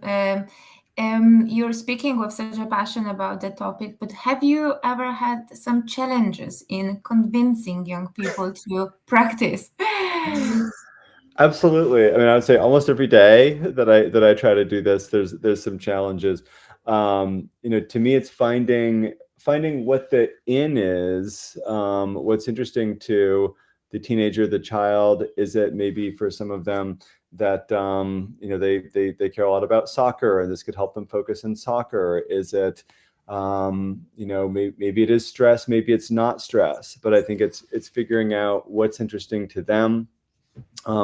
Oftentimes, I think it's important to remember that as adults, we often have one idea about what's interesting and helpful, and the kids have a very different agenda than we do. Oh, this will help you with your school. Well, I don't care about school. This will help you with your mental health. Well, I don't care about that. So I think also finding other ways to help kids to teach each other, inviting older kids to teach this to younger kids. As a parent, I certainly feel like, right now my kids are young and they're interested in learning from their parents, but as they get older, they'll probably want to learn from their coaches. They'll want to learn from their therapists. They'll want to learn from their teachers. And that will change over time. And so I think that's also important to remember, that maybe there's times in life when it is, us as a therapist or us as a teacher or us as a parent, other times that teacher may change, and that's developmentally appropriate too. So these are a few ways that I think about it. I think also introducing things especially as kids are younger, in very small doses. Rather than we're going to do 5 minutes of practice, we're going to do 3 breaths. We're going to do 5 breaths. Let's notice how we feel before. Let's notice how we feel after. And then anyone then is able to see a kind of an effect, hopefully, and also feel a sense of success. One of the reasons kids are not so interested in doing this is because it's new and strange. And so they don't want to do something new. And also because it sounds really boring. And so if we give them a little bit of an effect pretty quickly in 1 or 2 minutes, they'll think, oh, that was pretty cool. That was pretty helpful with their subjective experience. And so then they may be interested in trying it again. And they feel like they've succeeded at it and not like, oh, my mind was wandering. I did it wrong. This, that, and the other thing that are going to create a little bit more resistance too. Great. We have 2 questions over here. So you Awesome. have started a very good conversation. So Francois is asking, I was wondering how long does it take with kids to learn to, and see the effects of mindfulness? Does this differ from adults, maybe in terms of engagement level? Does it take longer? So for objective, for like an MRI study, it seems like it takes about the same amount of time to see changes in the brain, kind of that are more trait-based, not state-based changes. Of course, doing research on kids is very hard. But what ideally can happen is you sit down with a kid in therapy in a classroom before a game and you do 5 breaths, or you do a 3-minute visualization or something like that. And kids pretty quickly notice that they feel different after doing a practice, right? Even I heard you, Magdalena, saying that you felt a little bit different, you know, and a little bit more relaxed, and hopefully other presenters who are nervous about the afternoon, right, maybe feeling a little bit more well-regulated, relaxed, or something like that, you know, after even just a minute here, a minute there, whether it's breathing or noticing sounds or something like that, a bit more tuned in. So the subjective change can be pretty fast. And once kids or anybody feels a change, then they realize, oh, this is something I maybe want a little bit more of. Or they feel you know, even after 30 seconds, I can focus better in school. And then that also increases motivation as well. So you can see changes pretty quickly. And you also get, honestly, a bigger placebo effect with kids than you do with adults too. Well, for parents, it's very, very helpful practice. Last question here is, what's the difference between mindfulness and relaxation, from Jean-Philippe? You know, mindfulness can have the effect. I just wanted to put my email and stuff up here. We can also turn off the slides. But mindfulness can often trigger the relaxation response, like that Herbert Benson researched and talked about. So it's not just relaxation, because there's also something mental happening. In fact, if you put folks into MRI machines, you can see some of the relaxation response occurring physiologically in the body that you'd see from like a progressive muscle relaxation or something. That's often what appeals to people about mindfulness. But ideally, when you're practicing mindfulness, you're also getting some cognitive changes, some more metacognition, some more self-awareness, less reactivity to emotions, and all of that happening at the same time. And you're also hopefully you're not falling asleep, although that can often happen too when we first start to practice. So relaxation ends up being oftentimes a side effect, but not the main goal of a mindfulness practice. Great.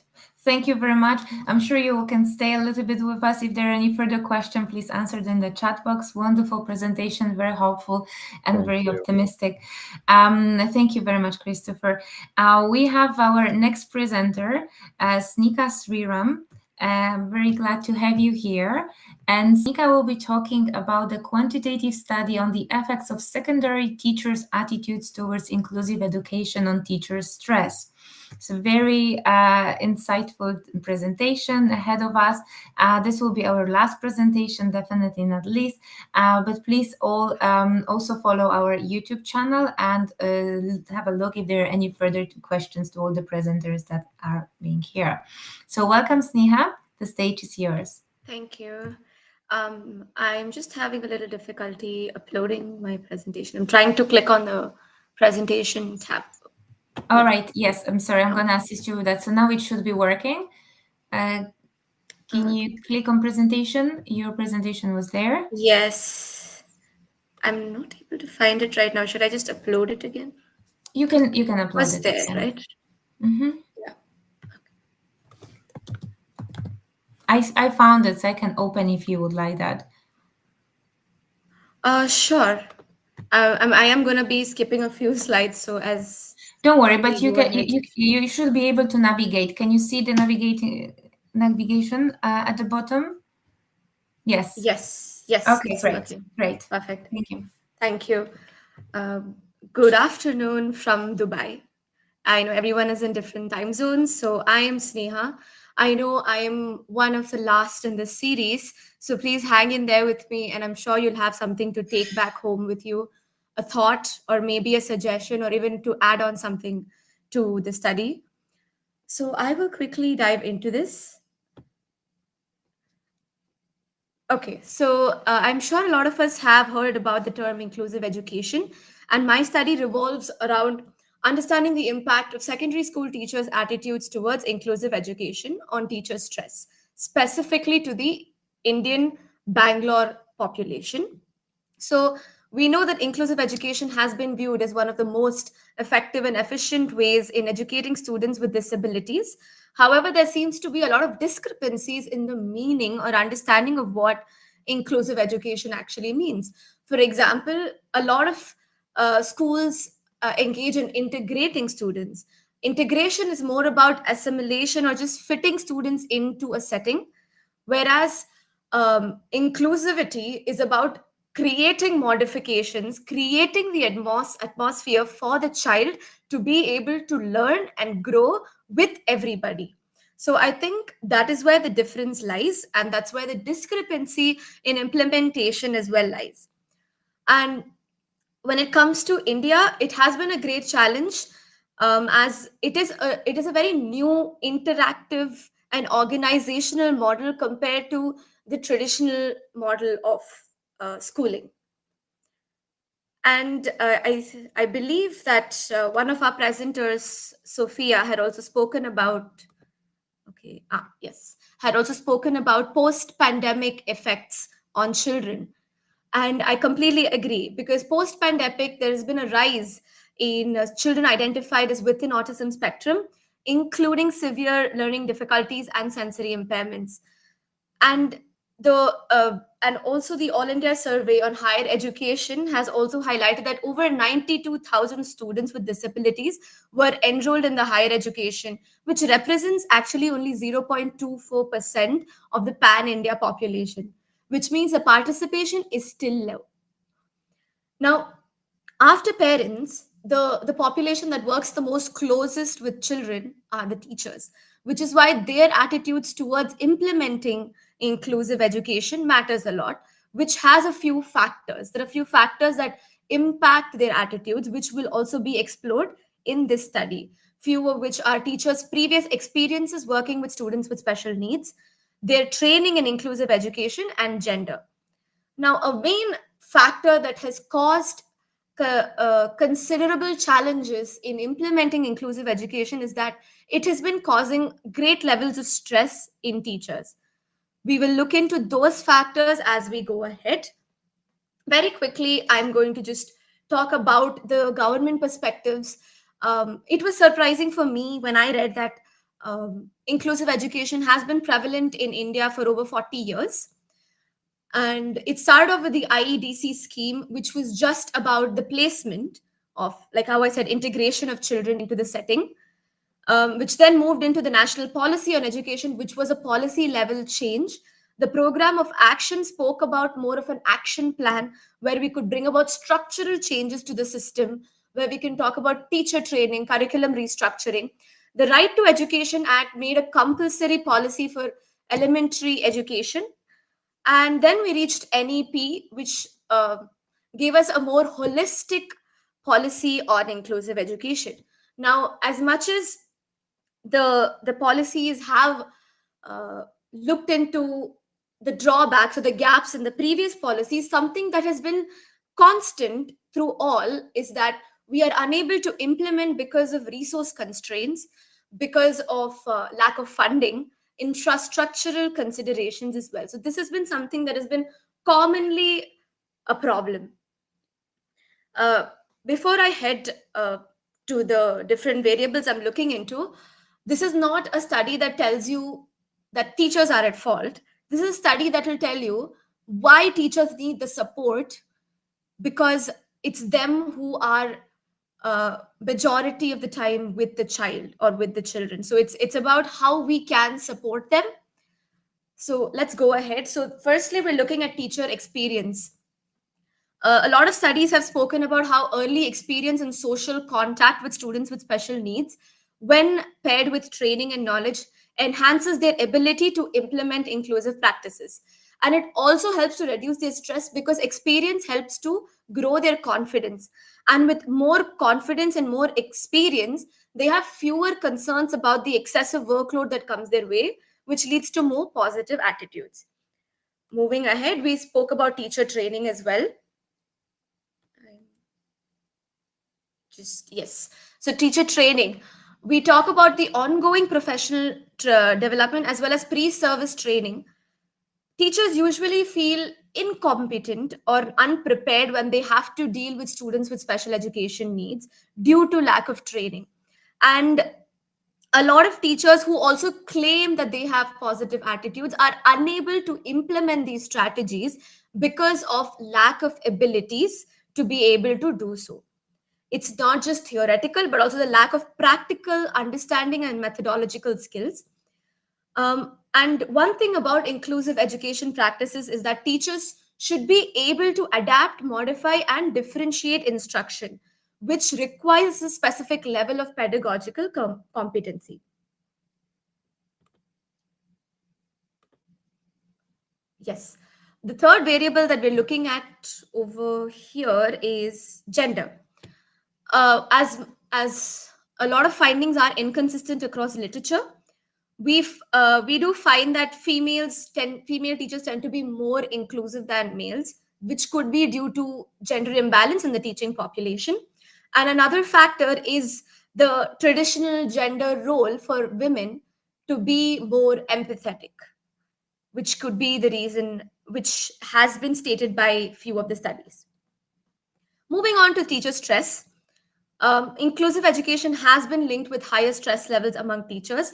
One reason is that they feel very dissatisfied with the school's approach to it, because they're very unprepared and there is no sort of support that the school is able to provide in terms of working with students with special needs. There's a lot of mixed emotions around it. While some teachers are hopeful or motivated, they're also frequently anxious, frustrated, which also leads to them feeling a lot of stress. And they approach inclusive education practice with a lot of anxiety and doubt, like it is an additional burden, maybe because it requires a lot more time and effort. This correlates, which leads to higher stress, correlates with lower job satisfaction and reduced teacher efficacy, which will also impact the teacher-student relationship. As I want to highlight just two theories that we will be using across, which is theory of planned behavior, where we look at how any attitude towards a specific population or towards a specific behavior impacts the willingness to engage in that behavior. So if I say I have a positive attitude towards inclusive education, I would be willing to put in those behaviors, those actions, to be able to teach a classroom with students with special education needs as well as neurotypical students. And when I move to Alport's contact theory, it speaks about having positive interpersonal contact with children with special needs helps to reduce your pre-existing stereotypes. What he means by this is also not to have superficial contacts, because sometimes that will reinforce your stereotypes. And along with contact, he also speaks about knowledge and training that can help break pre-existing stereotypes and will allow individuals to be able to adapt their thoughts and move towards inclusive education.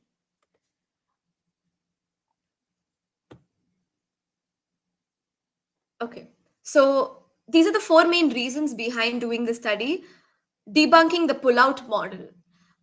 First of all, inclusivity has a very different idea between Western nations and Asian countries, to be more specific. In the sense, what happens is a school calls themselves inclusive, but what they end up doing is they will end up pulling out the child from the class and keeping them separately or educating them separately or teaching them separately, which really debunks the idea of what inclusive education states.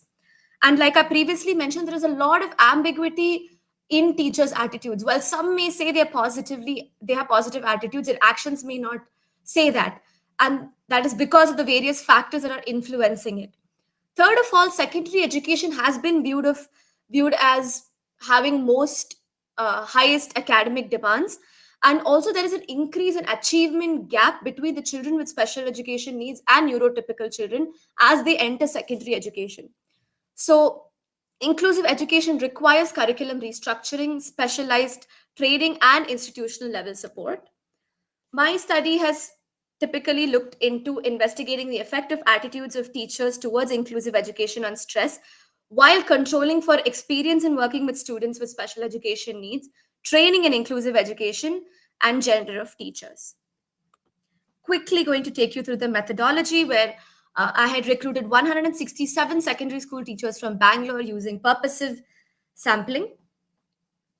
And this is a quantitative design where I'm sure the variables are clear enough by the way I have introduced the topic. The tools I have used are the demographic sheet, along with that, the My Thinking About Inclusion scale by Stoiber in 1998, and the teacher stress scale by Shen et al. Developed in 2022.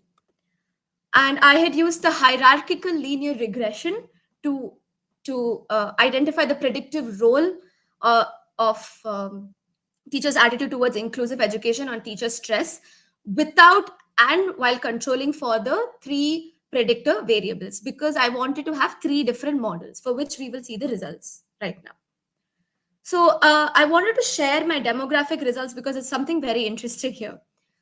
Very clearly, we can see the female participation is 85%, while male is 15%. So you can clearly see that the findings can also be quite skewed because of this, the gender imbalance. And from 167 participants, over 100 are people who stated they have no experience working with students with special needs. However, when I have been to multiple schools and all of the principals state, we are an inclusive school, we have students with special education needs in our class. So it feels a little contradicting when a teacher would say, I don't have experience, while they have such students in their classroom, which means there is a lack of awareness from a teacher point of view that they're unaware of who is sitting in their class. And yes, there are 32% of teachers with inclusive education training and 68% of them without any inclusive education training. So a little bit about the findings. I will combine the findings and discussion together.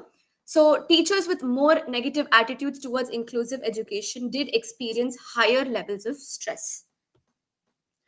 This can be explained through multiple researches. One is that teachers say that they have difficulties in developing relationships with children with special education needs, which also relates to them stating that they're finding it very difficult to manage classroom behavior. Second of all, one of the main reasons for negative attitude towards inclusive education has been stated as lack of support and resources, not just financially, but also emotionally. Third of all, a lot of teachers have stated that the inclusion of students with disabilities has reduced the quality of education in their classrooms. They believe that they may have to bring down or water down the curriculum to be able to engage students with disabilities. And finally, a lot of teachers have stated about inadequate teacher training, which we will come to in the next segment. According to my findings, female teachers do have increased levels of stress.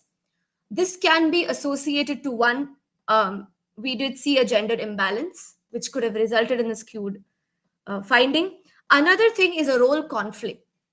I did read that there's a lot of role conflict between work and non-work roles.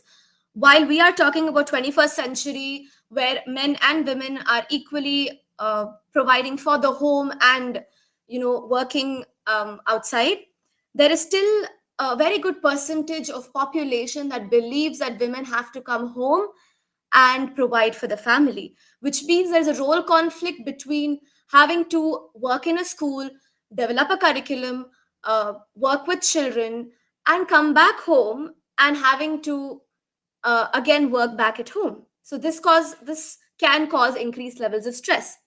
Second of all, an interesting finding was lesser experience working with students with special needs leads to more increased stress. This is a very interesting finding because this is something I personally believe. Because with lesser experience comes role ambiguity, because you are unaware, you're very new to entering the system, you're very new to working with these children, so you're unaware of how to work with children with special education needs. What are the curriculum level expectations? What are the methodologies that are being implemented in the classroom, and what should I do? Second of all is self-efficacy. Their ability to be able to implement anything, any attitude, any behavior is very malleable at early stages of working. So that is also a reason why there's increased stress and more negative attitudes towards inclusive education when there's lesser experience. But with time, they not just gain clarity in their role, but they end up building coping mechanisms, in the sense they find ways to be able to deal with them. This could be a professional network, peer level support as well. They also gain greater autonomy and confidence in their classroom behaviors. They tend to find a routine and methodologies on how they can implement, because they've had the experience to work with them. But as they reach the 4 to 6 years of experience, there's again increased stress. But this can relate to one, increase in demands. With time, what happens, even now we can see there's a demand in student clientele. We have such a demanding clientele with multiple diverse populations and needs. Second of all, senior teachers are required to train younger. And very importantly, there's skill obsolescence. Very recently, I read a report from the World Economic Forum of Future Jobs report. And this is a report that looks at 2025 to 2030. What are your jobs going to be like in 2030? And very interestingly, you find that if upskilling doesn't happen while you're in job, upskilling not just in terms of knowledge, it's about skills, it's about critical thinking, it's about creativity, it's about adaptability and resilience. And if you're unable to reach those standards, there are going to be people coming behind you with all those skills, which causes a lot of fear of loss of job, which leads to increased stress. And finally, there is also a lot of concerns related to motivation and job satisfaction by the time they reach this stage. Now, this is my most favorite finding, which is actually inclusive education training leads to more stress and more negative attitudes. Now, it took me a while to understand that, and I had to research quite a bit to understand why this is the case. One was an increased obligation. When people know about something, they feel obligated to be able to do that. Okay, so for example, if I know about, I am aware of the increasing needs of children with special education needs, which means I need to start developing a different pedagogy. I need to start working on X, Y, and Z. Then there is increased stress because of my awareness. But when people aren't aware, they will not be stressed about doing something because they're not aware about it. Second is the type of training they're receiving. This is from a lot of studies where when teachers gain a lot of knowledge, theoretical knowledge about a specific field, stress increases because it doesn't focus on, the practical knowledge. How do I help these children? What are the methodologies to help the children? So training that involves teachers in experience with special education needs children and more practical knowledge will help develop more positive attitudes. And finally, cognitive dissonance is something that I relate to this finding, where according to Festinger, cognitive dissonance is where you might have an attitude towards a specific behavior, but you're not able to behave in that sort of way. For example, I might have all the knowledge to want to be able to be positive towards inclusive education, but because I'm not able to put in those methodologies because of lack of resources, increased classroom size, and lack of teacher training, I will change my attitude and go back to being negative towards it. So this is basically what my study has looked at. I know I've said a lot But I believe that if we start to look into the type of training that teachers receive, pre-service and continued professional development, along with looking into what teachers would actually want, would really help with implementing inclusive education strategies. Thank you all for listening. Thank you very much, Sneha. That was really a lot of important information. You have tapped on some experiences that I can definitely relate to throughout my educational journey. So let's see if there are any questions in the room. Yes.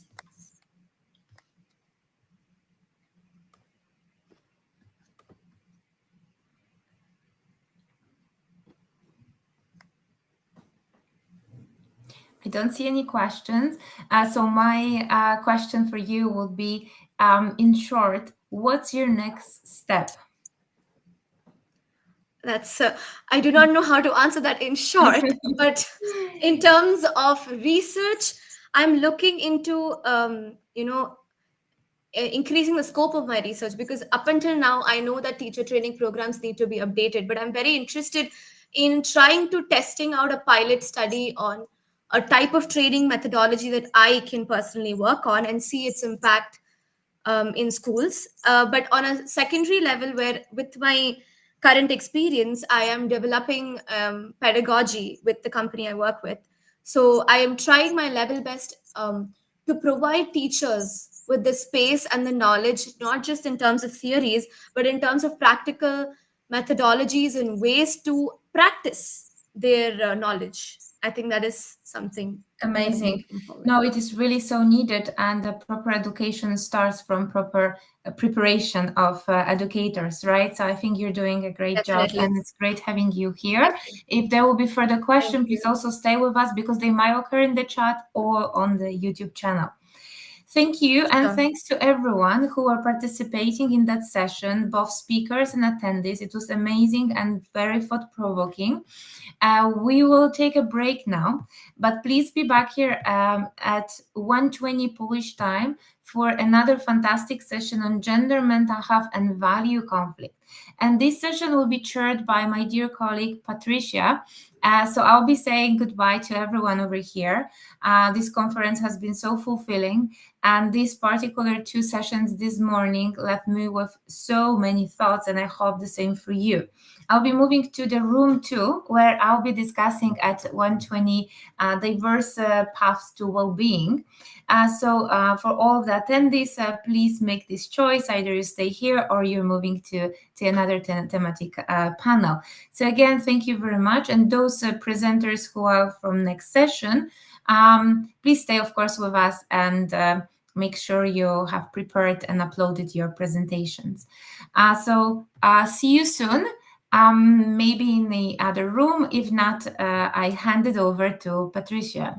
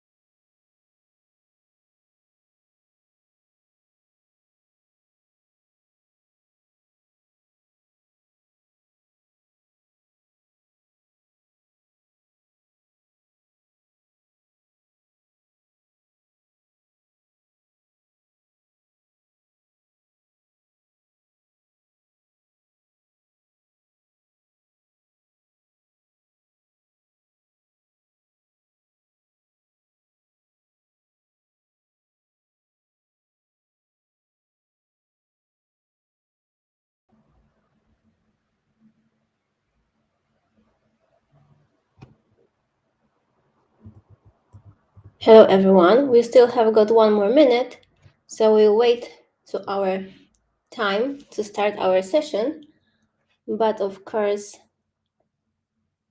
just only maybe 2 seconds. Okay, good morning, good afternoon, everyone, and welcome on our next online session.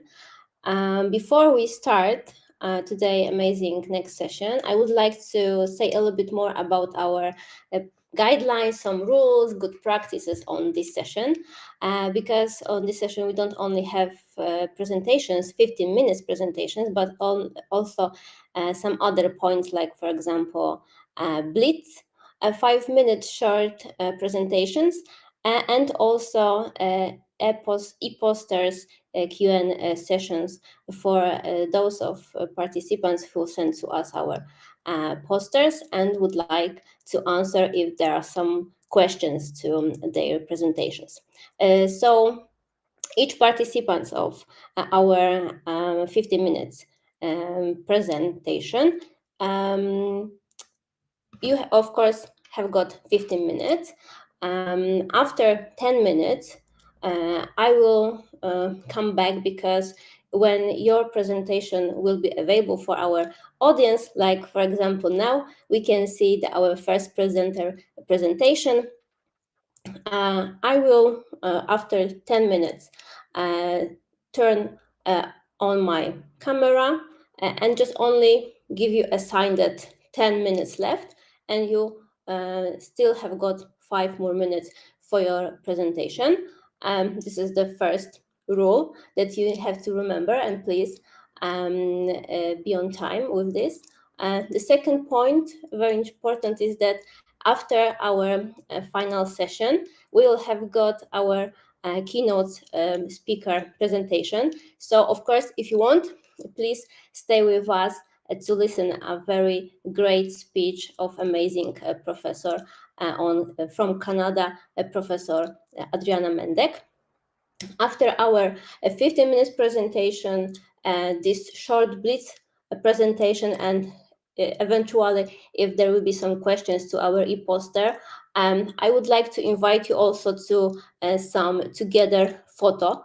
So I would like to once again say please to all presenters and of course our participants to stay with us to the end of this session and to take a together picture to just only have some memory and some I think nice element from our conference. What else? If someone would like to ask about something, like for example some question, suggestion, or some idea to our presentation, to presenters, of course you can put this question on our chat. If someone would like also to be available and visible for others, you of course can put this information to our chat also, because we have got 2 kinds of participants: presenters and passive participant. And presenters are all available to our audience, but our our participants are not visible. So if some would like to not only put some question on the chat, but also to ask about something and be visible on this time, please put this information. I will check your authorities and you will be visible to all of the our participants of the conference. Okay, so I think we can start. If there are some other questions, of course, you can ask me, put this information, put this question on our chat. And our first presenter is with us. So hello, Julia Bilicka, welcome, and the floor is yours. Hello, everyone. I'm really glad that I can present today this presentation. I hope my connection is okay. Can you hear me? Do you see my presentation? I would like to ask you this question if everything is okay. Yes, everything is okay. Thank you very much for your feedback, and I would like to proudly present the presentation about gender differences in the relationship between human values and compulsive pornography use. I represent University of Gdańsk. I made this presentation and this research with Professor Paweł Atroszko with some help of Mr. Stanisław Czerwiński. Also, they are from University of Gdańsk. So let's start with a simple question. Why should we even study compulsive pornography use? So compulsive pornography consumption refers to a repetitive, uncontrollable use despite negative outcomes, emotional, relational, or psychological ones. And research shows that it is linked to emotional distress and also relationship difficulties and problems with self-regulation and guilt. And we also know that pornography use has become increasingly common because of the internet and social media, especially among young adults and university students. So understanding these mechanisms between compulsive rather than casual use, it is important to both prevention and intervention and also understanding this problem. So compulsive pornography use as an impulse control disorder has been conceptualized with two overlapping frameworks: behavioral addiction and impulse control disorders. It shares a key features with adult compulsive behaviors such as loss of control, as I said, craving and continuation despite negative outcomes. However, there is still ongoing debate about how it should be classified because there is a perspective between DSM-5 and ICD-11. In DSM-5, it is not recognized as a distinct disorder. It only appears indirectly in other specified sexual dysfunction. Meanwhile, in the ICD-11, it includes compulsive sexual behavior disorder, which can involve problematic pornography use. It is not a separate condition in these ICD and DSM-5. And I would like to talk about a little more about Schwartz's basic human values. To understand individual differences, my study draws on Schwartz's theory of basic human values. According to this theory, human behavior is guided by an universal structure of motivational values, and these values are organized into four higher other dimensions. We have openness to change and conservation. In openness to change, we have self-direction, stimulation, and hedonism. In conservation, we have security, conformity, and tradition.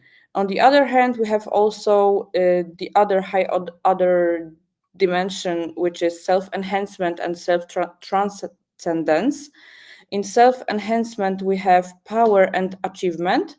And in self-transcendence, we have universalism and benevolence. So these values reflect what people consider important in life and strongly influence their goals, decisions. And why values matter in compulsive pornography use and sexual disorders? So basically, values are deeply connected to motivation. They shape how people pursue pleasure, manage stress, and control impulses. Basically, compulsive sexual behaviors may emerge when there is a conflict between value systems, for example, between self-control and gratification. Despite this, only a few studies have explored how personal values relate to pornography use or compulsive sexual behavior in general.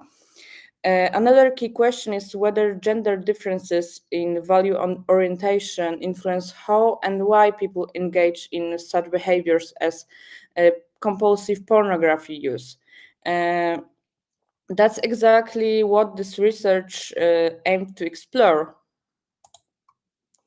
So the study aim and research questions are basically, the aim was to examine gender differences in the relationships between Schwartz human values and compulsive pornography use, and the research questions were: which human values predict compulsive pornography use, and are these relationships different from men and women? So the method were conducted by an online survey, and the measures were taken by compulsive pornography consumption scale and short Schwartz value survey, SSVS, and data analysis were analyzed in RStudio, and the total number of participants were 1,295. There were 717 women, which were about 55%. We also had 568 men, which was about 44%. The mean age was about 20 years. Also, the median age was the same, and the standard deviation of age was about 1.73. And also, I would like to present to you the table with correlations between compulsive pornography use and Schwartz human values. And these correlations were conducted after hypnotization that was made in RStudio. And power was weak positive for women. Also, stimulation was weak positive for women, and weak positive was for men, and also weak negative was for self-direction. And this is these correlations between compulsive pornography use and Schwartz human values. It is raw data contra hypnotized data. It was made to show you that this data was reliable, and the statistical analysis was reliable and professional. So basically, the main findings among women, the strongest through still weak positive correlations with compulsive pornography use were found for stimulation, as I said, and power. Meanwhile, security correlated negatively, and other values showed no significant relationships. And among men, the correlations were also weak, but followed a slightly different pattern. Self-direction was had a negative correlation, and achievement correlated negatively, while universalism correlated weakly positively. And also for both men and women, the value of power was a positive correlation. I don't know. Wait.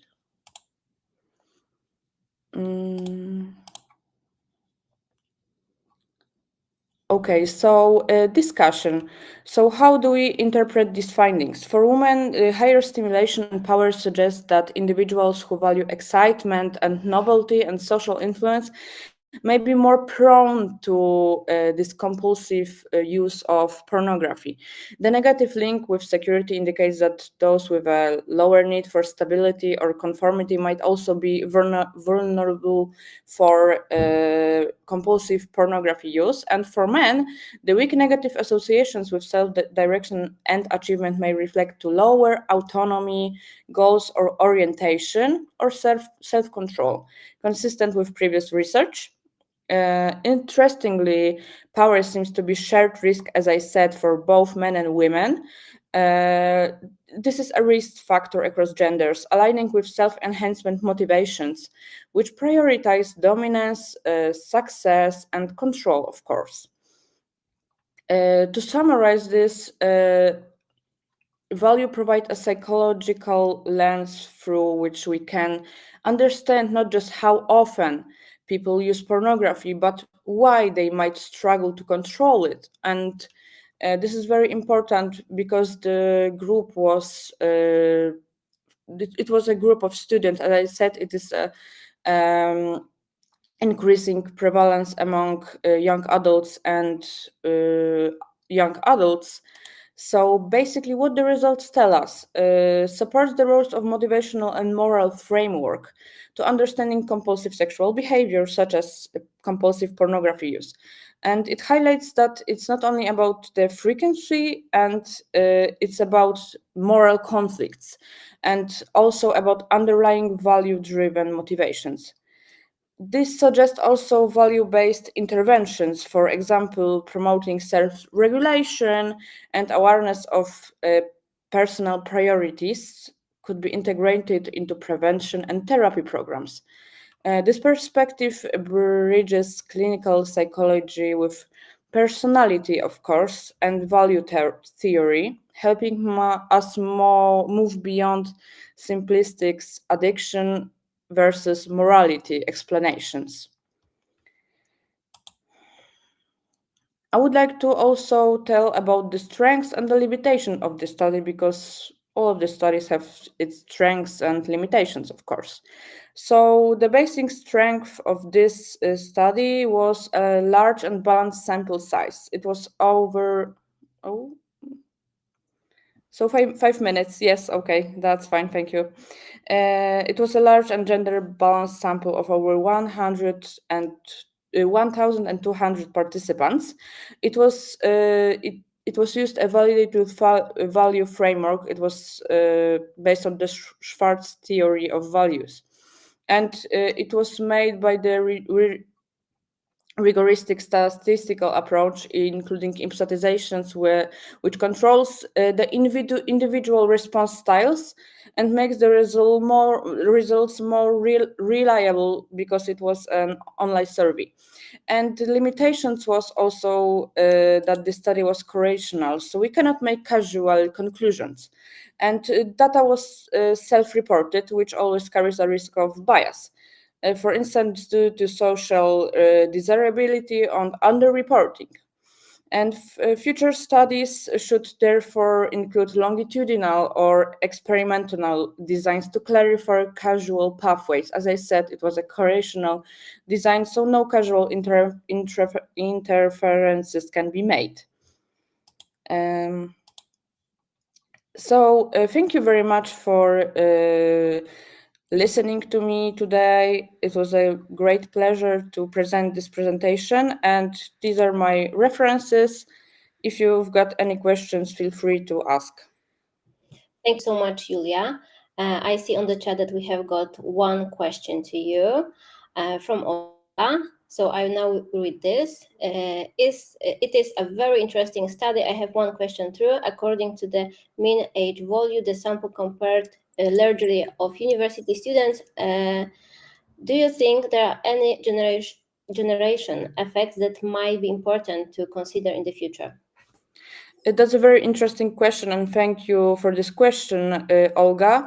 Yes, the study conducted from young adults, from students, the mean age was about 20 years. So for further studies, I think it's very important to make some studies with some older people from other age groups to maximize these types of studies and help with these theories and with therapy and also these interventions, because the intervention for therapy for young adults may differ from the therapy for older people. So that's a very very important question, and thank you. Thank you, Julia. Thank you, Olga. And now I would like to invite to our next presentation, Olga. So I stop sharing this presentation. Hello, Olga. How are you? Hi, can you hear me? Yes, we can hear you. We can see you. So very well, thank you. Okay.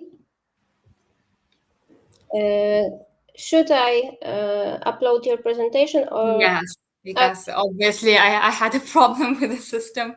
Okay. So together we, I don't know why something is wrong. See.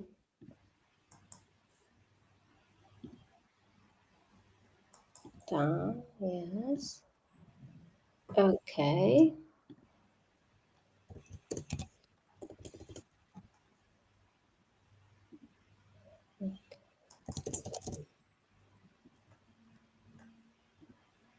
Okay, is this your, this is your presentation. It's mine. Am I, do I have rights to move it? You can navigate it. Okay, perfect. On the bottom, you have got all of this, settings, so you can use everything. Yeah, Okay, thank you very much. Olga, thank you. The floor is yours. Please. Yeah, thank you. And I heard you about 15 minutes. I'm terrible with time. I see some students of mine in the audience, so they know that I don't really know how to track time well. But yeah, so hi everyone. I'm very happy to be here. And my name is Olga. And the research I'm going to present, this is a part of my last bit of my PhD project on perception of marital rape across different cultures, which looks into factors which receive just limited attention in research so far, such as victims' level of resistance, perpetrators' sexual deprivation, and perpetrators' jealousy. This study is in the research project PhD in general, supervised by Professor Miranda Horvath, Dr. Catherine Allen, and Dr. Nishta Lamba. Okay, with that being said, let's just, very briefly, some main things about perception of marital rape in general. In most cultures, and why it's so important to talk about that. In most cultures, marital rape remains unacknowledged or even taboo. The very first publications we can find in like academic research we can find, they did appear that do not appear up until the very late 70s, and those which started to appear in the very late 70s started to appear in so-called, let's say, rather Western countries, more specifically North America. And what we know now, we know that occurrence of marital rape cuts across developed and developing nations. And we know that despite stranger rape being often perceived as more serious, marital rape is actually a reality for so many women worldwide. According to the most influential statistics, 10 to 14% of every married or cohabitating women have been raped at least once by their partner. We also know that this kind of violence is rarely one-time kind of thing. So we know that among ever married women, intimate partners perpetrated rape was 4 times more common than a stranger rape, and most women experienced rape more than once. Also, one disclaimer I need to make in the beginning of my presentation is that my study specifically is only about marital rape. It does not expand to intimate partner violence, and the reason for that is because I have compared 4 different geographical regions, and in some geographical regions where I collected my data, sex outside of marriage is considered, if not illegal, then taboo. And also my study is only focusing on heterosexual marriages. The explanation for that is the same in some parts of the world where I have collected my data. Only heterosexual marriages are officially acknowledged. Okay. Yes, so these studies I have mentioned, so these early studies which appeared in the late 70s and studies after them, most of them looked only into American population. Sometimes some Western European countries were mentioned, but that was pretty much the geography of this research. Recent studies conducted in South Asian context suggest that this crime is committed much more often than people could have thought, looking at the Western studies, which already were quite serious when we look at the statistics. But South Asian studies suggest that this kind of rape is 40 times more likely than rape by a stranger. And there are even studies which suggest that as many as 1 in every 3 men rape their wives in developing countries, which is a very alarming statistics. Then you might ask, if this is so common, then why don't we talk a lot about that? Why, even if we talk about rape, we very often overly focus on stranger rape? There might be multiple reasons for that. First of all, it might be from the research perspective. It might be hard to conceptualize marital rape because it might be hard to understand where exactly in research it does belong to. Should we think about marital rape with regard to domestic violence? Should it be rather connected to intimate partner violence? So first of all, depends on that, methodological apparatus would be different. Then it is also much less recorded, and we might argue that people, in this case women, might not want to or might not be able or eager to conceptualize, to understand the experience as rape. And here terms such as marital duty would be very handy. So it might be hard to recognize what has happened to you is not normal if there is a pretty much normal term in the language which exists, which explains what just happened to you.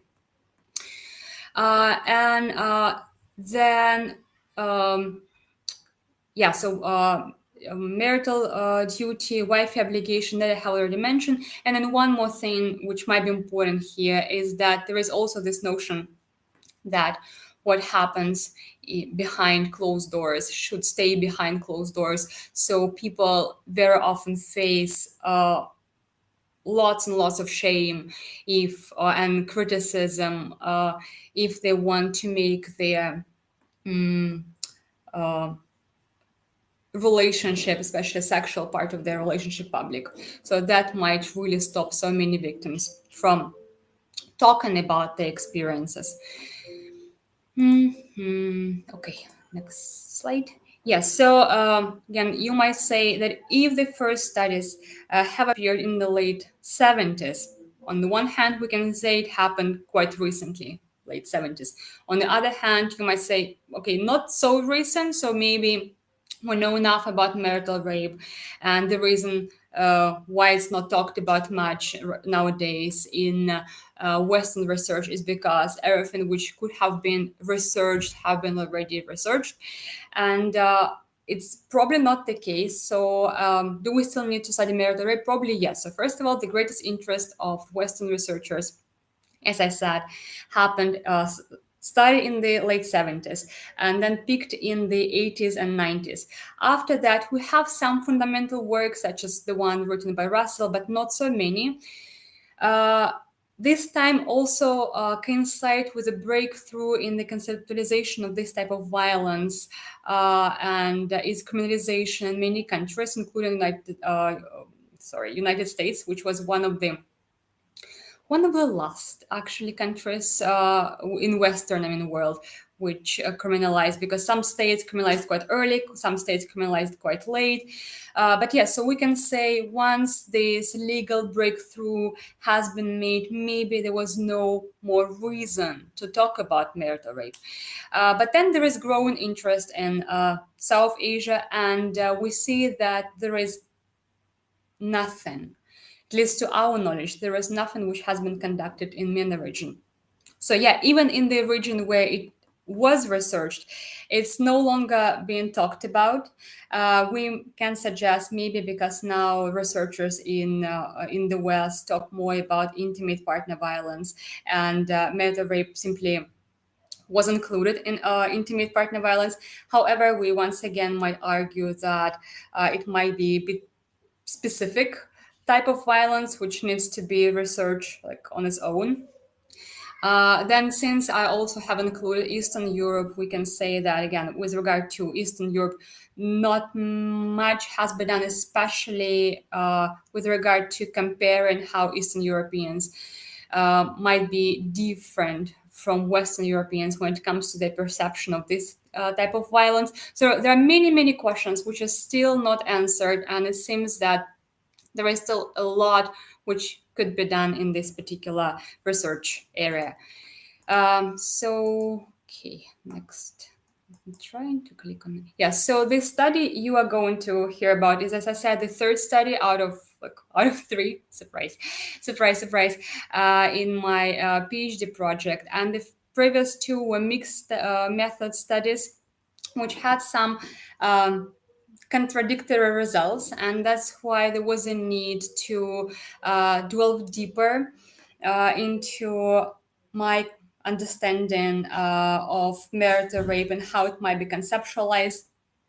That was pretty much the rationale for conducting purely qualitative study, which was aimed to fill the gaps and answer those contradictory questions which I had after conducting first and second mixed method studies, which in total had more than 2,200 people answering my questions. So if there is something contradictory in such a big sample, it needs to be studied further. Yeah, next, which one is the next slide? Probably this one. I conducted, oh my gosh, Patricia, don't tell me I have just 5 minutes. Okay, and I already speak so fast. So I have conducted semi-structured interviews.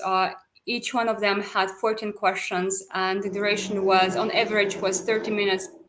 Some were much longer, up to 1 hour, because some participants had lots and lots to say.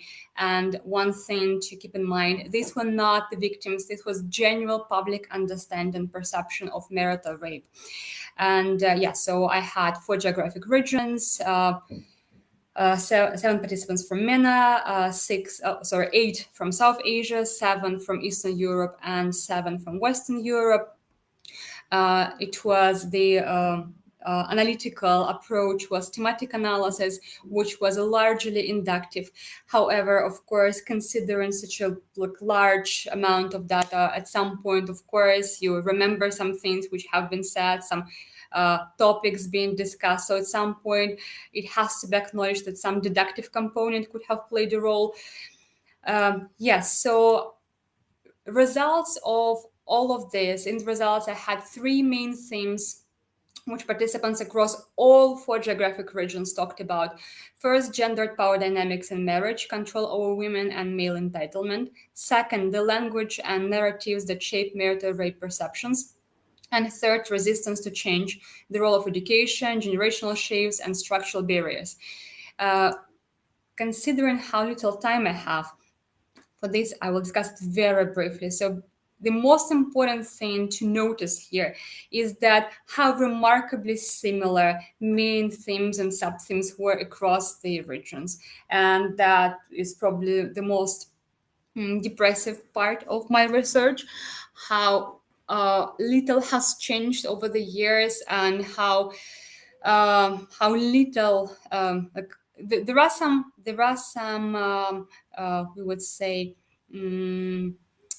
changes. So the more towards the west we go, the more liberal attitudes towards women we might find. However, this is a qualitative study. The more you talk to people, the more they open up. And the more they open up, the more you see that those differences are pretty much surface level differences, and you can just scratch them out. So in gendered power dynamics in marriage, the sub-themes we had were sex as a duty tied to family, reproduction, religion, where people talked a lot about how sex is an important component in order to reproduce, and that's why it's not so much about women wanting not wanting it. It's their duty to have children. Then the burden of maintaining marriage and sexual availability the burden was on women. So that's why if they felt that their husbands wanted sex, they had to give in. And then people talked in all regions about men entitlement and infantilization. That was quite an interesting theme, how men on the one hand they're in charge, on the other hand they are so infantilized and they can truly control their impulses. And then there was some differences in men in South Asia. There was this sub-theme, honor and reputation as mechanism of control, and particularly in South Asia we had this theme, fear, aggression, and the consequences of saying no. Then I'm just jumping to the next big theme. Next big theme was about language and narratives. Here, as you can see, remarkably similar. So people talked about how the language which has been used when it comes to marital rape, how it is avoidant, how it silences the experiences of victims. They talked about how the language justifies and minimizes marital rape, and they also talked about how context is very important. So how people might use particular cues to explain why victim is actually at least slightly bit is guilty, and perpetrator might be excused at least to some extent.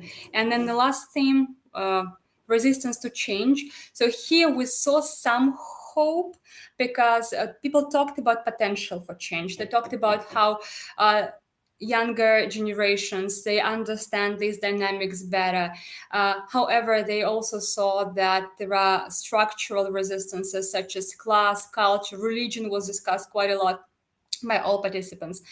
Then everyone except for participants from MENA talked about media and how media might be important factor to consider in both victim blaming and on the other hand, like helping the victim and helping people to understand the dynamics better.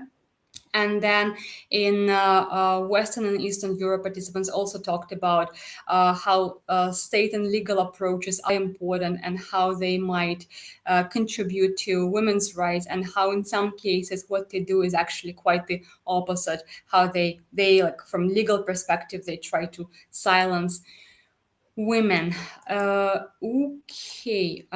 Yes, so in short, as I already said, the most important thing for us to consider is how similar those themes were, how little changes from region to region, and what might it say about how people actually think about that under this very educated surface.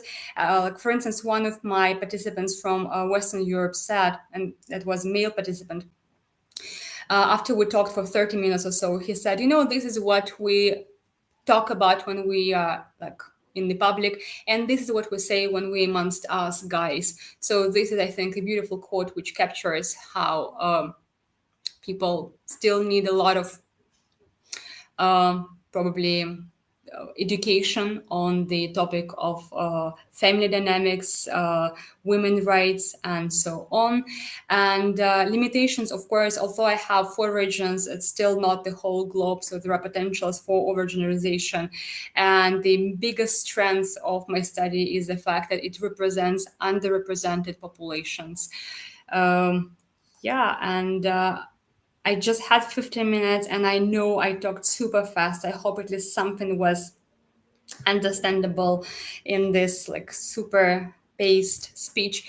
If you have any questions or want to collaborate, I would be very happy. So please do not hesitate and contact me. You can see my email on the slide right now. And we'll be happy to answer your questions if you have any. Patricia, I made it somehow. Yes, thank you so much, Olga, for your great presentation and speech. Yes, we are waiting for some questions from our audience.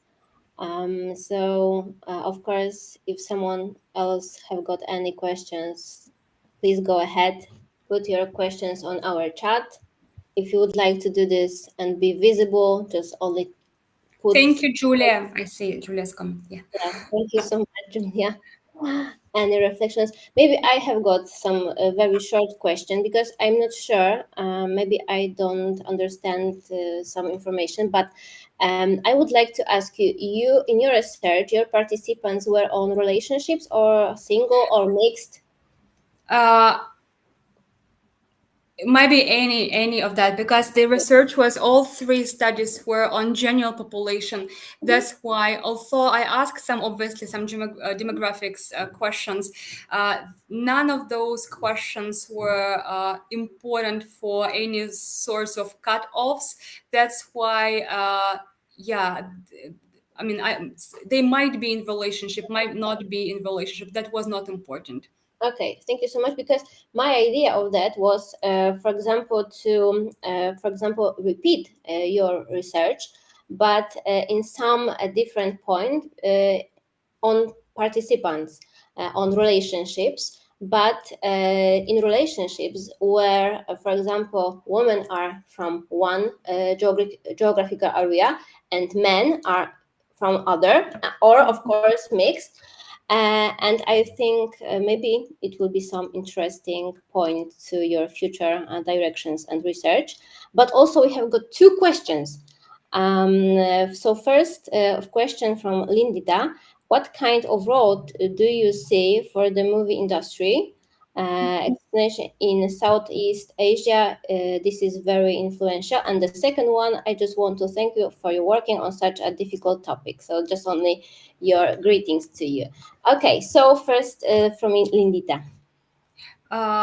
This is such a great question about what we all can do about this, and like what we can do in educational setting, for instance, how we can explain, how we can talk about this with people so they understand what's going on. And with regard to movie, and not just movie, I would say also news, everything we consume on social media, in movie theaters. And this is something we talk a lot about with students, how toxic our current pop culture is, and that probably helps to sell. I think toxic dynamic really helps to sell because it's so appealing for so many reasons, because people are not very healthy when it comes to their attachment styles. And I don't know whether anyone would watch a Southeast Asia movie. You can, Asha, for instance, you're here. I see you might say something about that. If it would be about healthy relationship, but at least showing that women have agency, at least this, I think would be a great start. That if they say no, it does not mean that she's asking for, for more, like for more, for power, for this is not some sort of game. And I think in movies, this is very often misunderstood, and her no is very often seen as just the beginning of some foreplay. Okay, thank you so much once again, of course, and for your answer to our question from Lindita. Okay, thank you so much once again, Olga. And now I would like to invite our next third presenter, Aisha. Hello, Aisha. Do you hear us? Can you see us? Can you hear? Can you hear me? Yes, we can hear you. We can see you, so everything is good. So I just stop sharing the screen with presentation. Of course, the screen is yours. So if you can. Could I request you to upload my presentation? Yeah, I upload your presentation, so I can, of course, put it and throw it to all of us. Just wait a second, please. Sure. Okay. Okay, you should see now. Yes, I see it. Okay, so everyone can see. So once again, you have got 50 minutes. When it will be only 5 minutes, I will for 1 second turn on my camera, just only to give you a sign that you have got still 5 minutes. And after that, you, of course, can continue your presentation. Okay? Okay, got it. So this study was actually done as part of my undergraduate dissertation project, and it was supervised by Dr. Magdalena Mosania. And the title of the study is Sociocognitive Mindfulness and Psychological Well-Being. And we also assess the mediating role of cognitive appraisal. So before I go into explaining the variables in detail, I just want to talk about why it's still important to do research studies on well-being, because it seems like a topic that has been researched extensively. The thing is that even though that is the case, WHO reports every year that there is an increase in prevalence of psychological disorders like depressive disorders and anxiety disorders, not to mention the rising levels of stress in the population that is, a part of our everyday lives. And also the scenario now is much more fast-paced, consumerist, and globalized than it used to be, where people are just living increasingly stressful lives, and they're kind of running on autopilot. And this creates an increased demand on our individual resources. And one of our most important individual resource is that of our cognition.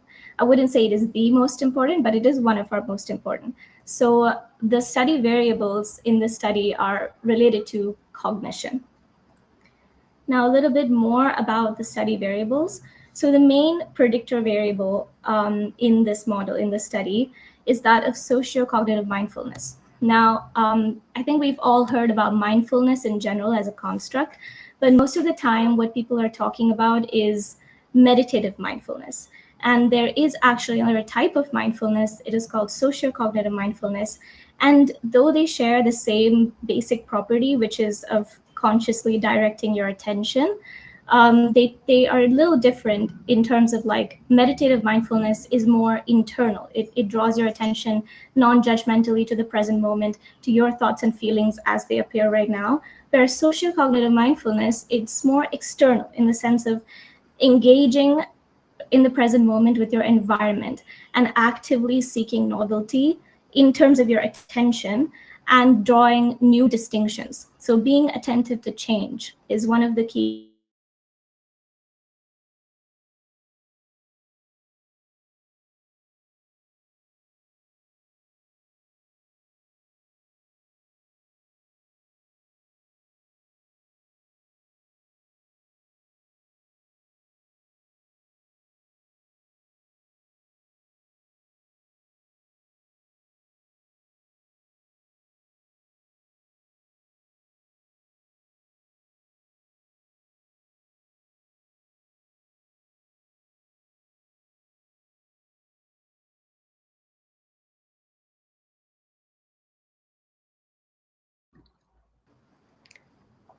Is everything okay? Okay. Aisha, can you hear us? Yes. Am I audible? Yes, you are double because probably you log out from one and you log in once again, yeah? Yeah, 1 second. Maybe if I close that. Okay. Is it better now? No, nothing's changed. Okay. It just said that I had disconnected and it was reconnecting me. I just stayed as I was. Okay. Is it fine now? Yes, now it's okay, so you can continue, please. Okay. So I believe I'll start from where I left off. So yes, it was important to study socio-cognitive mindfulness because it fits in with our fast-paced life better. And it also has some advantages. Like, for example, the literature does show that meditative mindfulness has been a bit difficult for certain populations, like the populations with PTSD. It has been difficult for them to engage in that.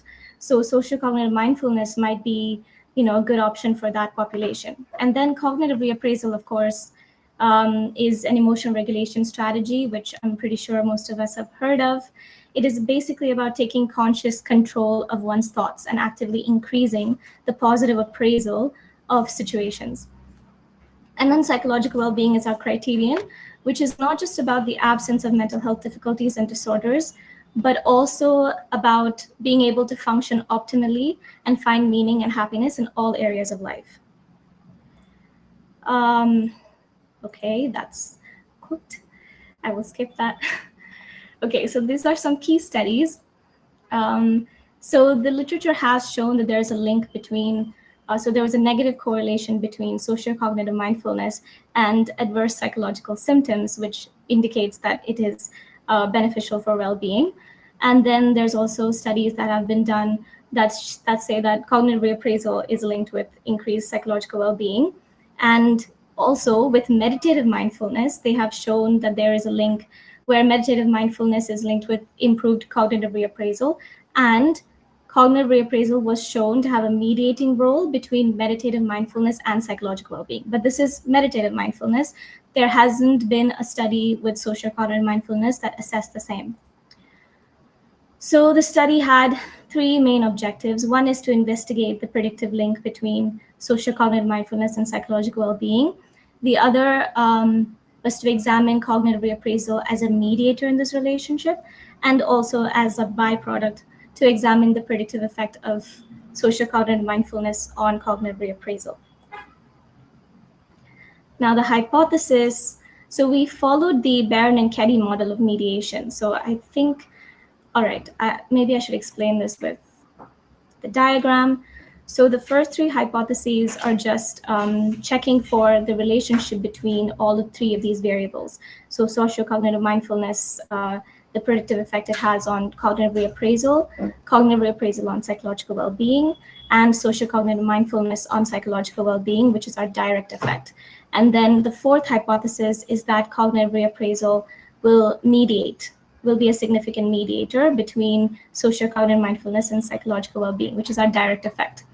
I hope that was understandable. And about our design, so it was a quantitative questionnaire-based, non-experimental within-group design. Participants, it was a pretty large sample size, so there was 503 participants after data cleaning, and they were majority from South Asian. They were majority South Asian residents of UAE. So we used a convenient sampling method to get our participants. Then the measures used for Langerian Mindfulness Scale 14, Cognitive Reappraisal Subscale of Emotional Regulation Questionnaire, and the Flourishing Scale for Psychological Well-Being, which is highly correlated with RIF scales for psychological well-being. And the analysis was of course, mediation by Barron and Kenny. Now the results, all of the hypotheses were significant. So there was a significant direct effect between socio-cognitive mindfulness and psychological well-being, such that socio-cognitive mindfulness accounted for 14.2% variance in psychological well-being. And also with socio-cognitive mindfulness was a significant predictor of cognitive reappraisal, 3% variance. And cognitive reappraisal was a significant predictor of psychological well-being, 18% variance was accounted for. And there was a partial mediation effect, though not completely. There was a partial mediation effect because the regression coefficient did reduce from the direct effect. Now, what does that mean? So it shows that socio-cognitive mindfulness does have some role to play in psychological well-being. However, this was not an experimental study, so causation cannot be inferred. However, that can be a future research direction. So what this study does, it has, and also CR, cognitive reappraisal, was identified as a partial mediator. So what this does is it has contributed to the literature, it has contributed to the understanding of whether socio-cognitive mindfulness has an impact on or has a link with psychological well-being, and that this relationship is mediated at least partially by cognitive reappraisal. And so this study has given preliminary evidence to use both socio-cognitive mindfulness and cognitive reappraisal in tandem in clinical applications, especially for populations that struggle with it. The thing is, for example, the population with depression, one of the etiological reasons for depression is that they're not able to focus on the differences, the differences from day-to-day experiences. They're not very attentive to that. So it seems like this feeling of hopelessness is kind of maintained because of a lack of awareness of changes. So if we can kind of incorporate socio-cognitive mindfulness and cognitive appraisal principles together, then that might show positive results. Of course, intervention studies are needed for this. And yes, these are my references. And if you have any questions, I'd be glad to take them. Thank you.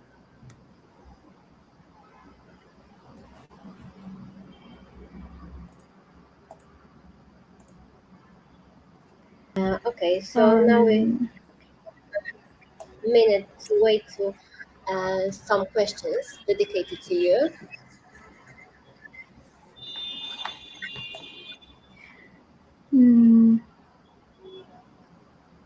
Great job, Aisha. Thank you. From Olga.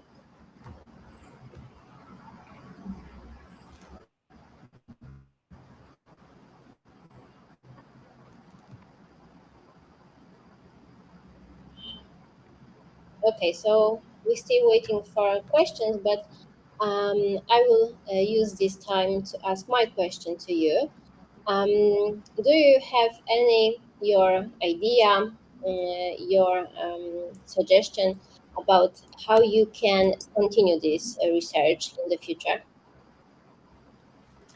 I think I would like to implement it with those special populations that I mentioned. Like I would like to study it with, people who have gone through trauma, maybe the clinical population, people who have PTSD. And also it has been suggested that this could also be a better option for those with ADHD, this type of mindfulness. So I would like to actually implement it with those populations to test it. Okay. I don't see any other questions, so thank you so much once again, Aisha. And please, of course, stay with us. Thank you so the much. rest of the conference. Thank you so much. I also wanted to say I loved all the studies before, and especially Miss Olga's. Thank you. Thank you so much. Okay, so I would like to invite our next speaker, Francois. Hello, Francois. Can you hear us? Can you see us? Because I can. Hello. Yeah, I can hear you. I can see you all good. Can you hear me? Okay. Yes, everything is fine. So I would like, and I will try to share your presentation. Okay, so probably you can see it now. Yes, let me just see. How do I navigate? You can navigate. Okay. Yes. Yeah. Okay, so the floor is yours, of course. You have got 15 minutes. After 10, you will see me for 1 second, and it will be assigned to you that you have got still 5 minutes more, okay? Okay, perfect. Thank you so much. All right, so I'd like to thank everyone today. All the presentations before mine have been really good, very great. My topic is a little bit different, as in what I am specifically measuring. It's not specifically in mental health, but it's a related topic. So my investigation is on the impact of chronic pain on approach avoidance decision-making and the moderation aspect of cognitive flexibility. It's a topic within clinical neuropsychology.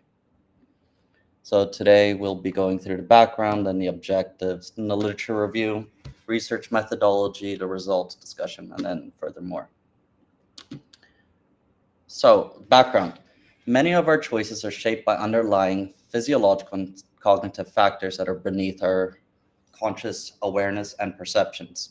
While these mechanisms typically function adaptively in the general population, they can become disrupted in individuals who have chronic pain, such as these mechanisms work when we're interacting with other individuals, such as picking up on social cues and stuff like that. Further, what is chronic pain? Well, chronic pain is pain that lasts longer than 3 months and is continuous without breaks in between. And you might be asking, what is approach avoidance decision making or behavior? I use terms interchangeably: behavior, conflict, and decision-making. They all point to the same topic, but it would be such as choosing between a healthy meal versus a fast food, or a topic that may more be in line with students is that you have a major exam coming up the next day, but the party of the whole year is happening the night before. So do you go to the party, or do you do the choice of studying for the exam and doing well in the exam? So you would have to weigh the benefits versus the cons. Now, what are the changes associated with pain? Specifically, these individuals have changes in their neural structure within the prefrontal cortex, the amygdala, the ACC, and the nucleus accumbens, all central regions that help with our decision making. This could lead to a rise in automatic versus reflective cognitive processes, as explained in the dual process model, as individuals would have to have less reliance on their working memory, and thus they would rely more on automatic behaviors subconsciously. Reductions in cognitive flexibility due to the prefrontal cortex, they would see a difference in the reward system, and thus implicating their motivation. And they experience a higher strain and cognitive load, which also impedes on this factor. So what is the aim of this investigation? Well, this study is aiming to investigate if cognitive flexibility is a critical cognitive process involved in decision-making, as shown in the literature, to see if we can replicate this in laboratory experiments. And what does this add? Why even do this? Well, this could look at the differences between healthy controls and chronic pain groups to see if cognitive processes, or if training these cognitive processes, could lead to better engagement in interventions such as physical therapy, which often has a lot of aversive effects on you. It's very tough, but the benefits are long ahead. So preliminary findings find that cognitive training reduces pain severity and improves coping. It helps managing the pain-related stress. The role of cognitive flexibility's direct impact on decision-making is an unexplored field in neuropsychology. It is explored, but it's not explored in depth as stuff like mindfulness. Studies have not examined both control and pain groups together. They've looked at them independently, but they've never compared them to each other. And there's compelling evidence for cognitive flexibility's implication on adaptive decision-making due to the disruptions in the neural networks and structural networks. So the research methodology, the study was an 1.5 to 2 hour long protocol. We did recruitment through convenience sampling and quota sampling. And the recruitment of our pain groups was through a pre-screening thing where we used a BPI to measure their pain before they even came into the lab. And then for our older participants, we used the MMSE in order to avoid conflicting evidence or results. The cognitive tasks included were the BART, the Iowa, and the Stroop. And throughout, we had questionnaires. So they would do a questionnaire, and then they would do a cognitive task, and then a questionnaire. The main approach avoidance task, where we measured this conflicting behavior, was 30 minutes in total, but I will get more in depth into how we did this exactly. And then afterwards, we had a 3-day follow-up diary. It had ethical board approval, and to ensure that the participants were making choices consciously and not just approaching tasks or not putting full engagement into the tasks, we had a motivator where they received digital money. And then at the end, this money was put into a lottery system where they could win a 50 euro gift card. Thus, the money in the task wasn't directly what they earned, but it equated to a certain amount of tickets for the lottery. Now, I would like to first talk about my measure of cognitive flexibility. So the main thing we used is the Stroop test, where we had congruent and incongruent, where you have to say the color and not the word. In congruent, it's easy because red matches with red, but in incongruent, the blue color doesn't match the text. So it's a little bit more hard to distinguish between the two. And then from here, I use the reaction time, the average reaction time of that person within that trial, divided it by the proportion of correct, and then I subtracted the scores from congruent to incongruent to get a final IES difference scores to see how much the incongruent condition impacted their overall response time. Now, this is one of the more complicated aspects, is how did we exactly measure approach avoidance behavior? Well, we had a laboratory experiment where they had a screen, and then they had a joystick with headphones, and they had to look at the screen. On the right side of the screen, they had a bar that would show, as you can see here, a bar where at the bottom, it shows the possibility of receiving a punishment. And inside the bar, it would have a reward level, either €1, 50 cents, or 10 cents. And thus, the participant had to look at the bar and equate the potential adverse stimuli versus the possibility of seeing it and the reward. So if it was like here on the left-hand side, you could see it's a low reward condition where you would not see the punishment at all, but the reward is €1. So in this condition, the individual approached. But in the second one, the reward is at 10 cents. The probability of seeing the adverse stimuli was super high. So the individual avoided the task and thus didn't see anything, but also wasn't compensated. And then here, the individual had a 40% of seeing the stimuli with a monetary reward of 50 cents. He approached, he still saw the stimuli, but he also got the reward. Now, research methodology. I used an independent samples t-test, a chi-square, a Wilcox rank test for my ordinal variables, and ANCOVA for my covariates, which were sex, age, and PCS scores. I did a repeated measures ANOVA for my second hypothesis, which I haven't explained yet, but I will talk about it in the results. And I did a hierarchical regression analysis for my third hypothesis. Now, in total, I had 46 participants. In the non-pain group, 40% were men and 60% were women. In pain group, it was 18.2 men and 81% women. The chronic pain group had higher pain catastrophizing scores, which means they are more aware of the pain, or they are more avoidant of a situation that could cause pain. They have more negative thoughts towards the situation because of the potential consequences that could happen. And this was higher compared to non-pain groups, which was expected based on previous literature. And there was no significant differences found for age and education level between my two groups.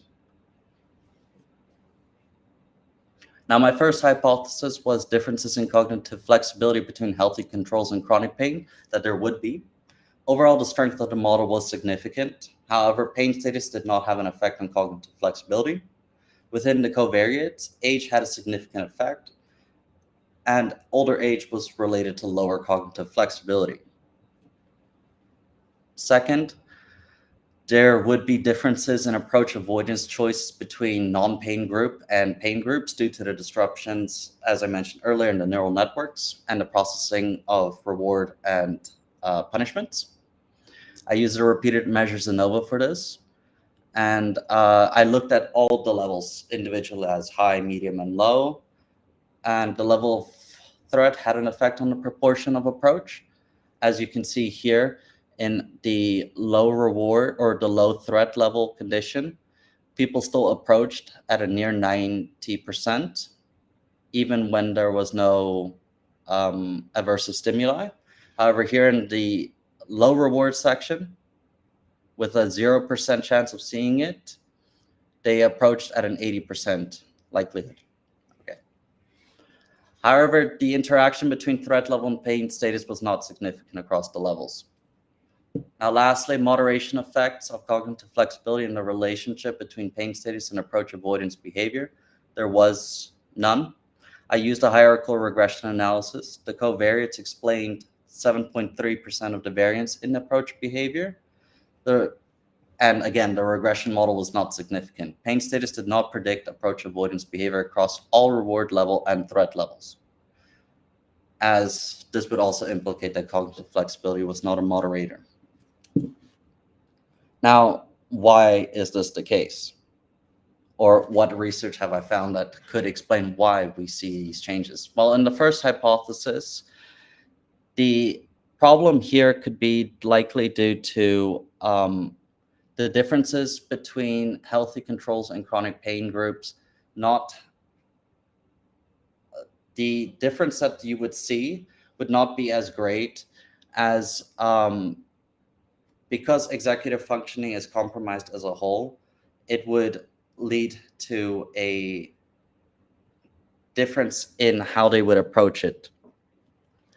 For the second one, differences in approach avoidance choices between non-pain groups and pain groups was also not supported at a significant level. This is probably likely due to the amount of pain or what chronic pain individuals associate as a aversive stimuli isn't as significant in this situation. And then it would have a mismatch where they would even approach a situation with a high likelihood of seeing an aversive stimuli, even when the reward is low. And then lastly, the moderation effects. While other studies have looked at this aspect of pain status and approach avoidance, and I have seen that there is differences, but they primarily see that the differences are associated with perception and memory or processing speed, rather than cognitive flexibility, even in individuals with chronic states of pain. And sorry, just to go back to my first one, the differences here are likely due to the individual healthy controls and pain groups, the individual not internalizing it as much. All right. Previous research, small laboratory experiments resulted in diminished set shifting ability. Individuals have hypervigilance of pain, leading to increased avoidance and changes in brain structures. This was also why it was expected. That's specifically for the first one, the first hypothesis. And then cognitive flexibility is fundamental for decision making. That's why this was made. Limitations, it's more of a pilot study due to the low sample size. The distribution of participants, we had 11 in the chronic pain group and 33 in non-pain. Thus, that's an issue. The age of participants was also an issue, although it wasn't an issue in statistical analysis itself. The difference that we found was significant in between each group itself. And then statistical tests were not as practical with the low participant count. The 2-hour testing time also implicated, it could have affected how engaged they were with the AA test since it was the last one.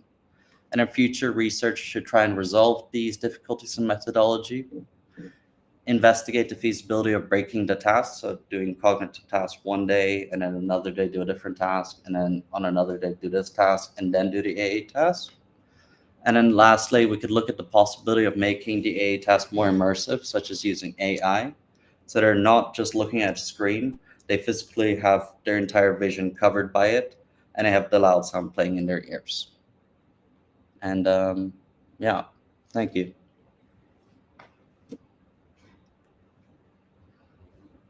Any questions? Thank you so much, Francois. Yes, I think we have got one question from Olga, but I'm not sure that this is a question or a suggestion or maybe idea or just only greeting. So I will read that and we will see. Thank you, Francois. Great work. How do you think the group with chronic pain will be different from the group with somatic symptom disorder or even illness and anxiety group? They do not have pain, however, they very often feel that do, and they are constantly preoccupied. I'm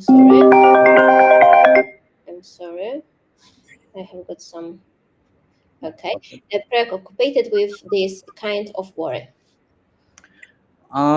Yeah, that's a great question. So that is, I guess that would also be another limitation in the study, is we didn't run a specific differentiation between a somatic symptom disorder or as individuals with illness or anxiety illness groups.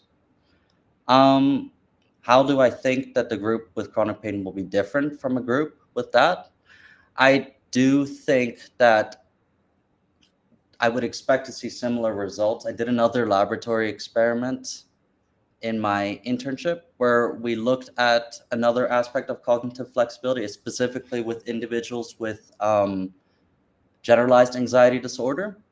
And here we found similar findings in the suppression of cognitive flexibility and executive functioning as a whole. So I think I would see similar avoidant behaviors from both groups. Possibly having the anxiety group be at a higher, more avoidant level, as chronic pain groups might become sensitized to pain as a whole, as an entire construct, rather than a specific thing.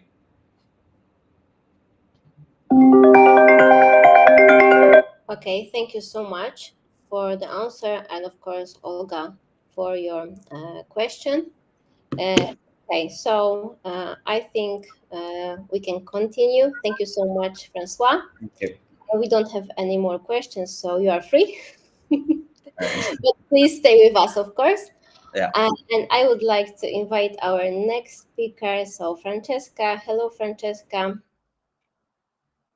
Can you hear us and can you see us? Hello, can you hear me? Yes, we can hear you, we can see you, so now everything is fine. So just only, maybe I will try to help you and share your presentation, and we will see that is correctly everything. Okay, so, okay. This is your presentation, yeah? Perfect, yes, it is. Okay, so thank you so much. And the floor is yours. Of course, after 10 minutes, for 1 minute, you will see me once again. Just only to, and it will be only a sign that you have got more 5 minutes, okay? Okay, perfect, thank you. Well, good afternoon, everyone. I'm really happy to be here to explain you about my PhD research. I'm a PhD candidate at Universitat Jaume I in Castellón in Spain. And the title, as you can see, is The Impact of Gifted Adults' Character Strengths on Well-Being at Work. And this is divided into 5 sections: introduction, methodology, results, discussion, and finally conclusion. It's just a short introduction. To say that from the point of view of positive psychology, there is a lack of specific studies that allow us to compare the well-being of gifted adults with the rest of the population in terms of character strengths. And the main objective of this research is to know if the character strengths of gifted adults are different from those of adults with an average IQ, as well as if they can affect their well-being at work. This is at time 1, the objective, okay?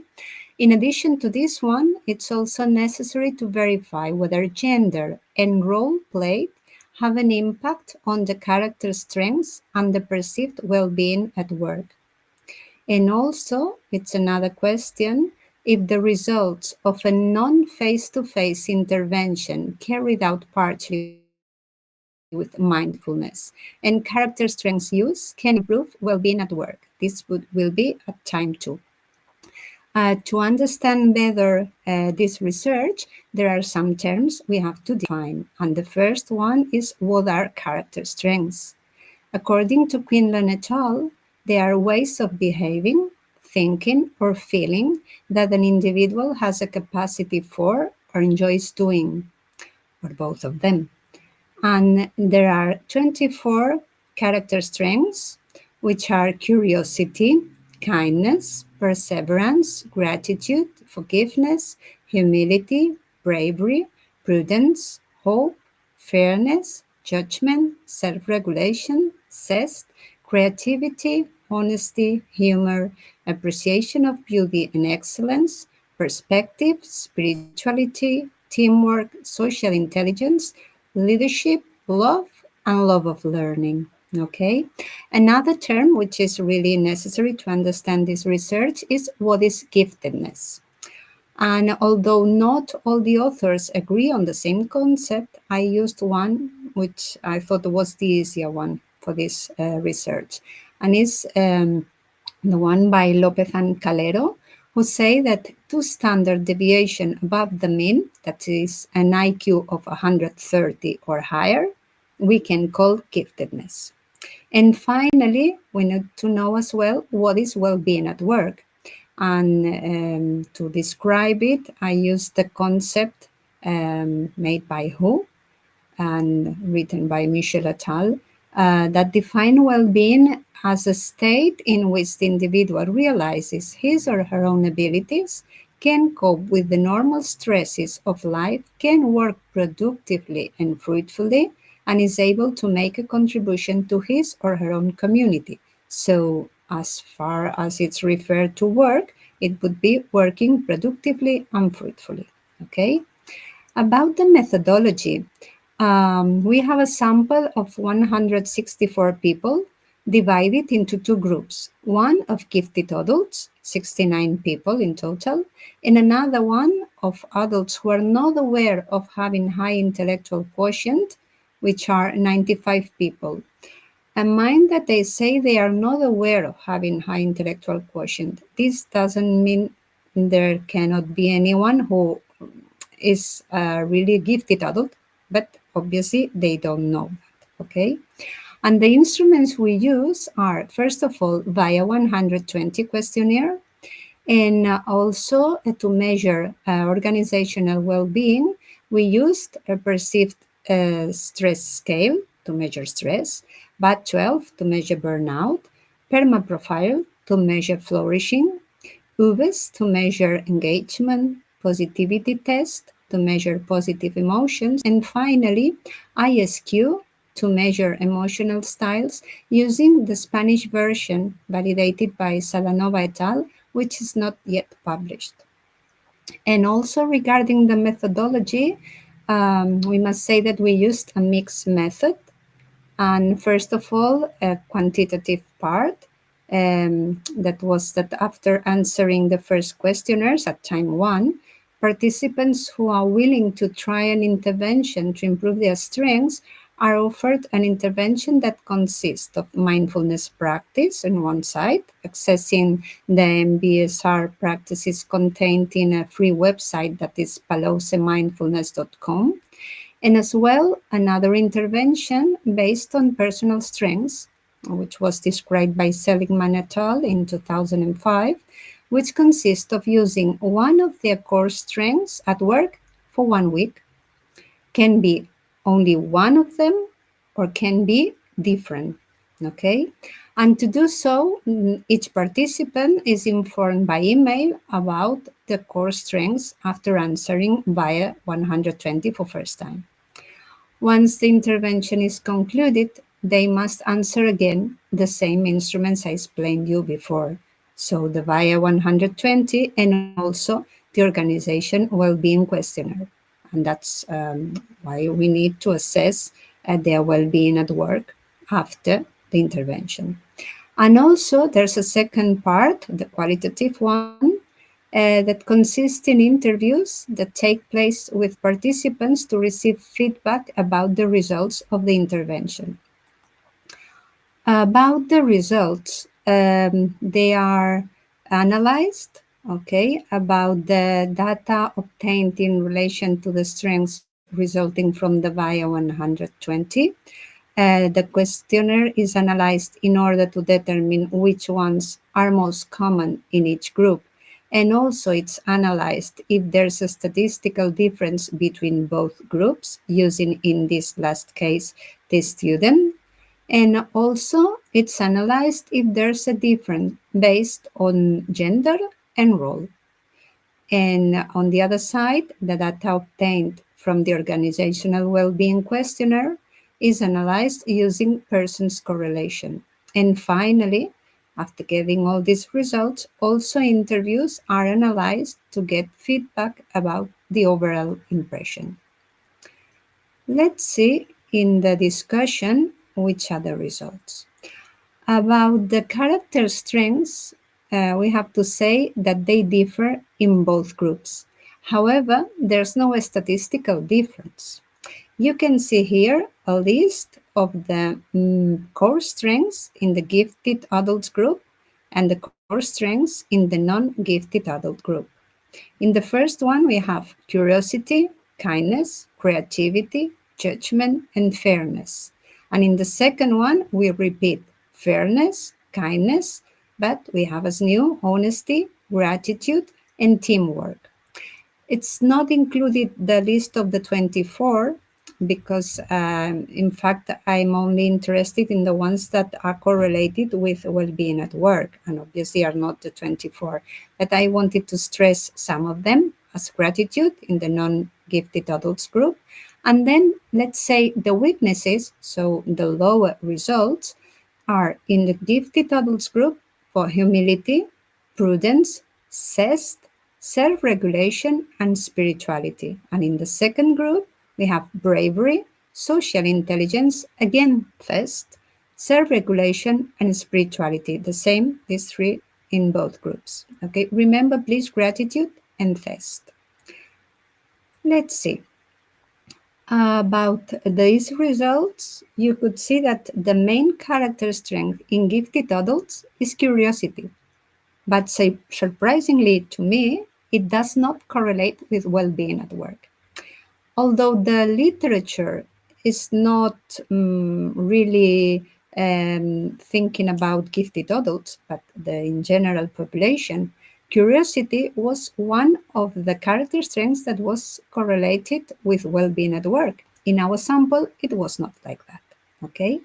The other character strengths which influence well-being at work in gifted adults are hope, zest, and gratitude mainly, but also non-statistically significant for these last ones are love, passion in case of work, bravery, and perseverance. And in the second group, we have as character strength that correlate with well-being at work also the three first I mentioned before, hope, zest, and gratitude.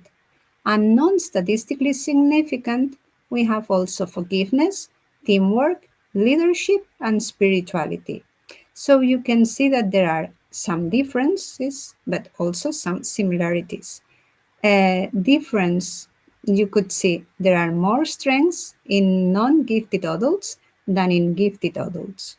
This is one of the main differences. And then similarities, we have the three first, exactly the same in both, hope, zest, and gratitude. Remember now that gratitude in the non-gifted group was one of the core strengths, but not in the gifted adults group.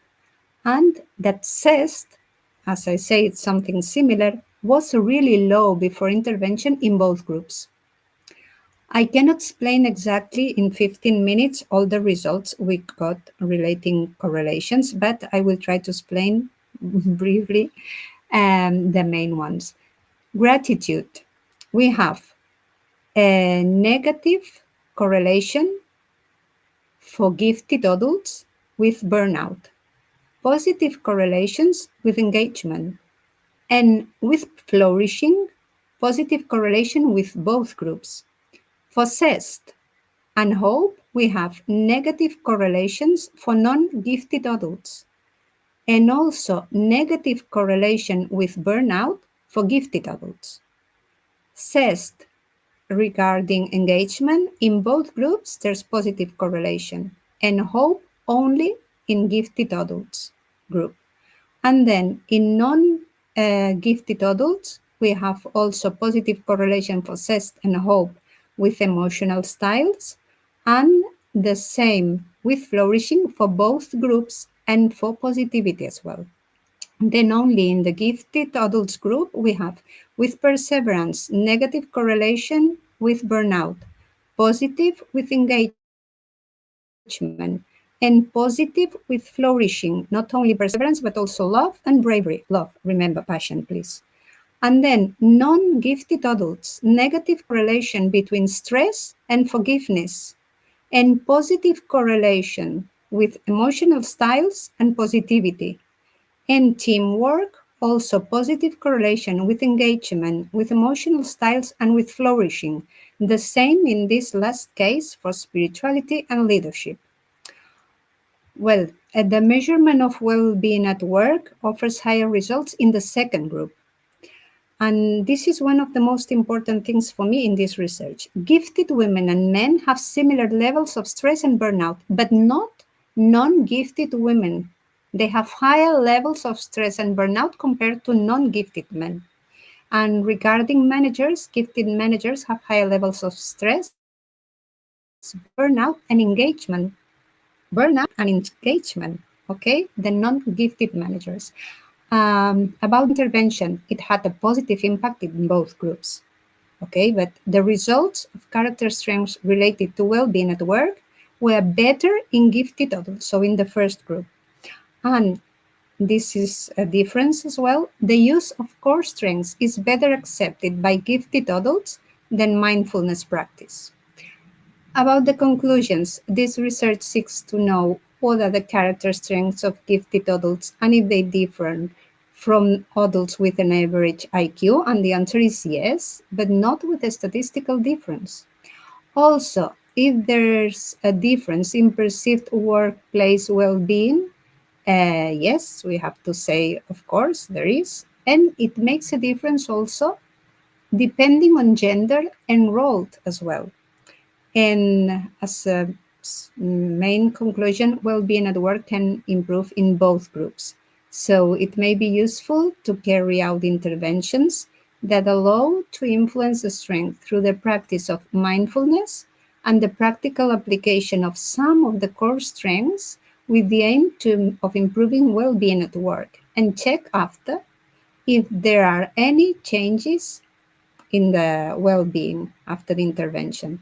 This is a question that regarding gifted adults, had not yet been dealt with in the literature, and it's relevant because individual differences, in addition to organizational factors, influence well-being, and especially at the moment that day policies are being implemented in companies, this is something to pay attention.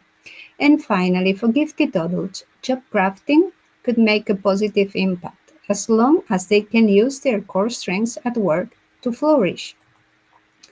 This is some of the reference I mentioned in the slides. And well, if you have any question, I will be happy to answer. And thank you for your attention. That was all for now. Mind that in 15 minutes I cannot do more. I would have liked to explain also about age, if there were any difference, but our sample was mostly people over 30, so there had no sense to do that study. So thank you. Thank you so much, Francisca. So we are now waiting for questions from our audience.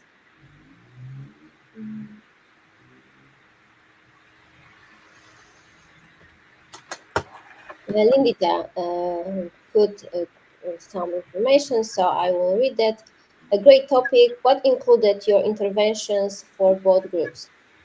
Well, in the first group, there were men and female, managers and employees, that answered to the question, if you are aware of being gifted, answering yes, okay? We didn't ask the participants to take an IQ test because it was too expensive and too much work and really difficult to do because people were all in Spain but not in the same place, so it was really difficult to do. So we asked that question and people who answered yes, most of them I knew from some association, Gifted Adults Association. And the second group were people who answered no. I don't know if I'm gifted or not. Okay, and they were, again, both men, women, managers, and employees. And as I explained, I would have liked to separate by age, but the sample didn't allow to do that. Thank you so much for your answer. I don't see any other questions, so thank you so much once again. You're welcome. Of course, stay with us, please, because I think there are a lot of things before, so please enjoy and stay with us. Thank you. Bye-bye. Thank you so much. So now I would like to invite our last participant from this 15-minute session, Lindita. Hello, sorry. Hello, Lindita. I don't. Hello. Hello. I can see you. I can see you, so everything is fine. Okay. So I will try to upload your presentation. So please just give me a second. Yes.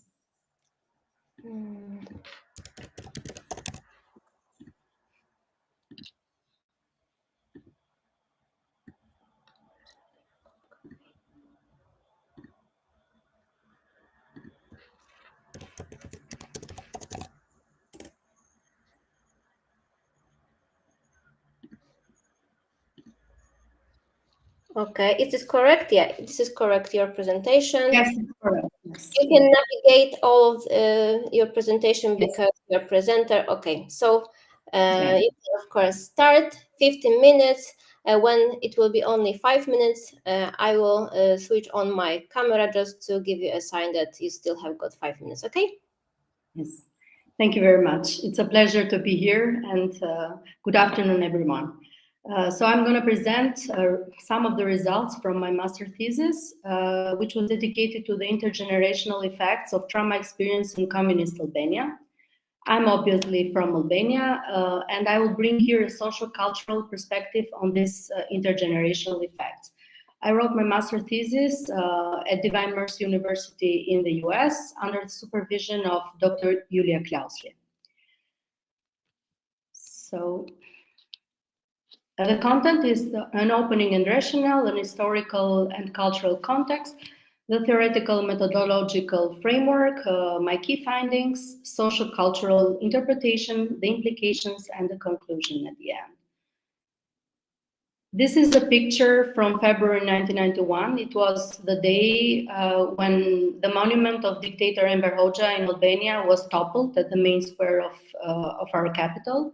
It was a very important day, and it is now considered officially the Day of the Victims of Communism in Albania.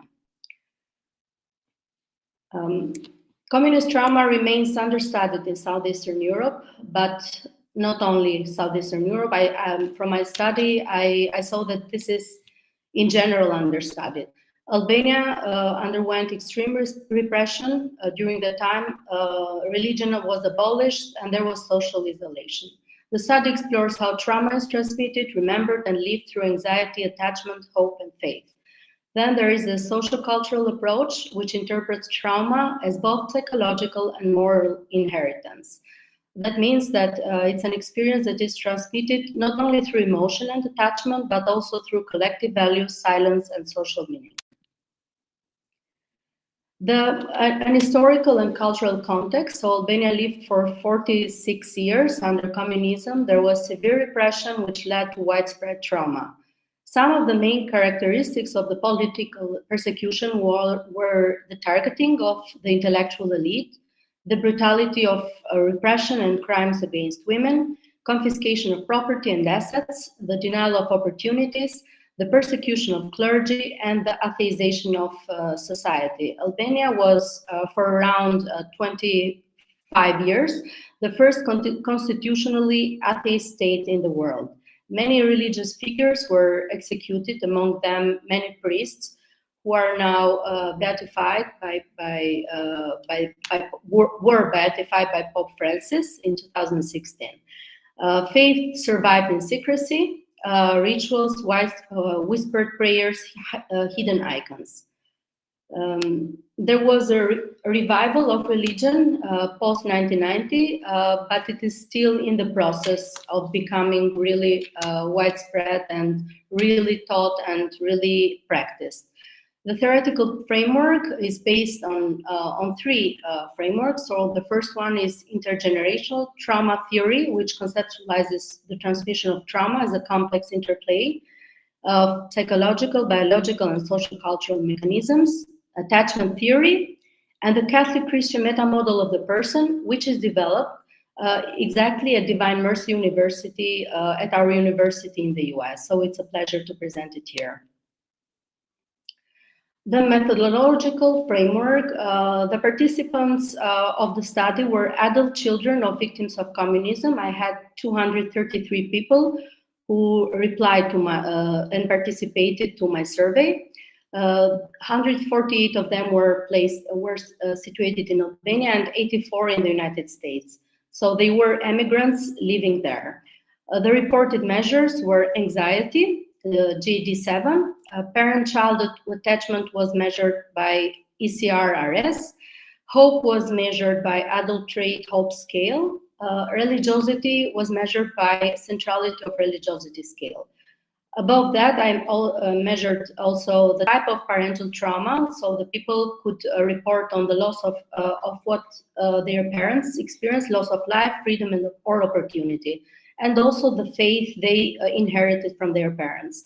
The procedures were, so the survey was administered via Google Forms, distributed online, convenience and snowball sampling, and there was partially offline interviews.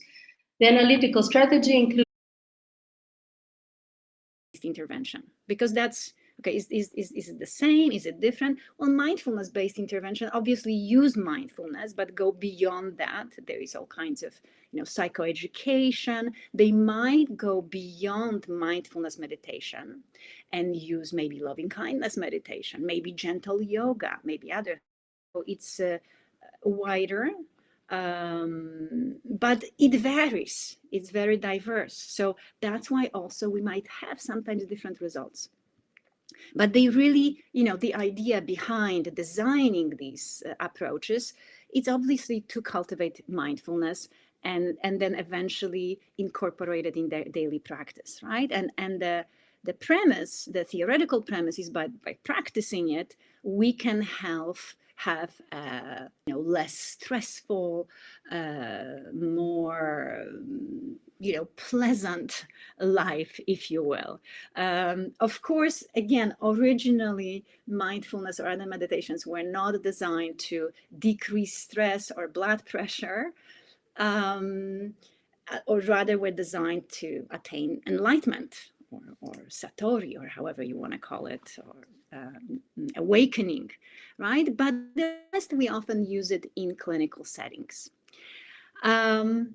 So yes, so I put actually here on the slides that, it promotes reflexivity, thoughtfulness and other things. But how about flourishing? And before I go there, I just wanted to show you, a few things that we know that are relatively well established, okay? It's true that early studies were often, lacked proper control groups. There was small number of participants, all sorts of confounding variables. So it was difficult to draw really, strong conclusions. But we do see right now, and we have enough data, hundreds and hundreds of studies showing that indeed depression, anxiety, stress, insomnia can be alleviated. I have other things, addiction, pain, different addictions, hypertension, weight control, etc. And then I posted also a few recent meta-analyses. For example, schizophrenia spectrum disorder. I remember 20 years ago when I was mentioning it, I was working at the psychiatric institution at the time, a psychiatric hospital. People thought that I was crazy, even proposing any form of meditation for psychotic patients, right? I mean, and I wasn't proposing it, by the way, for people in florid, active psychotic states, but more in a relatively stable and, people who are not affected very seriously. But that's a different story. But now we see, indeed, it just has to be done very skillfully. Autism spectrum disorder, ADHD, binge eating, chronic pain. This is just a few, right? And so now we see it's not curing things, but it definitely brings a better quality of life, alleviation of certain symptoms. Okay, but again, how about flourishing? The way we defined it. And I gotta say, there's only, to my knowledge, a few sort of cross-sectional studies or studies that, look at that association that I mentioned between mindfulness, often state or dispositional mindfulness, and flourishing. And yes, they find association, and in different types of analyses, they propose that dispositional mindfulness predicts flourishing. But it's not hugely, the relationship is there. It's not super strong. And there is very little showing that the intervention would enhance flourishing, except a few things. And so there is one, for example, that was published. It was a pilot study published in 2019, where people designed mindfulness-based flourishing program. Okay, so they're really targeting it. I haven't seen anything since then, so I'm not sure. And I was excited to see also a poster here by Radoń and Różycka-Tran. It's in poster session 1. I could see it because it's e-poster, so I could see it and read it. And they measured a variety of things, but the researchers looked at I believe it was 4-day, but really intensive program that included mindfulness, some psychoeducation, other things I think for therapists or other people working with those who struggle with drug addiction. So I don't know if caregivers, or I think it was mostly therapists. And then proposing this program, it's a hard work. And among other things, they had a scale for flourishing, and actually that improved. So, something is there, but we don't see that much. And so why? Why don't we see more? And this is why I want to bring the historical roots for a moment, and very briefly, because there's different types of Buddhism. There is all kinds of concepts and lists. By the way, Buddhists love lists, so there are lists everywhere. Lists 4 of this, 8 of this, 48 of something else. It's fun. But if I had to distill the Buddhist teaching to 3 things, and that would be present in all, because like I said, and some of we have Theravada, Vajrayana, Mahayana, Buddhism, but I would say those 3 elements are going to be present in all of them. And that's Shila, Samadhi, and Panya. Ethical conduct, mind training, and here mindfulness will be part of that mind training, and wisdom. And wisdom is something that you develop from these 2, but you also practice. And you do it, and I go for a moment to the next slide, you do it through, there is something called the Eightfold or Noble Eightfold Path. And there are these 8 elements. And, I'm not going to go through all of them. I wanted to bring your attention, the first 2, that's really the wisdom, right view, thoughts, attitude. Then we go more to ethical, moral conduct, which the 4th includes actually something called 5 precepts. It's a little bit like 10 commandments, don't kill, don't steal, don't lie, don't engage in sexually inappropriate activity, don't be intoxicated. It's 5, except that it's not a sin when you do it. The idea is it's not a sin. It's just if you engage in those activities, you're decreasing your chances of attaining nirvana or enlightenment, or you're basically doing something, you're hurting yourself, and you're not gonna be able to, attain whatever it is that you want to attain. And another thing I wanted to point out too, so mindfulness is really one of those 8 elements, right? Samasati. So again, the context is, there is mindfulness, it's very important, and mind training is very important, but there is other things going on. And then additional elements, and there is of course many others, but that you see emphasized, especially in Mahayana Buddhism, but they present in other types, is metta, karuna, mudita, and upekkha, and that's loving kindness, compassion and forgiveness. Often the 2 are sort of given, appreciative joy, and equanimity. And so, just to be fair, not all, but some mindfulness-based interventions do include loving kindness meditation. where you send wishes of well-being and goodness to others and to yourself. Include compassion towards others and towards yourself, self-compassion.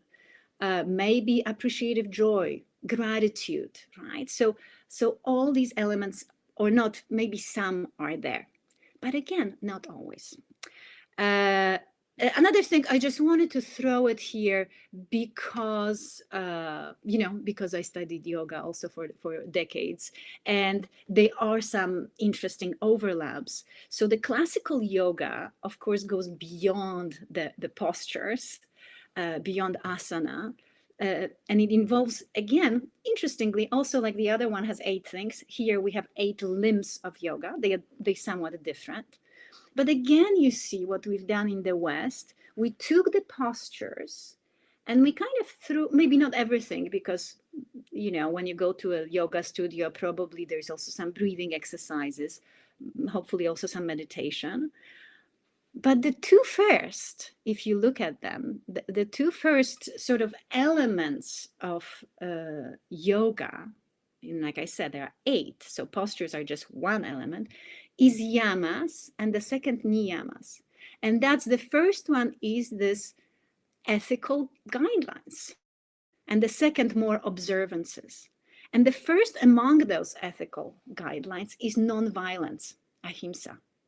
And that really, so it all stands on this non-violence. So again, the idea would be here, you can do your postures, forever, and yes, you will be more flexible and more fit, and there's all kinds of benefits, physiological, psychological. But if you're interested in this last one, samadhi, you probably don't want to perpetuate violence, right? So just mentioning that, because maybe, and this is what I'm sort of proposing here. I think there are many, first of all, I'm extremely excited, and I'm a big proponent of using all kinds of mindfulness meditation, mindfulness-based approaches, etc. I think they can sometimes alone have incredibly profound and insightful effect for people who practice. But I would say that also it might not be enough.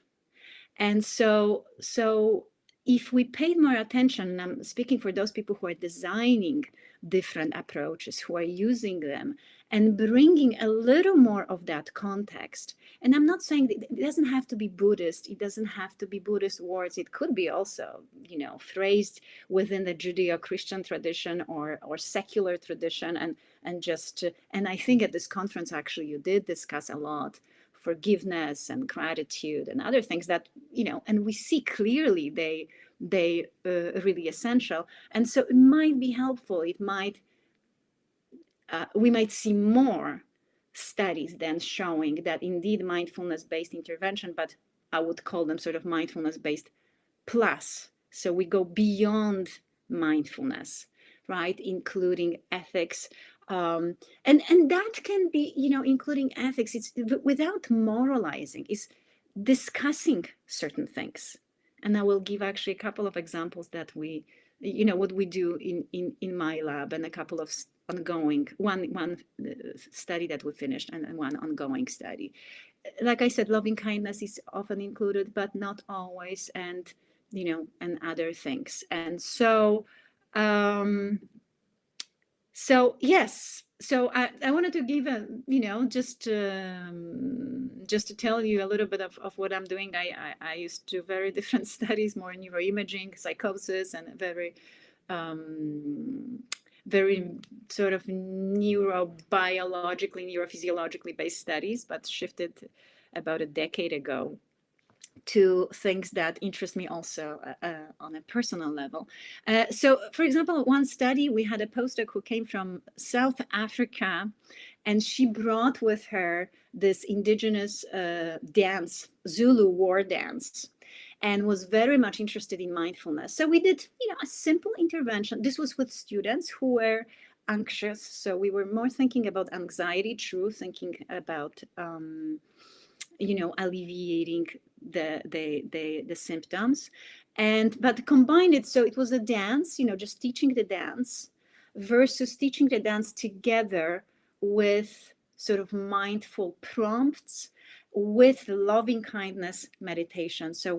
And self-compassion.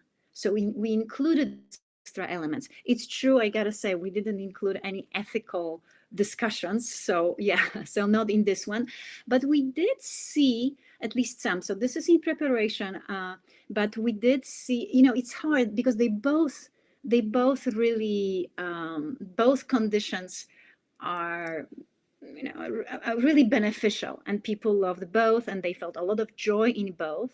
But in terms of, now I have my notes here, some results. In terms of gratitude, hope, also, there was more expressed in the loving kindness condition, right, than in the other one. So there were some subtle differences. I would say subtle differences. Perhaps we didn't measure flourishing.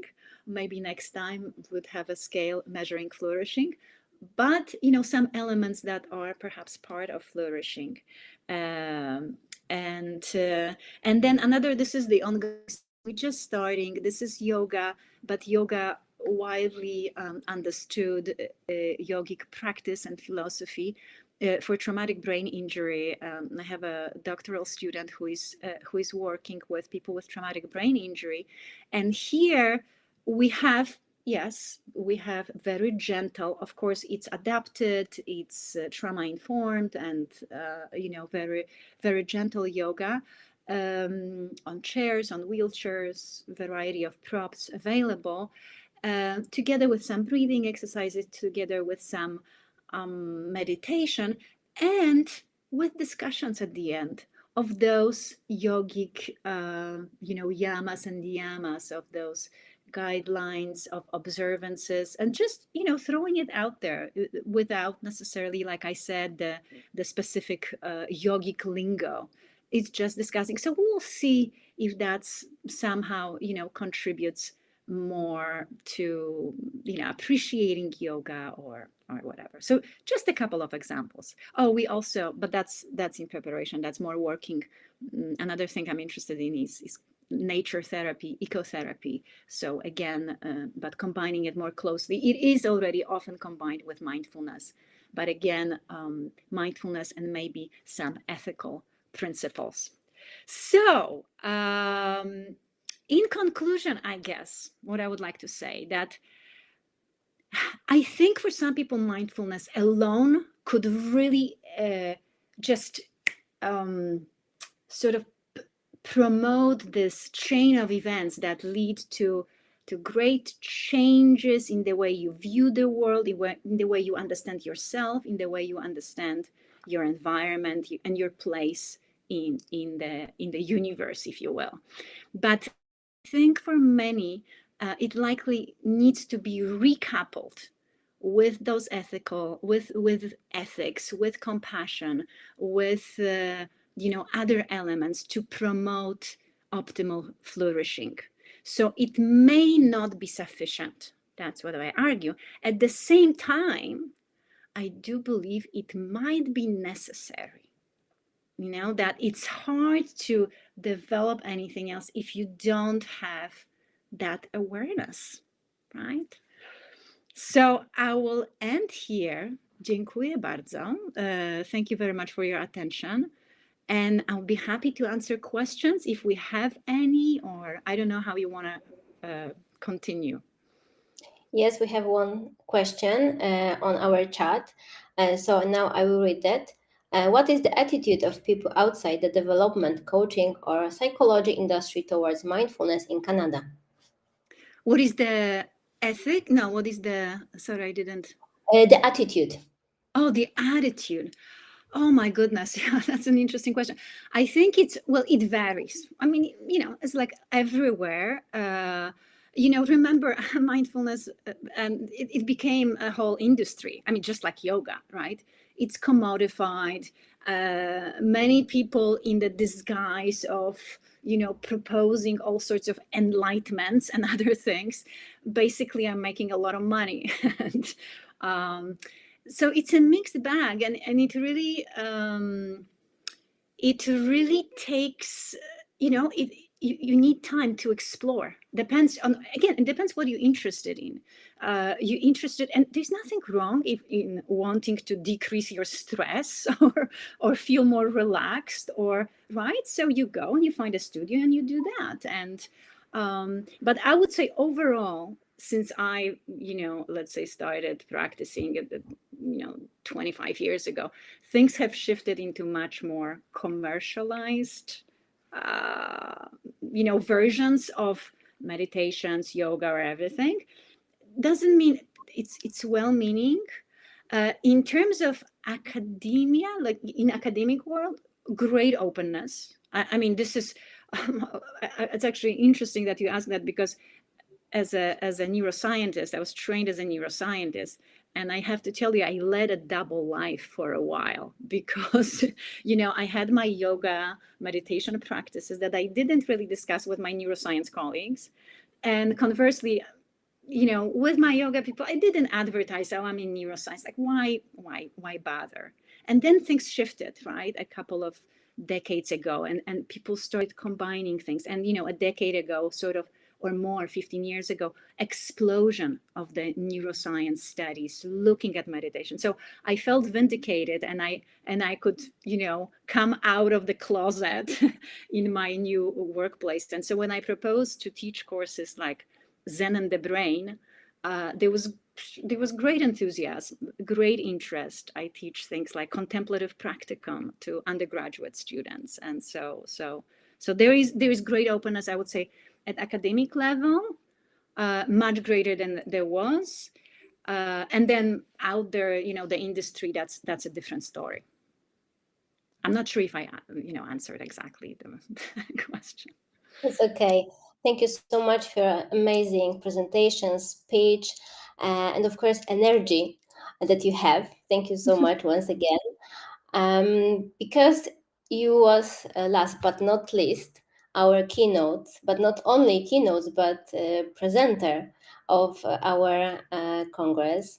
I would like also to close our I hope, great Congress with some words. So I would like to sum up every 3 days, because on this our 3 days there was such a lot great speakers, presentations, discussion, not only during the sessions but also sometimes on some breaks, coffee breaks, lunch breaks. I'm, you know, a little bit sad because online session don't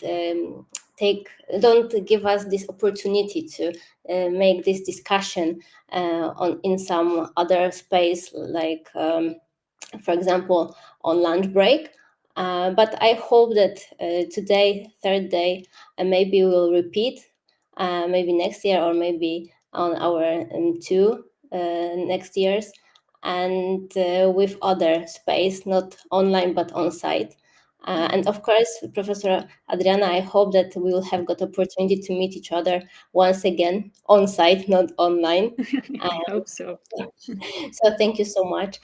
So dear participants, dear our presenters, all of participants who watched us or take a part of our Congress on site, I would like to thank all participants, speakers, the organizers, of course, for your dedications, openers, and the heart of you brought to this event.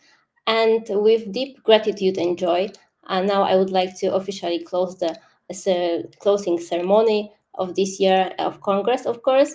And I hope that we will see once again online, of course, or maybe on site, in person next time. And I'm so happy that today, 3rd day, and your presentation, Professor Adriana, was about flourishing, about mindfulness, because today we have got World Day of Mental Health.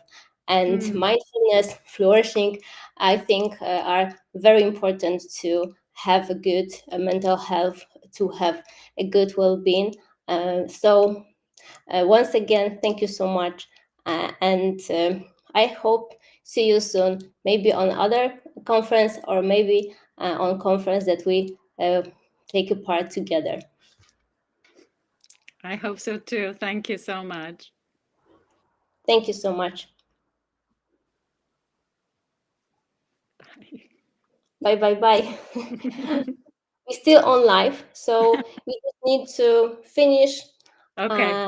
And okay, I will be off then. Thanks. Yeah. So thank you so much once again, and I hope see you soon on some other maybe space.